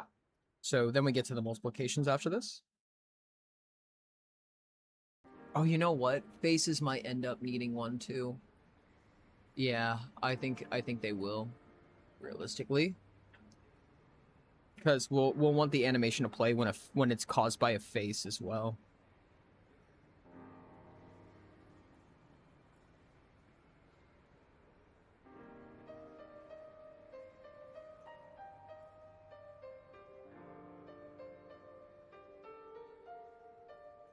Okay, so it does tell you.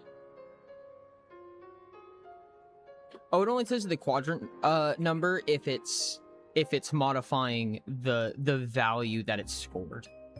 Understood. So like tropical doesn't say because it's just increasing wealth. It doesn't necessarily matter where the tropical is. There might be a reason to say the quadrant at some point, but I think it's fine without, frankly.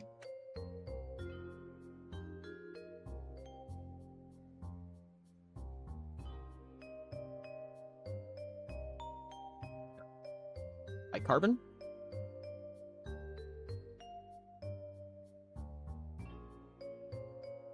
Acidic. You have several tabs open that are data tables, so it looks like you are familiar with data-driven processes. I feel like you could greatly reduce the particular function by using a similar data-driven approach. You're talking about like between quadrants. I use a lot of data tables in here. Do you have something you mean in specific? I don't think I followed entirely. At least what in specific you're referring to, but I believe you. I generally believe you. I have a very bad habit of just thinking of a way to do it and just staying on the first way that I think of, which has bit me in the ass probably more times than I could count. But it's how we do it. It gets done. Has already mispronounced someone? Not that I'm aware of.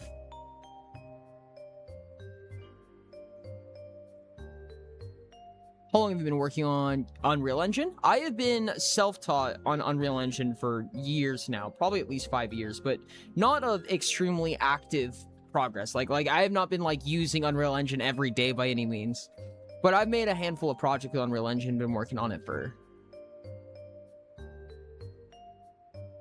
Oh, all quadrants other than 1? I think in this case we do 2, 3, 4. We animate all of the non-super hot dice, which is kind of cute, in my opinion. I've been doing this for like on and off for probably at least 4 years now. I started in UE4, so I had more experience in UE4, and then UE5 came out and I was like, well, I'm not gonna not do that. Quadrant 2 was multiplied via lunar, which means that quadrant 1 and 2 are both getting. Yeah, we'll do that. Quadrant 1 was multiplied by a gaseous, then yeah, just quadrant 1.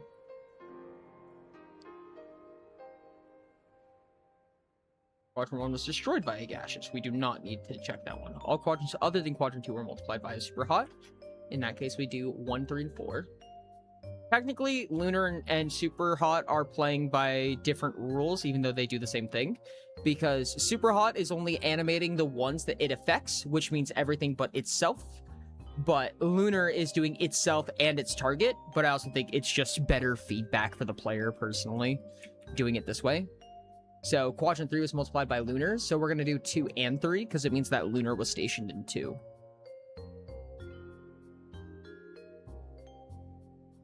I personally would assume that's good feedback. We'll see if I'm crazy about that.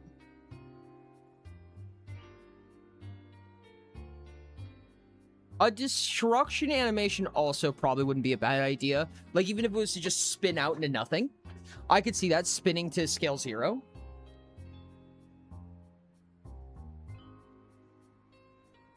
I don't mind that.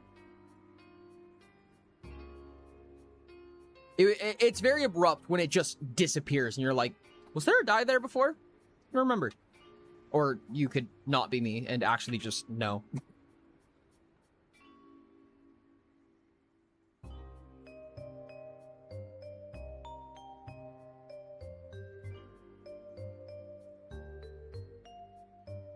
One, 2, and 4 for this one. The multipliers are actually not nearly as bad as I thought they would be. Probably one of the easier ones, in fact. And this one where I feel like the most bread and butter's coming out of. Because this is like, the feedback's really cool on this one, in my opinion. Because you get like multiple animating at once. Still haven't tested it. It's a good break. Oh, I'm so not ready, dude. I'm so not ready to test this. Please. Destroyed. We do not need to animate that. All quadrants other than 4. So 1, 2, and 3. I really hope this works, dude. The delay function, I don't think that it's going to delay. I'm okay if just the animations delay, honestly. The problem, one of the problems that I have is that the score's not going to update visually properly.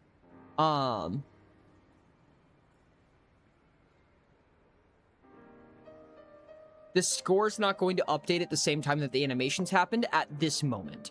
I have an idea on how to fix that, but not sure yet.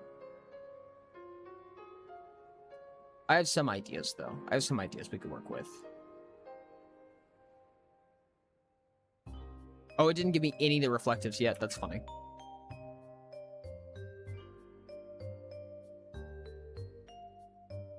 Okay. There's reflective.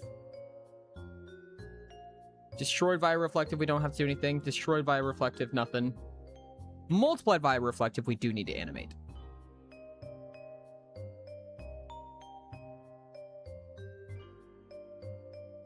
Destroyed, no. Multiplied, yes.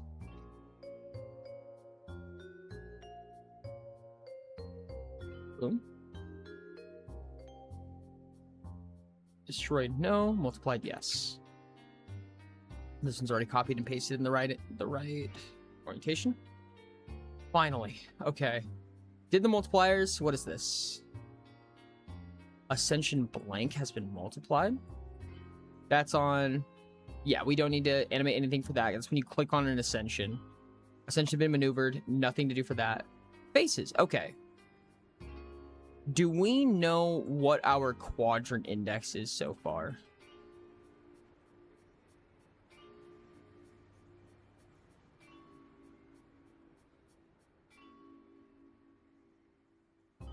Oh, it's always 1. Oh, it's always 1. Oh, isn't that neat? That's actually really funny, which means that we can just put this here because this entire function's all just number 1. Score multiplied by 4. Mineral deposit was rolled. Yep. Sudden adventure was rolled. Yep.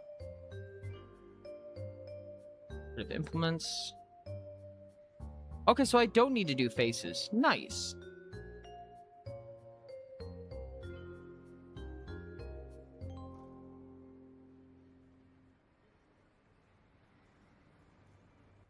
Faces are already prepped and ready to have this. That's actually really helpful.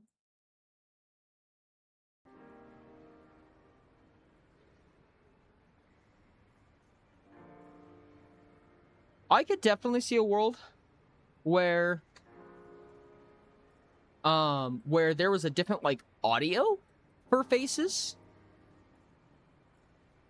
or something along those lines, but I'd be okay even if not. Pod 2 faces, there we go.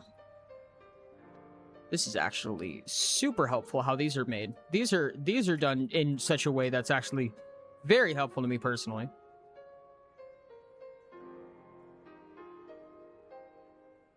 Is there a way to duplicate a pin?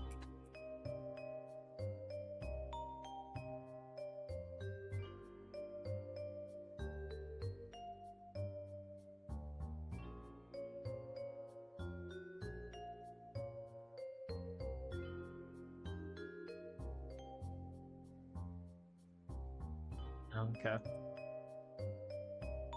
I was hoping there was a way to... Yeah, no. Is there a way to duplicate a pin? Like, could I grab this one? Control moves it.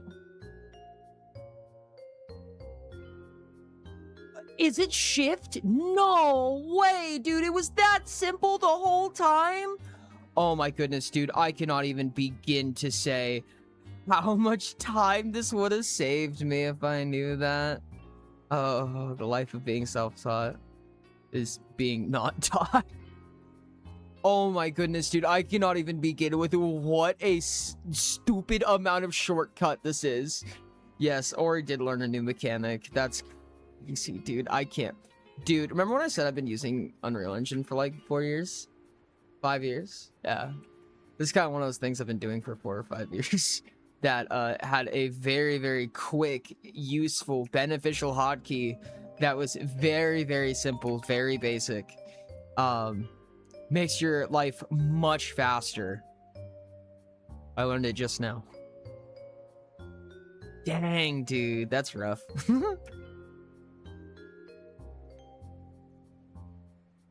Professional game dev, quite indeed. Yes, yes, yes.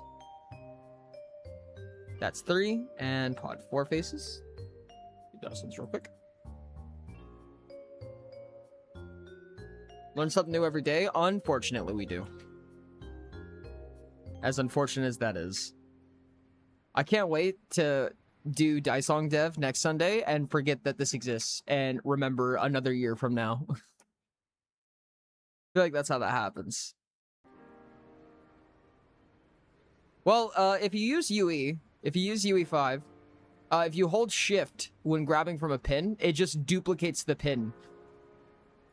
Oh, it's delicious.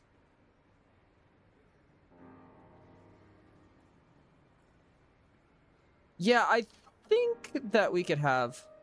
Yeah, just the initial... Even the initial, I think the initial roll in indexing can have its own animation as well. I don't see a problem with that. Probably a good thing to do. Some days I question how reds are alive. Painfully, generally. Not easy. It takes a lot of love and care. You know when you guys look at the sunfish and you're like, how is that thing alive? How does it possibly exist? That's reds. It's reds in a nutshell.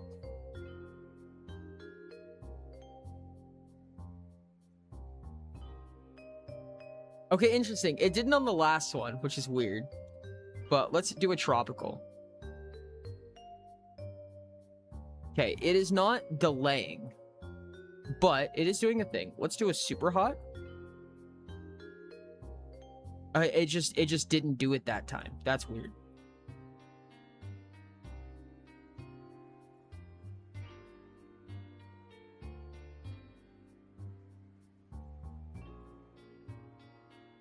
Okay, so the delay is not delaying.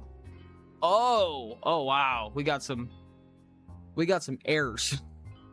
We got some errors. It says that it said that it found none.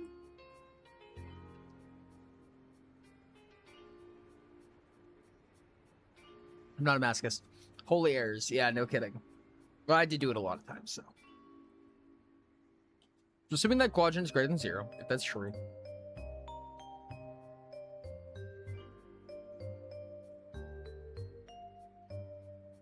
Finish, then do the console log. So that means option 0 is being picked / is the index always the index or the element? So that means option 0 is being picked / is the index always the index or the element? I don't think it should be because if it's only doing it if this option is greater than 0, right? So it should never see go this. Vote in the poll I pinged you with. It skips all of this functionality if it's 0 because of this little greater than symbol right here. So I don't think it should ever see that. I'm kind of wondering if it loses track of... Hold on, I have an idea. Is it going to give me 3 errors exactly when I roll once? It's going to give me 0 errors. Interesting.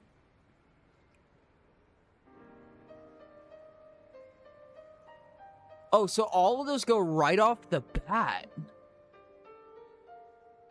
Interesting. So so playing for as long as I did was not the reason that it did that.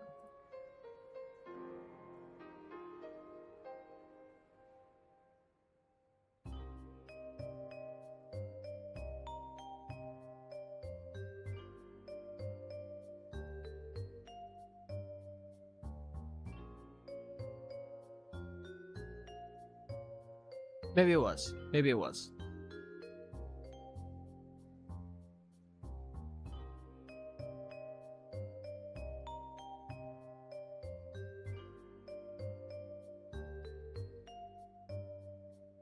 Okay. Yeah, I have no idea. I have no idea why I can't find that target. Access none trying to read property temp object variable, which is world scale, I presume. Is because it's trying to do it twice at the same time, potentially? Because I think there's a few times where that's the case, because it's not actually delaying. If it tries to run a timeline in the middle of another timeline, will it do that? Yeah, unfortunately, this delay doesn't really do anything other than just take longer to do the console log.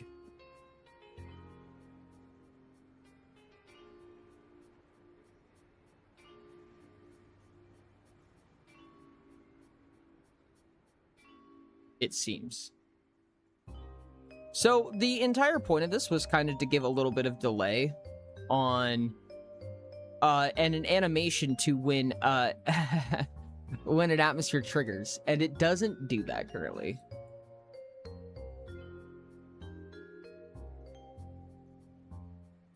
Which is a little bit unfortunate, but might be able to make this work. It does animate. The problem is that one thing that we could do is set a variable that waits for it to trigger again. Like, it could queue them up.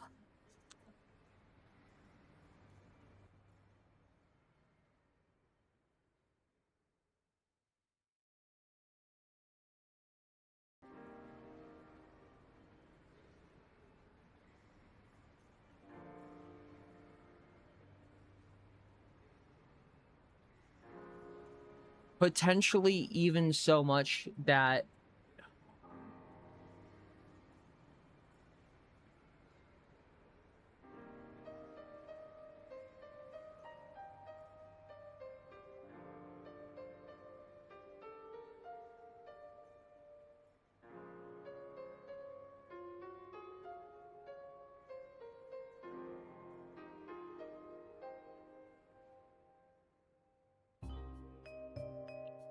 here's a question.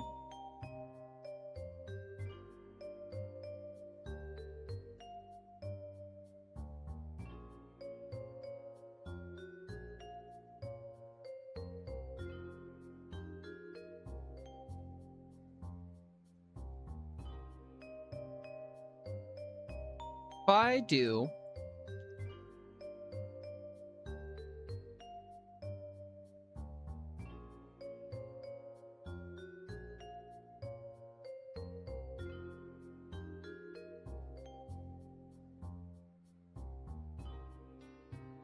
the select.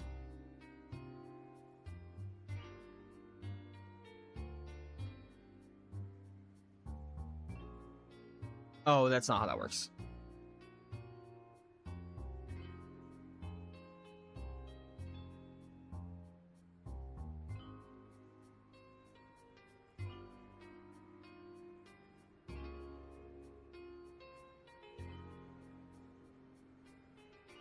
We just set dice animating and have this only play when it's done animating. Like, it won't continue until it's done animating, potentially. That might be a way to do this. It's a little bit bulky. A little bit contrived, in my opinion, but we can make this work. Okay. We have this.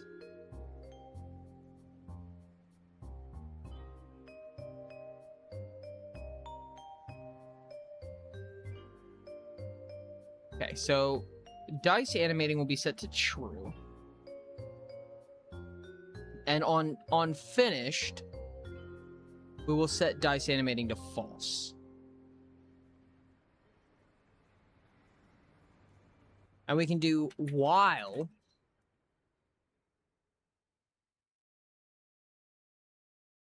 And then on completed.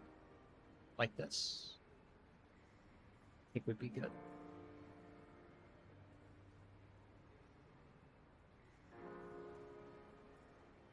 So while dice animating, do absolutely jack all. And then once that's done, is this gonna create an infinite loop? Did I just create an infinite loop? No. Maybe. Ori, I have news. What's your news? Infinite loop detected, indeed.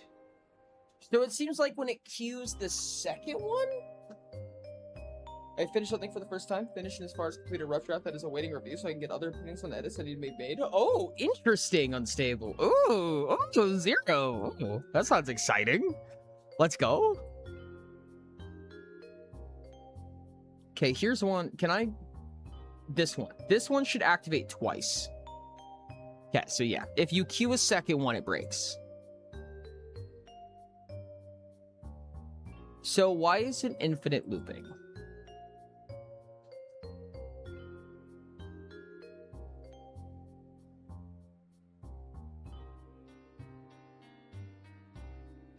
Probably because they're pinging back at each other. This is the wrong way to do it, I think.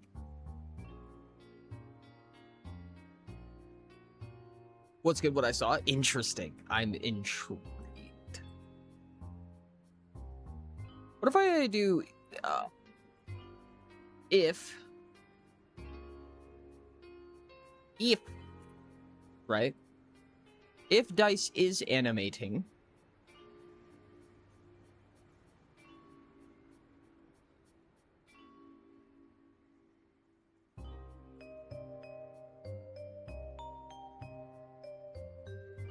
then we'll just heckin'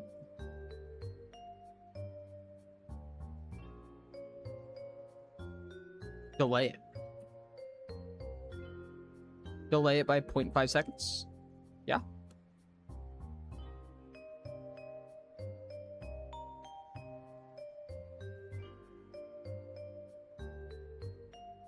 Problem is that if you queue up a third one, then they're both gonna go at the same time, I think.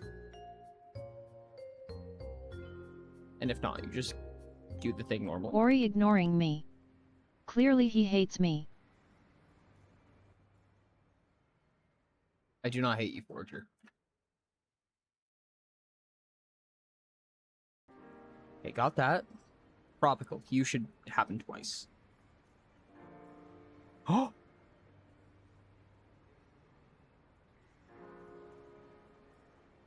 Okay.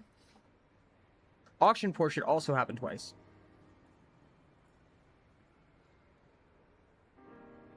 That one's actually not even doing it. I think when you have two of them, it prioritizes only one of them. Yeah, so now it's not doing it for Desolate, which is interesting. Which I think partially might be because of... Yeah, because... Something very afraid. I do not hate anybody. I do not hate chat. Enjoy your bongo. I think that it doesn't know the difference currently.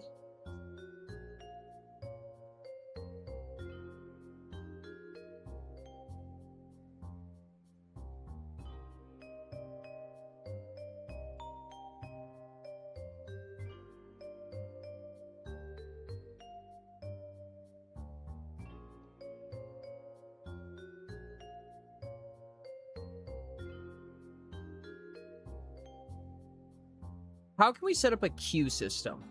This is kind of what I want to do. I want to set up a queue system of some variety. So that they play one at a time. Like it waits for one to finish before the next one.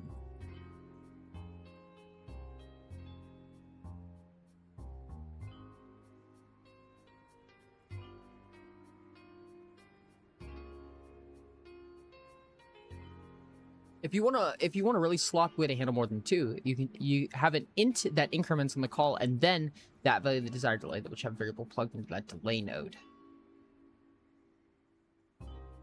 Have an int increments on the call, then that value by the desired delay.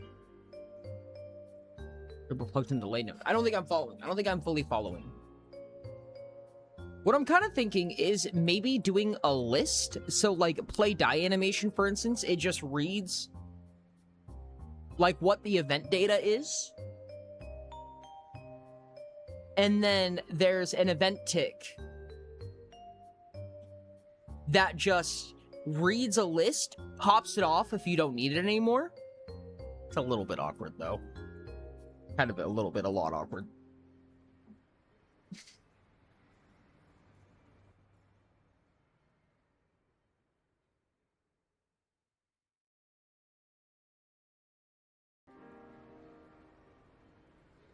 Like if I do like an anim sequence queue, put that in an integer, make it an array.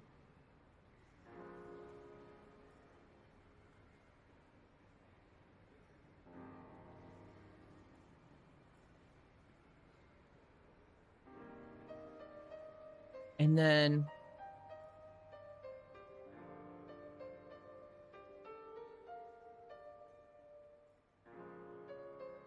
let's go to, oh my goodness, holy hell, I have a lot of tabs open. This is from me doing the search, I think. Yeah. That's so funny. So much going on here. No wonder Unreal is chugging right now, dude. Holy shit. We did not get to adding the new content, unfortunately, which is sad. So add console log. We could just change this. No, add play event.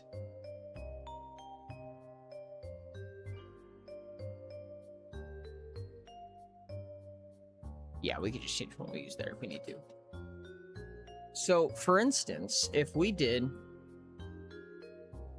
custom event, add animation queue. This might have been what you were trying to say. I don't know if that's true, but this might be what you're trying to say.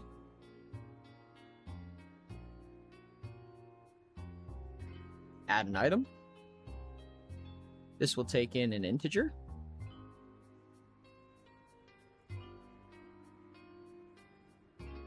Quadrant.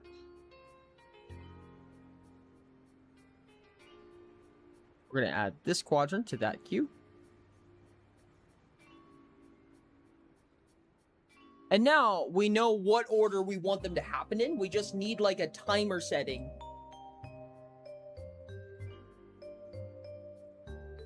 To tell us. I'ma give it a look later.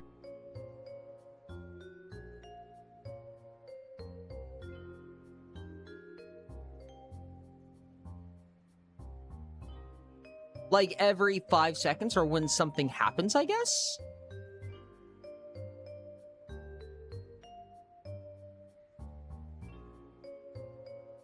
Like, what if we... at the end of this, we're going to do play die animation.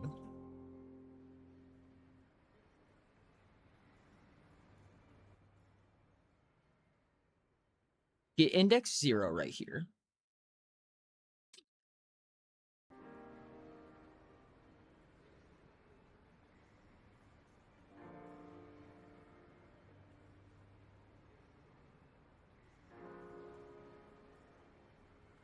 It's a little bit gross, but we can do this. Log sequence queue.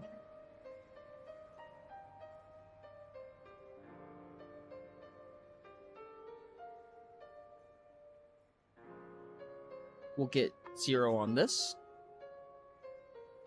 Type out that event. And then for each of these, we'll remove 1. We'll remove 0.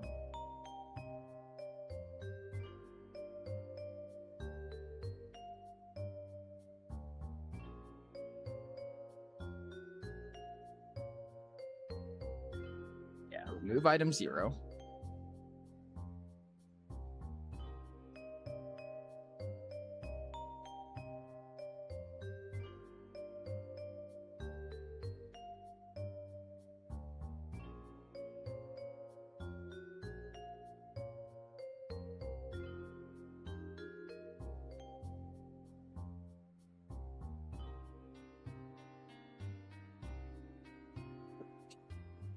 I was aiming for closer to 5k, but also don't want to unnecessarily extend it.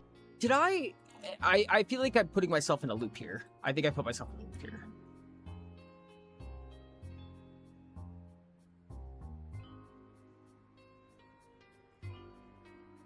If we put an if right here. If this sequence length is greater than 0, then we just do it again. I think is what happens.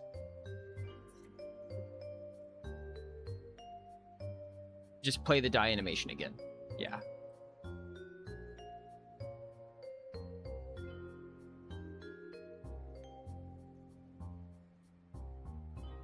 Sure, lost moderator.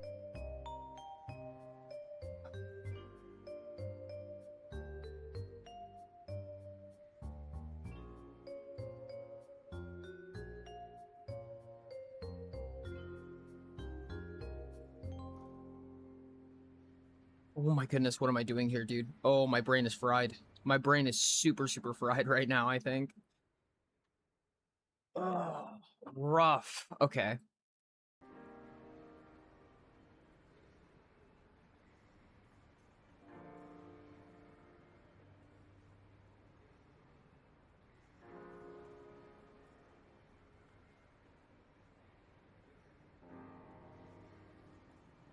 I think what needs to happen here is, yeah. So this is also going to take in an event. This is going to have to take in an event. Like this.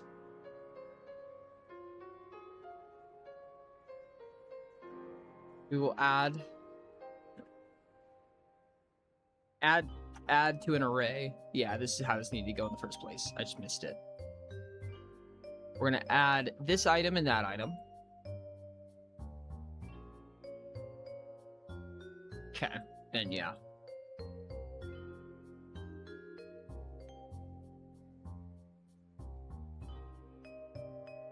And it'll be like this.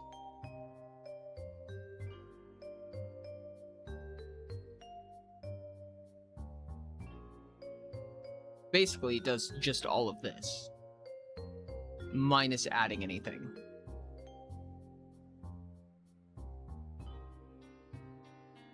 Actually, can we just...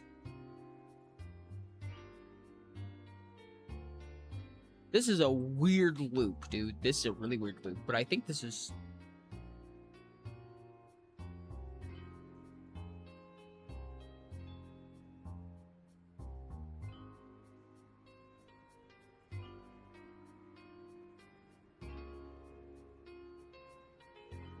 Yeah, I think... yeah, we just attach it to right here. Yeah, we just get the 0th index and then remove it.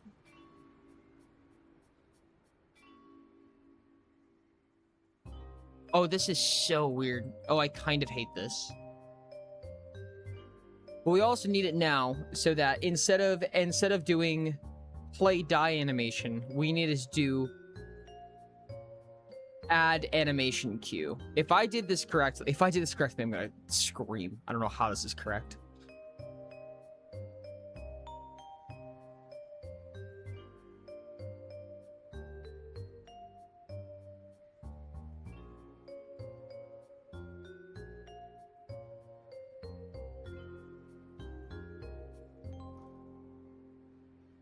Okay. And then this one right here.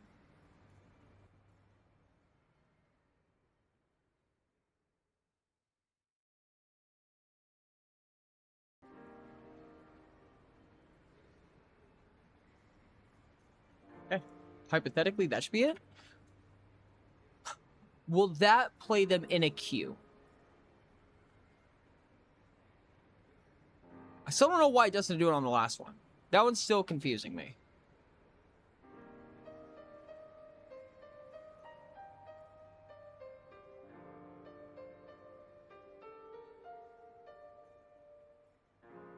It's only doing the last one again.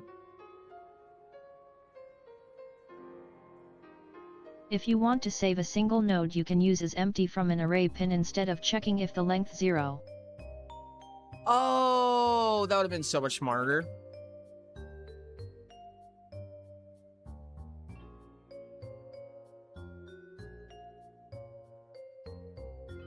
Is empty is so much better.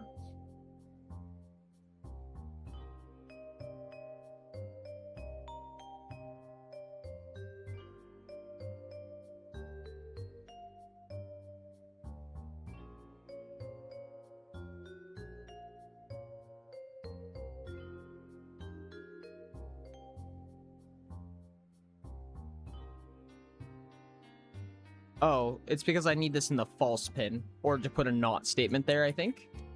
No, it's because now it is empty. I'll double check to make sure, but...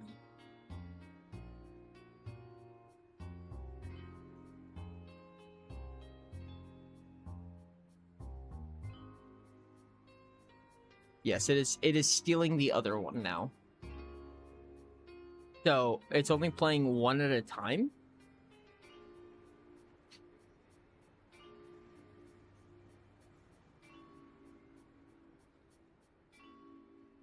Which is interesting.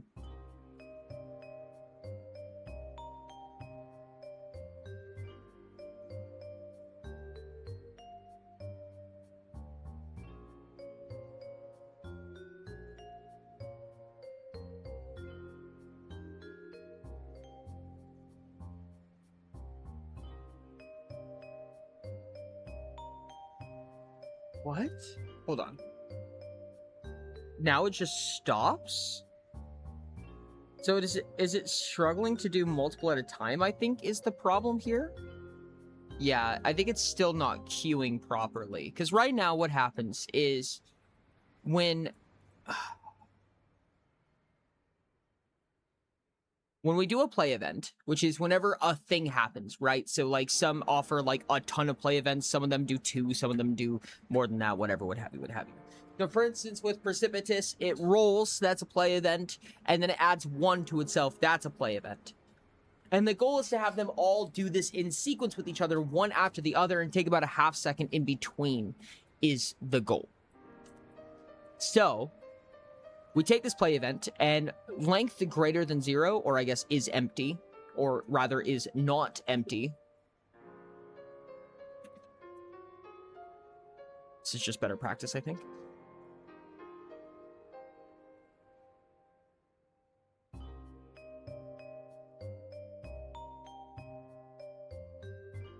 So, as long as this array of quadrants that need to gain this... We put in a number of quadrants, like we could say like 2, 3, and 4, right? So 2, 3, and 4 need to animate. Oh, there's a not empty node too? Oh, nice. Oh, whack. That's cool as hell. Thank you. Okay, so we know that this isn't empty, right? Then for each one of the quadrants in the animation queue, we're gonna add it to animation queue, as well as the event attached to that. So they get a little console log thing. Same is true for... Not quite same is true. If that's not the case... But you know what? If that's not the case... Oh, nothing's adding to console log anymore.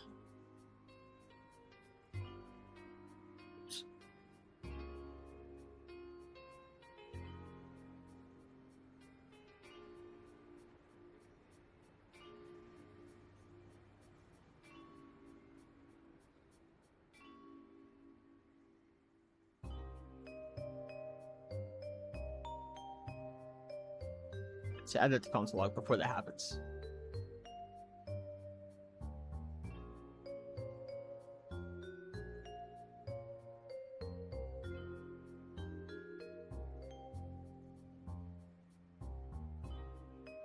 I think that's all that needs to happen. We just add to console log. If there's no animation to be played, it's not really necessary to go through the flaming hoops.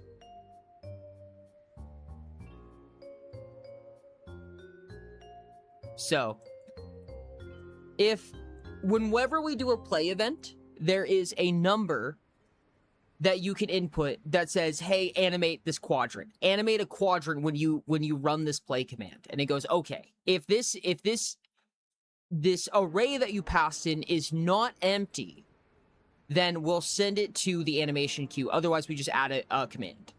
Okay, so the animation queue. It's going to take that. This animation sequence is going to be empty. This log sequence is going to be empty. It's going to add whatever you just said to it, both the event and what quadrant needs to be ran.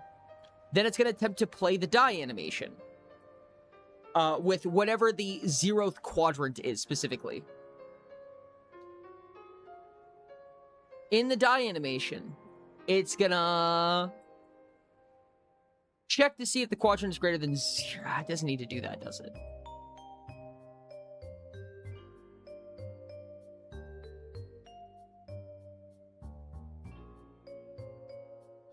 I don't think it ever needs to do that. I don't think it needs that piece of functionality. I think it can just skip over to here. God, I hope I'm right about that.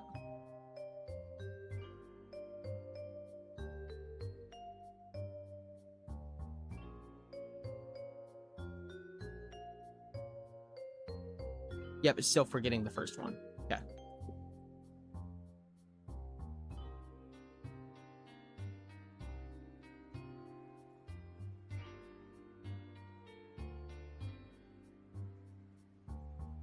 Okay.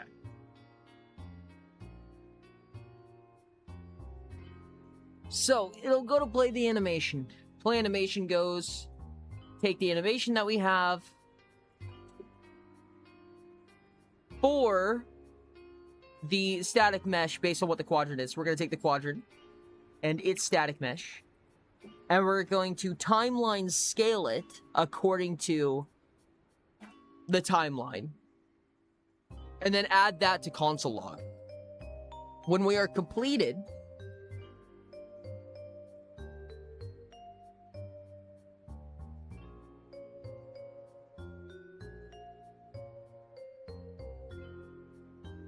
oh.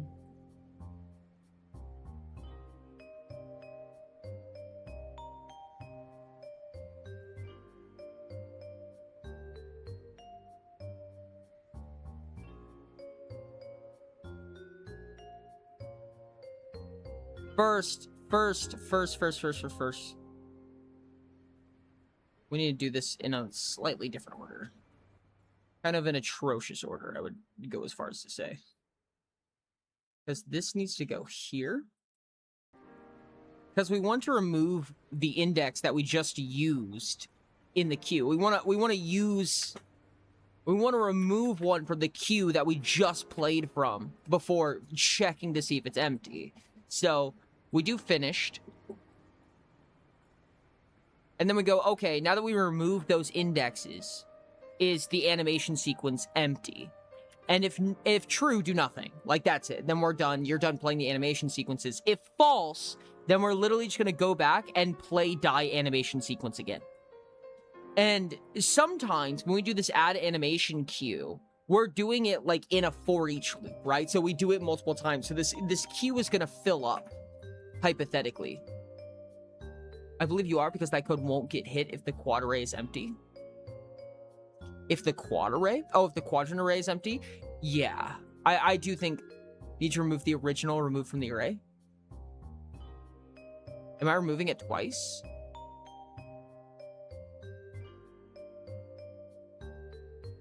You're right. You're right. This one shouldn't be here because we don't want to remove it until the animation's actually played.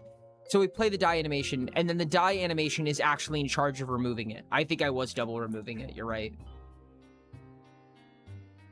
So that does a little bounce.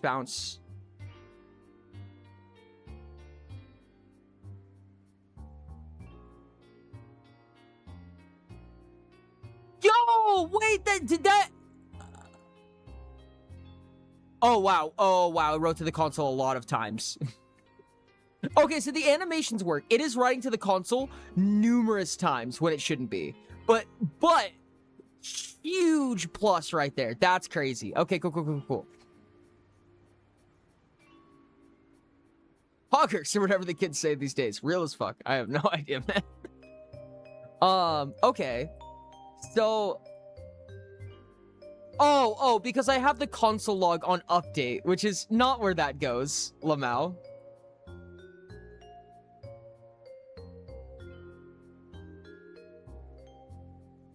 let's take that over here and do that on completion, or probably actually in play animations. Like it's like one of the first things that it does. So yeah, because we wanted to add it to the log. Like, we're gonna do some really gross reordering here. No, let's not do that actually. Kind of first, and then play the animations is kind of my objective here. That's what I would want to happen. Okay, there we go. So we add it to the log, not on the update tick. So it should just do it once. Yep, that's once. Oh, that's crazy. So it goes 1, 2, 1 because Desolate rolls, Super Hot rolls, and then Desolate gets multiplied by Super Hot, so it triggers again. That's crazy, dude. I love that. The only thing that I wish is that this animation played... Oh, man, there might have been a smarter way to do this. Ah! I didn't think there was a smarter way to do this. I think that I should not have put this in the play function, honestly. I think I should not have put this in the play event function. Because what should happen, realistically, is whenever the multiplication happens, there should just be a play animation node that gets called by the dice themselves. Oh, but GUI can't delay. I remember the problem now. Yeah. It's far from a perfect fix. I will give it that much.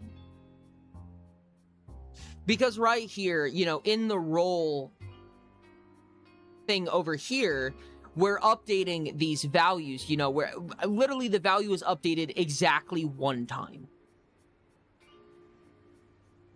The actual text on the value is updated one time. And all the math is done in this one giant function. Yeah, I don't think it would be possible without reconstructing this entirely. I think it's pretty solid for right now, personally. It'd be cool if it ticked up. It'd be cool if it, like, ticked up, so, like, when it does the animation, when it does the bounce animation, right? Like, if we have a multiplier anywhere, then it would be like, then the value would change based on the die doing the thing, if that makes sense. But for right now, I will do one more thing because I will feel at least better about what we have right now. When we go to add console log, event list right here. Event list is... I want the scroll box. There's a scroll box over here.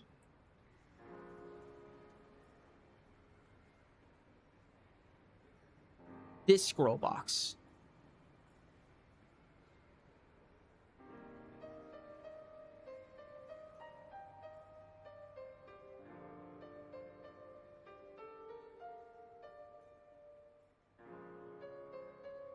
Eventless scroll box. Can I just scroll this to the bottom?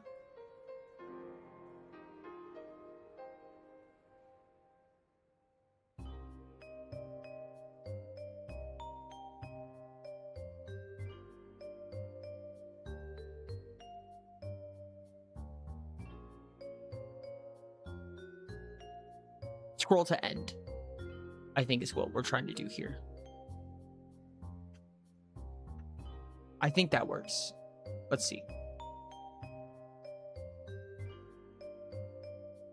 Yes. Oh my goodness. Wonderful.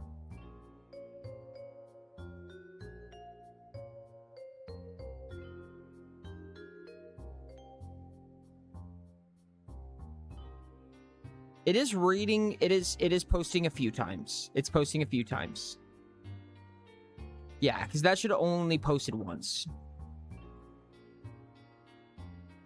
Interesting.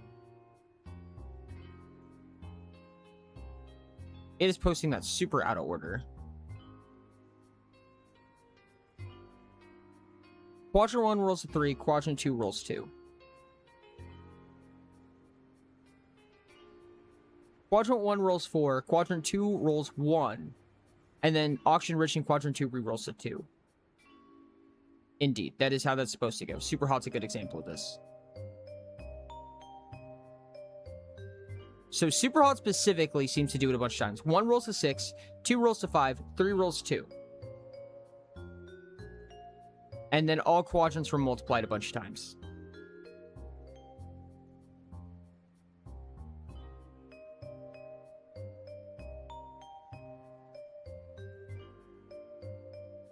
That was a 3 re-rolling, I think. Rerolls to 1? That's not how that's supposed to work.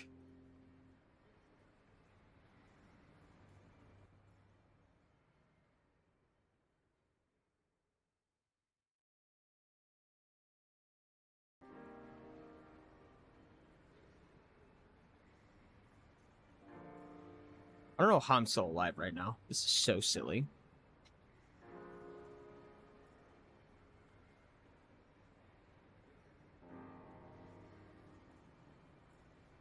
Yeah, so why... I don't know why that's popping 3 times, but it is doing something.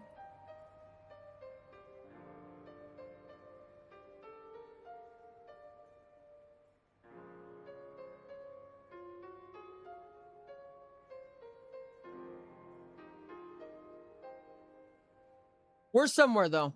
We are somewhere, though. I am very happy, personally. I am very happy with this. This is... Oh, I know why. It's because it's animating 3 times to the console, so it's posting the console 3 times because they're immediately attached to each other. Dang it. Can we have it pre-for loop, potentially? I bet we could, actually. I think I could do that really quick. Yeah, because...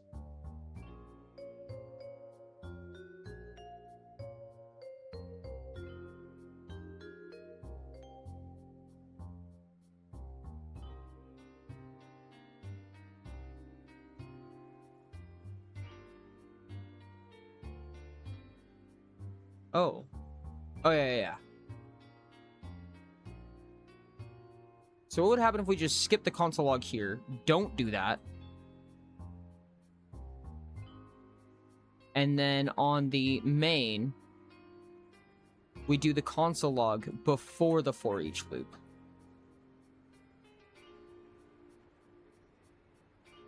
Might be able to actually prevent having to drag this string everywhere, because we only have to do it this one time. Whoops. There were easier ways to do this. Okay, so now things with multiple animations such as Lunar and Super Hot will hopefully not spam the chat. Tropical's good.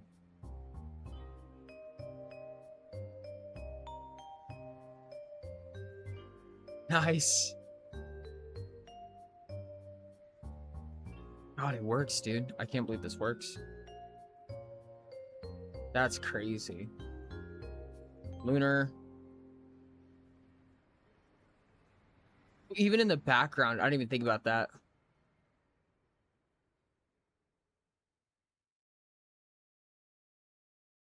And Lunar does not proc a bunch of times. Okay, cool.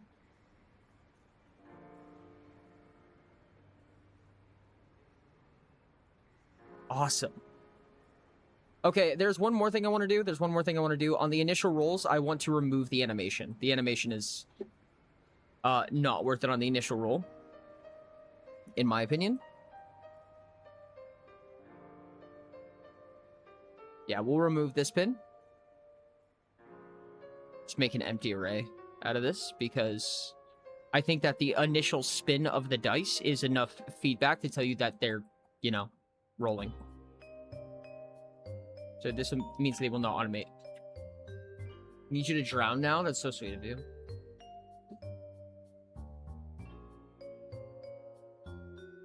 Immediately so much better.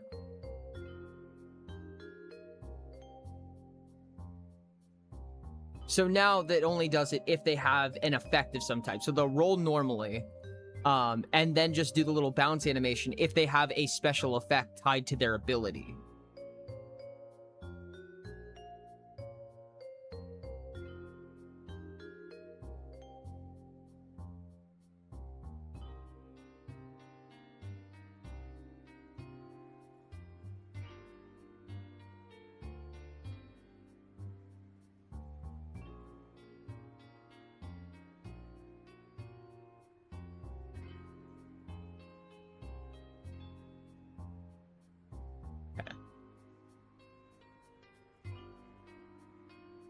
Wow, that's unfortunate.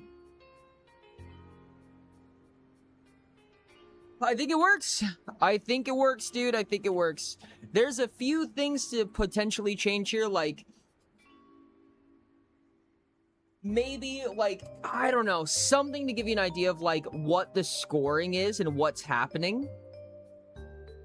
But I feel pretty happy with this personally. I can imagine one more thing off the top of my head.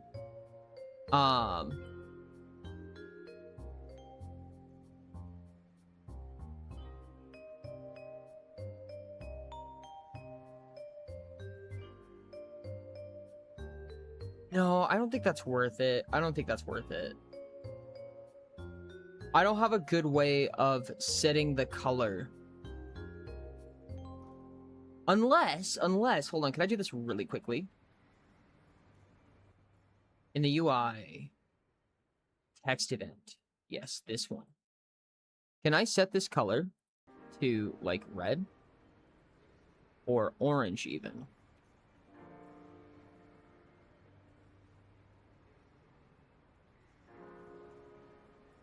Right? And then a graph on... Hi, Dino!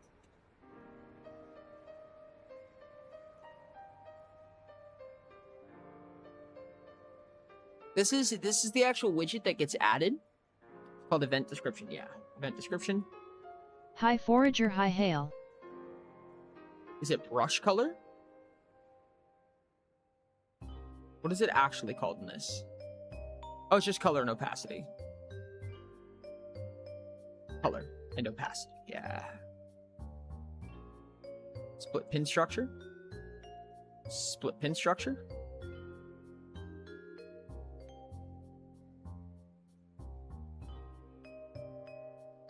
Oh, but we can't make timelines in this, can we?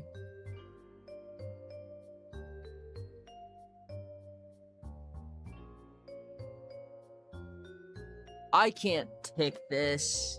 If I put a tick in this, oh, this is gonna be terrible. Because there's like a billion of these. Why can't I have timelines and GUIs? This is terrible. This is so unfortunate.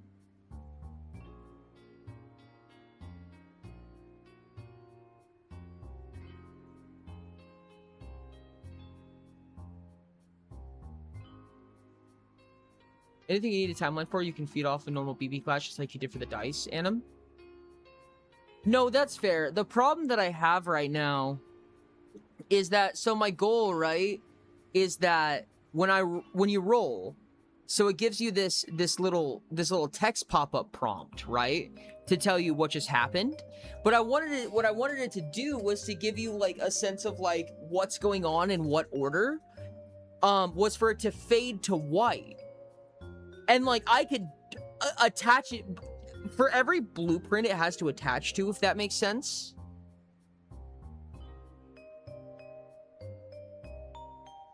No, you're right, actually. No, you're right, I think. Because if we... Play die... No, because even that console... What?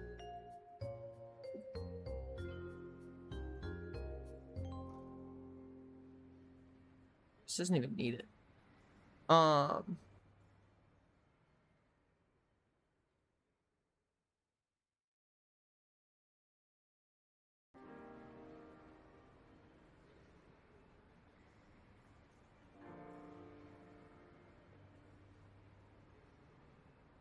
I wanted it to fade back to white but either I need to have something keeping track of it. Like for instance, like the only way that I would know how to do that from a blueprint, like right here, for instance, would be to get all of class.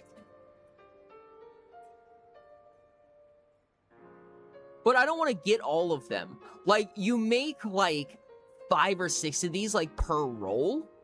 And it is like, it's so much, dude. It's so much. That's so much to keep track of. You'd have to search through like hundreds, if not thousands, every single time you roll the dice, which is not good. Which is not good at all. That's basically a memory leak. I could have the actual widget itself keep track of its own color and like let it decay over time. But then I need a tick function on widgets that there's going to be up to thousands of, you know? Just that one entry in the scroll box, get the index of that child from his parents and track the index you want to flash. Well, that's the thing, is that like, it changes. So like, first this one, quadrant 1 rolls 1, that would be orange, and then it would slowly fade to white. And then quadrant 1 rolls 5 would be orange, and then it fades to white, almost as if it cools off. Like, the moment that it appears, it's orange, and then it pulls back after a little bit to turn white, was my goal originally. But the problem is that in order to do that, I'd be running an event tick inside the text event. So, like, I can do it real quick. I'll do it the way that I'm doing in my head. But the problem that I have is optimization. Not that I can't do it. It's just, it feels super unoptimized because there's going to be thousands of these. You know what I mean? So if...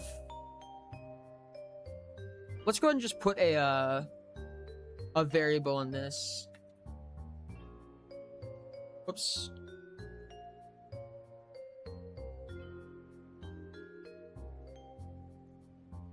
Cooled off, we'll start at no.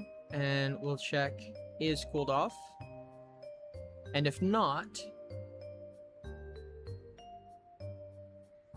let's get the color. We're gonna have to split this up. And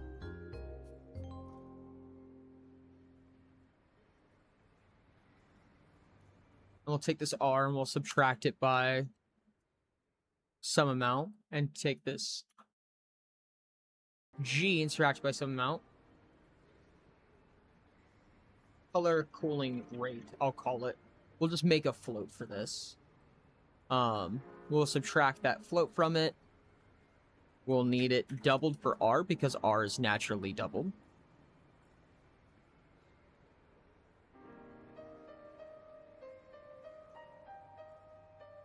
Put the R and the G back in.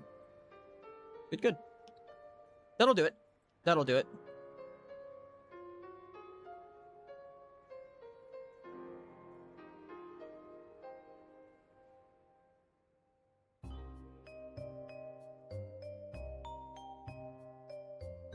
And then we'll check if, say, this red is less than or equal to 0.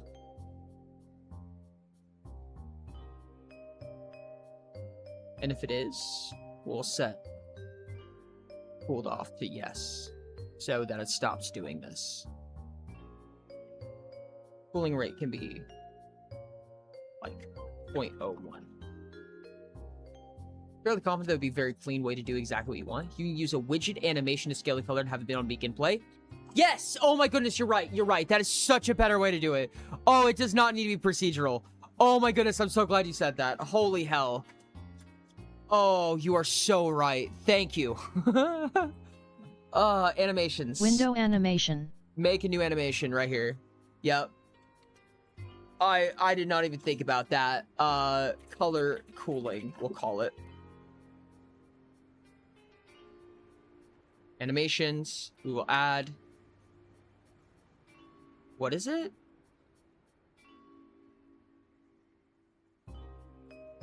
Here, I think, right? Add a keyframe for this property. Yeah, that's the one. Color and opacity. We have a keyframe here.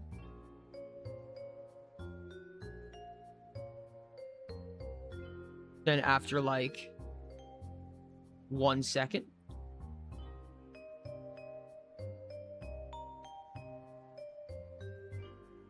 Oh, no, wait.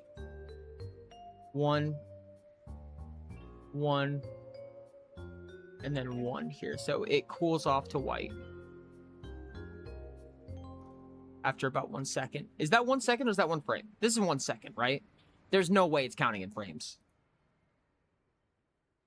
And then on begin play. Event construct, sure. Animation.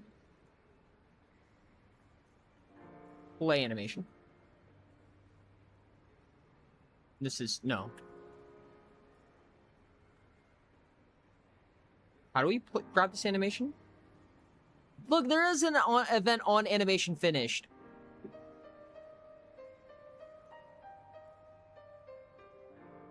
Or still streaming, it's always too long, so I've been working at 45 minutes, 3 days or not. What is it? What is this called? How do you play the animation? It's a variable? Oh, gotcha, you're right. Left side backslash. Yep.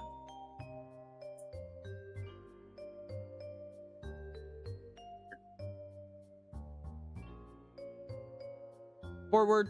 Start time at 0. Playback speed 1. Number loose play that many. That's exactly it.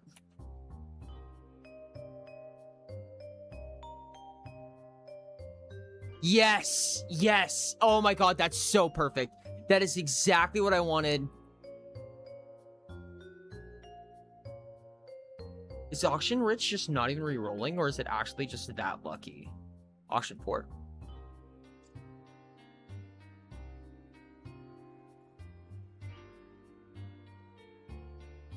Oh, I'm so happy.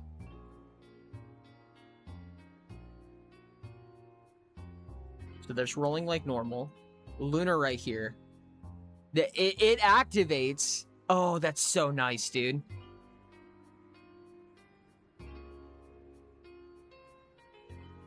I think I'm going to make it just a little bit slower. I think I'm just going to make this entry of this text event just a little bit slower for sure.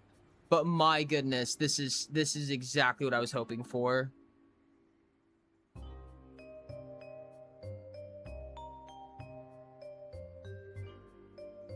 Sure, let's throw a gaseous down.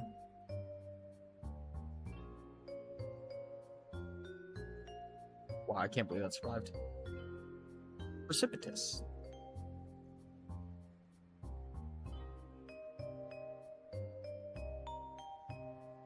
That's trash. Can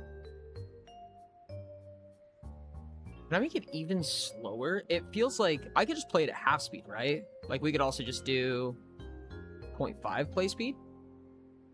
Is that going to make it all frame buggy, or does it know to vector into each other regardless?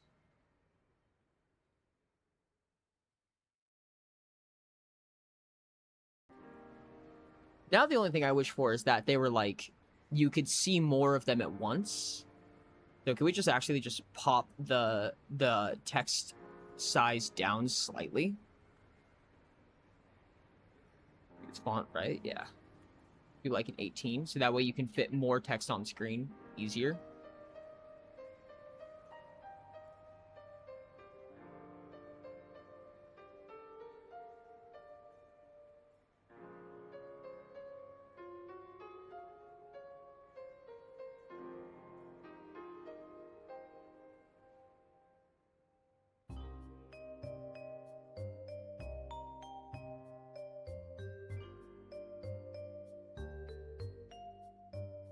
Like very quick but a very sloppy way to have logs appear as they animate.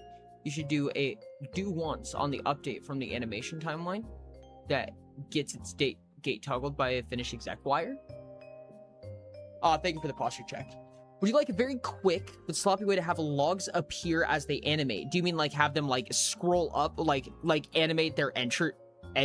Ori loves things sloppy, don't you know? I like the way you said that.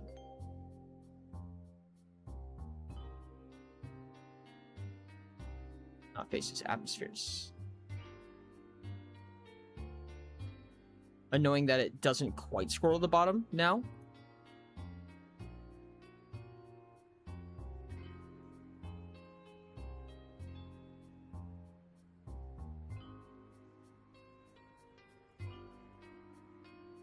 Instead of having 2 posts at once, it can have posts as it does corresponding animation.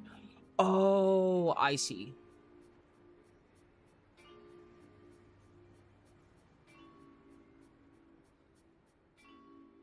I see. When we do the, I think I understand what you mean. I presume you're talking about not having them all pop up at once. So there's a clear understanding what effect is doing what animation. I presume that I should not have them. Oh, I should probably queue them up as well, shouldn't I? Because these are individual widgets each time, if that makes any sense.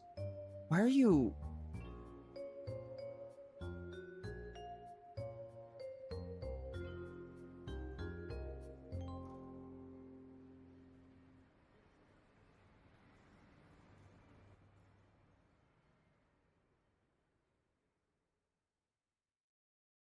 that correct?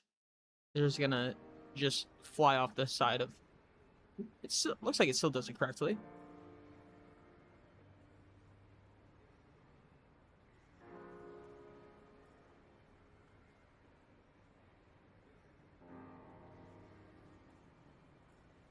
You have lost. Crazy. Talking about having them... Probably want the command to go with the blue animation. I feel like would be the solution to that, right? So have it so that when it does that bounce animation, that's when the command is sent, rather than sending all of the commands at once, right? Because that's what I have it set to right now, I think. Is when...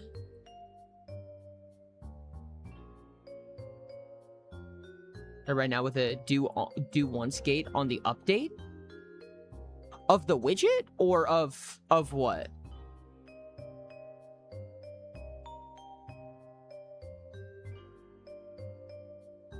Where does it send the console?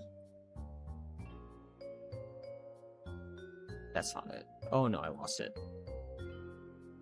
This one. Here, or do you, in the timeline?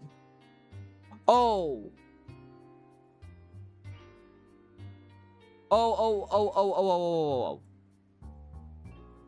You're talking here? Oh, in the update section, do a do once. I understand.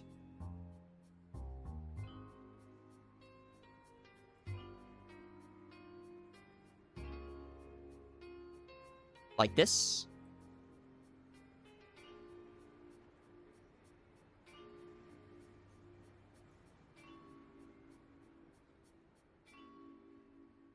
And then toggle the gate from the finish. So...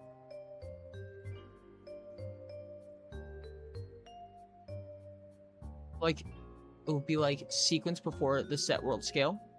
Just for clean layout. I understand.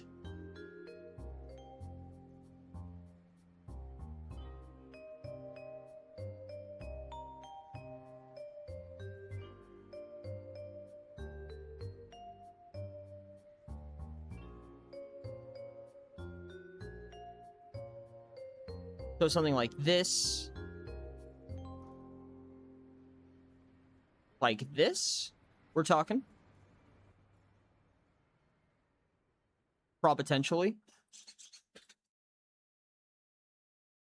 Yeah, okay.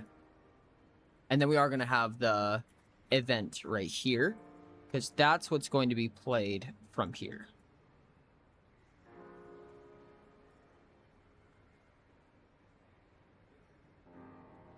Now, toggle the gate on the finish update. Toggle the gate? Is that right here?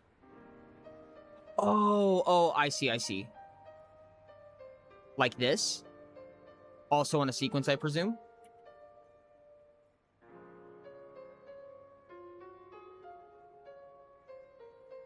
Like that? Okay, gotcha. Understood. And this will be the command log that I currently have in a really awkward spot, I think. Console log right here.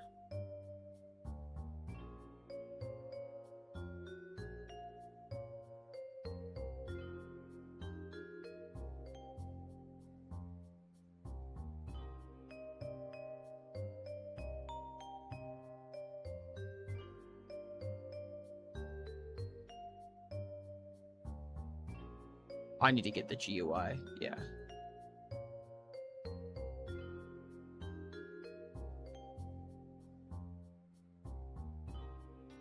Oh, this is so cool, dude. Oh, this is so cool.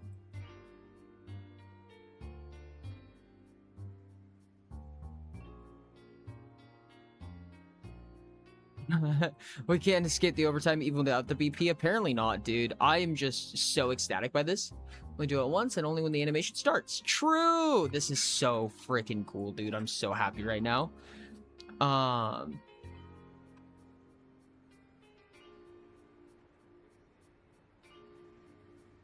And now if I do the get reference 0, I can put this back. I originally deleted this because we didn't need it before, but now it's important.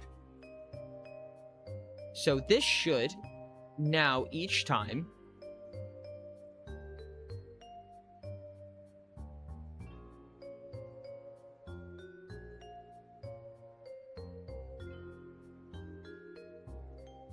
not enough going on for it to...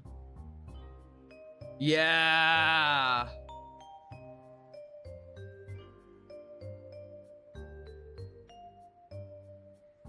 I think that to not clog up the log, maybe make it so that it doesn't say what you rolled immediately, right? Like, I think we might be able to just skip that. Like, right now, it tells you what you rolled in the log. But I don't think it needs to do that. I think that's just filling up a lot of the log, personally. Like that. Honestly.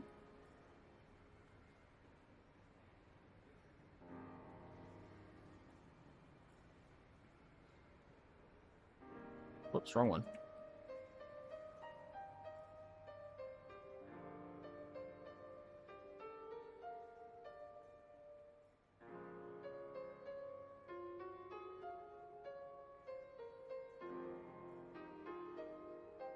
Sorry for the backseat, but I thought it may have been something you may want to know before it was quick and added it. No, dude, I appreciate the heck out of it, dude. It actually means a ton. I would have missed it a million times over if it wasn't for that, and so happy to have it, dude. Sure, let's try high carbon. Ah, goodness, I loved it so much. So good, dude.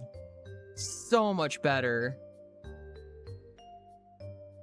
Welp, I have to go. CYA y'all. Have a good one, Moon Boy. Thank you so much. I appreciate you. Oh!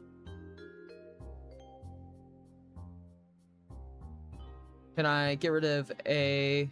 No. Damn it.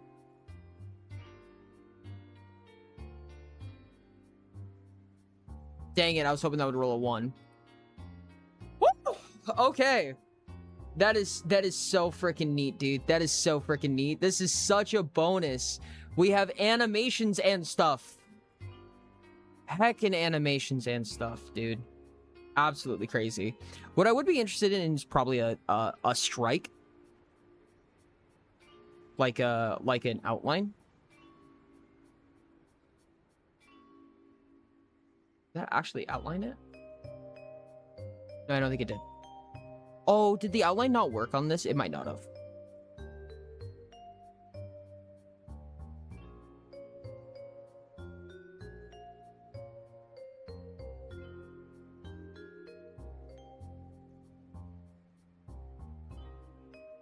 That's okay. I'm not gonna worry about that right now. Black background is kind of unfortunate with the all-white dice, but that's okay. The UE widget outlines suck really, really bad. That makes sense. Yeah, no, understandable. What I would like to do then is just maybe change the colors of these. Like, can I just find maybe a different material just to change them into?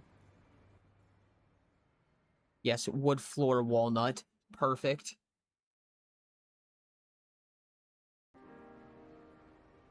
Polish is fine. I don't mind either way. Probably should pick the same one each time, though.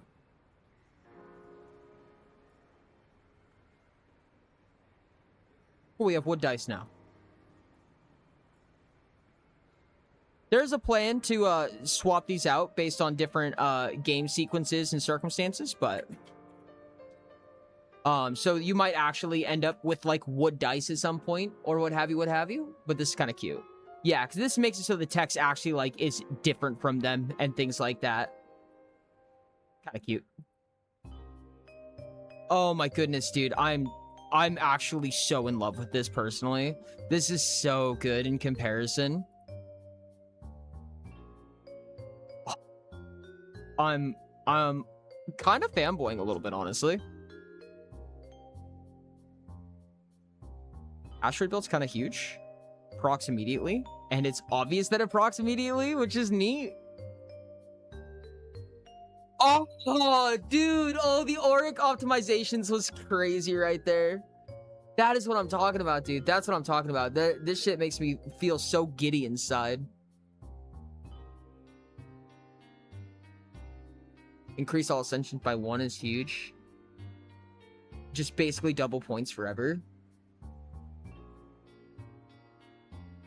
Oh, wow, that's insane, actually. Then we could have one of these on 1. Buy an atmosphere. Can we get a big boy? No, but we can't get tropical. Or just pop another lunar. I think we pop another lunar here.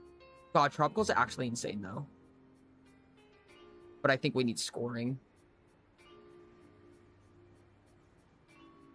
Damn it. Sure, we can permanently double the cell value or something. We needed that last one. That's unfortunate. The quad scoring was really powerful too.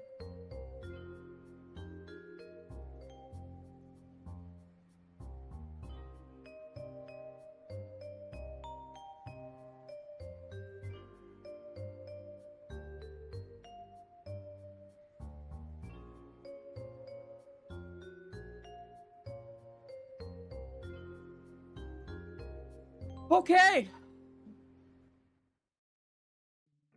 Chad, I think that's it. I think that's Dice Song for today. We did not end up doing the content expansion like I had hoped, but my God, was this a huge undertaking that I'm so glad got done. Thank you so much, Tree Make. Thank you so much, Tree, for helping, dude. Holy hell. It was seriously so necessary. And I really do appreciate it. Thank you so much for the follow, buddy. We usually do game development on Sundays. I usually stream every 2 Sundays out of 3. I stream like 6 days a week, generally. 2 out of 3 weeks. But for actual Unreal Engine game development, I do that on Sundays. So, oh, that was awesome. That was really awesome. Thank you, guys. Thank you, thank you, thank you. Word as hell.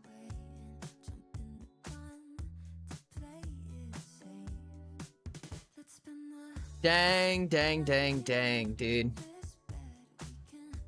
Really exciting to see it turn into that. Really exciting. Honestly, it is so playable now, in my opinion. Like, it's added so much to it, and now there's not a bunch of HOLs, DOLs, I forget what they're called. Not a bunch of lighting and like crazy stuff going on. So I think that this is already in a much more playable state, which is super exciting. Like, I think that this is going to be able to handle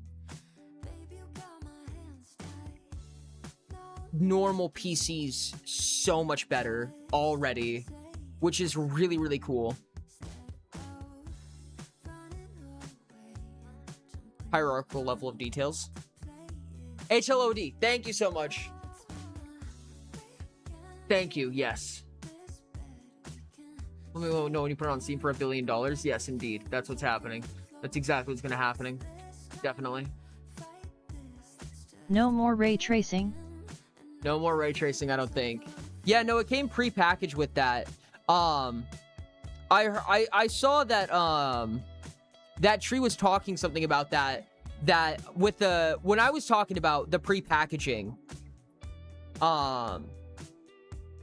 how it comes pre-packaged with ray tracing. I think Tree was talking in much better than I was about how that actually functions.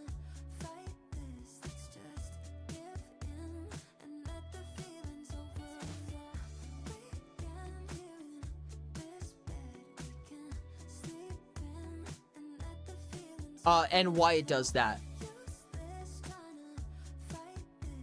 So I ended up just making a completely new level map. There's no skyboxes. There's no special lighting or anything like that. What question? There's no special skyboxes. We just built a completely new map, which is actually to diagnose a different bug, but it ended up being a lot better. Let me also make sure that this is the actual final map, the one that the game tries to open each time. The default map, I should say. Editor startup map, we want it to be main, and game default map should be main. Yeah. Amazing stuff, dude. Amazing stuff. I'm so happy. I'm so happy. Gosh, we have animations. So cool, dude. So cool. Oh. You take a look at the stories to give advice. I was going to work on it tonight since I'm stuck staying up for today. Are you talking to me? You're talking to somebody else. All right, chat. Let's find somebody to raid. Tomorrow is going to be Pious Return. Tomorrow's Pious Return. So, I mean, if you guys are interested in that, would be kind of cool. Would be kind of cool. Oh. Happy stuff, Yay. dude. Happy stuff. Pious Return time, finally. It has been a minute.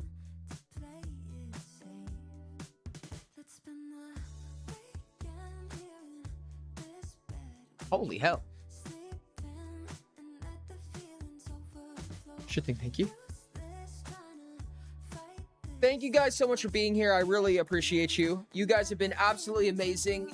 It's been super cool being able to work on this. I know that we went late again. Silly Ori. Silly goofy me. But I just got so excited working on this, dude. Actually getting through this. Next time we actually add new atmospheres. We actually add new mechanics and new content to the game. For real this time, though. One more, and then hopefully I can put out a build for people to play. Hopefully I can put out another build after that. That would be really nice.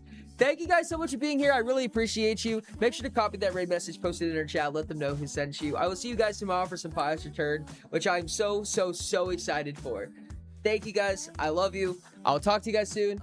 And bye. Oh my gosh. Oh my god, dude. Thank you so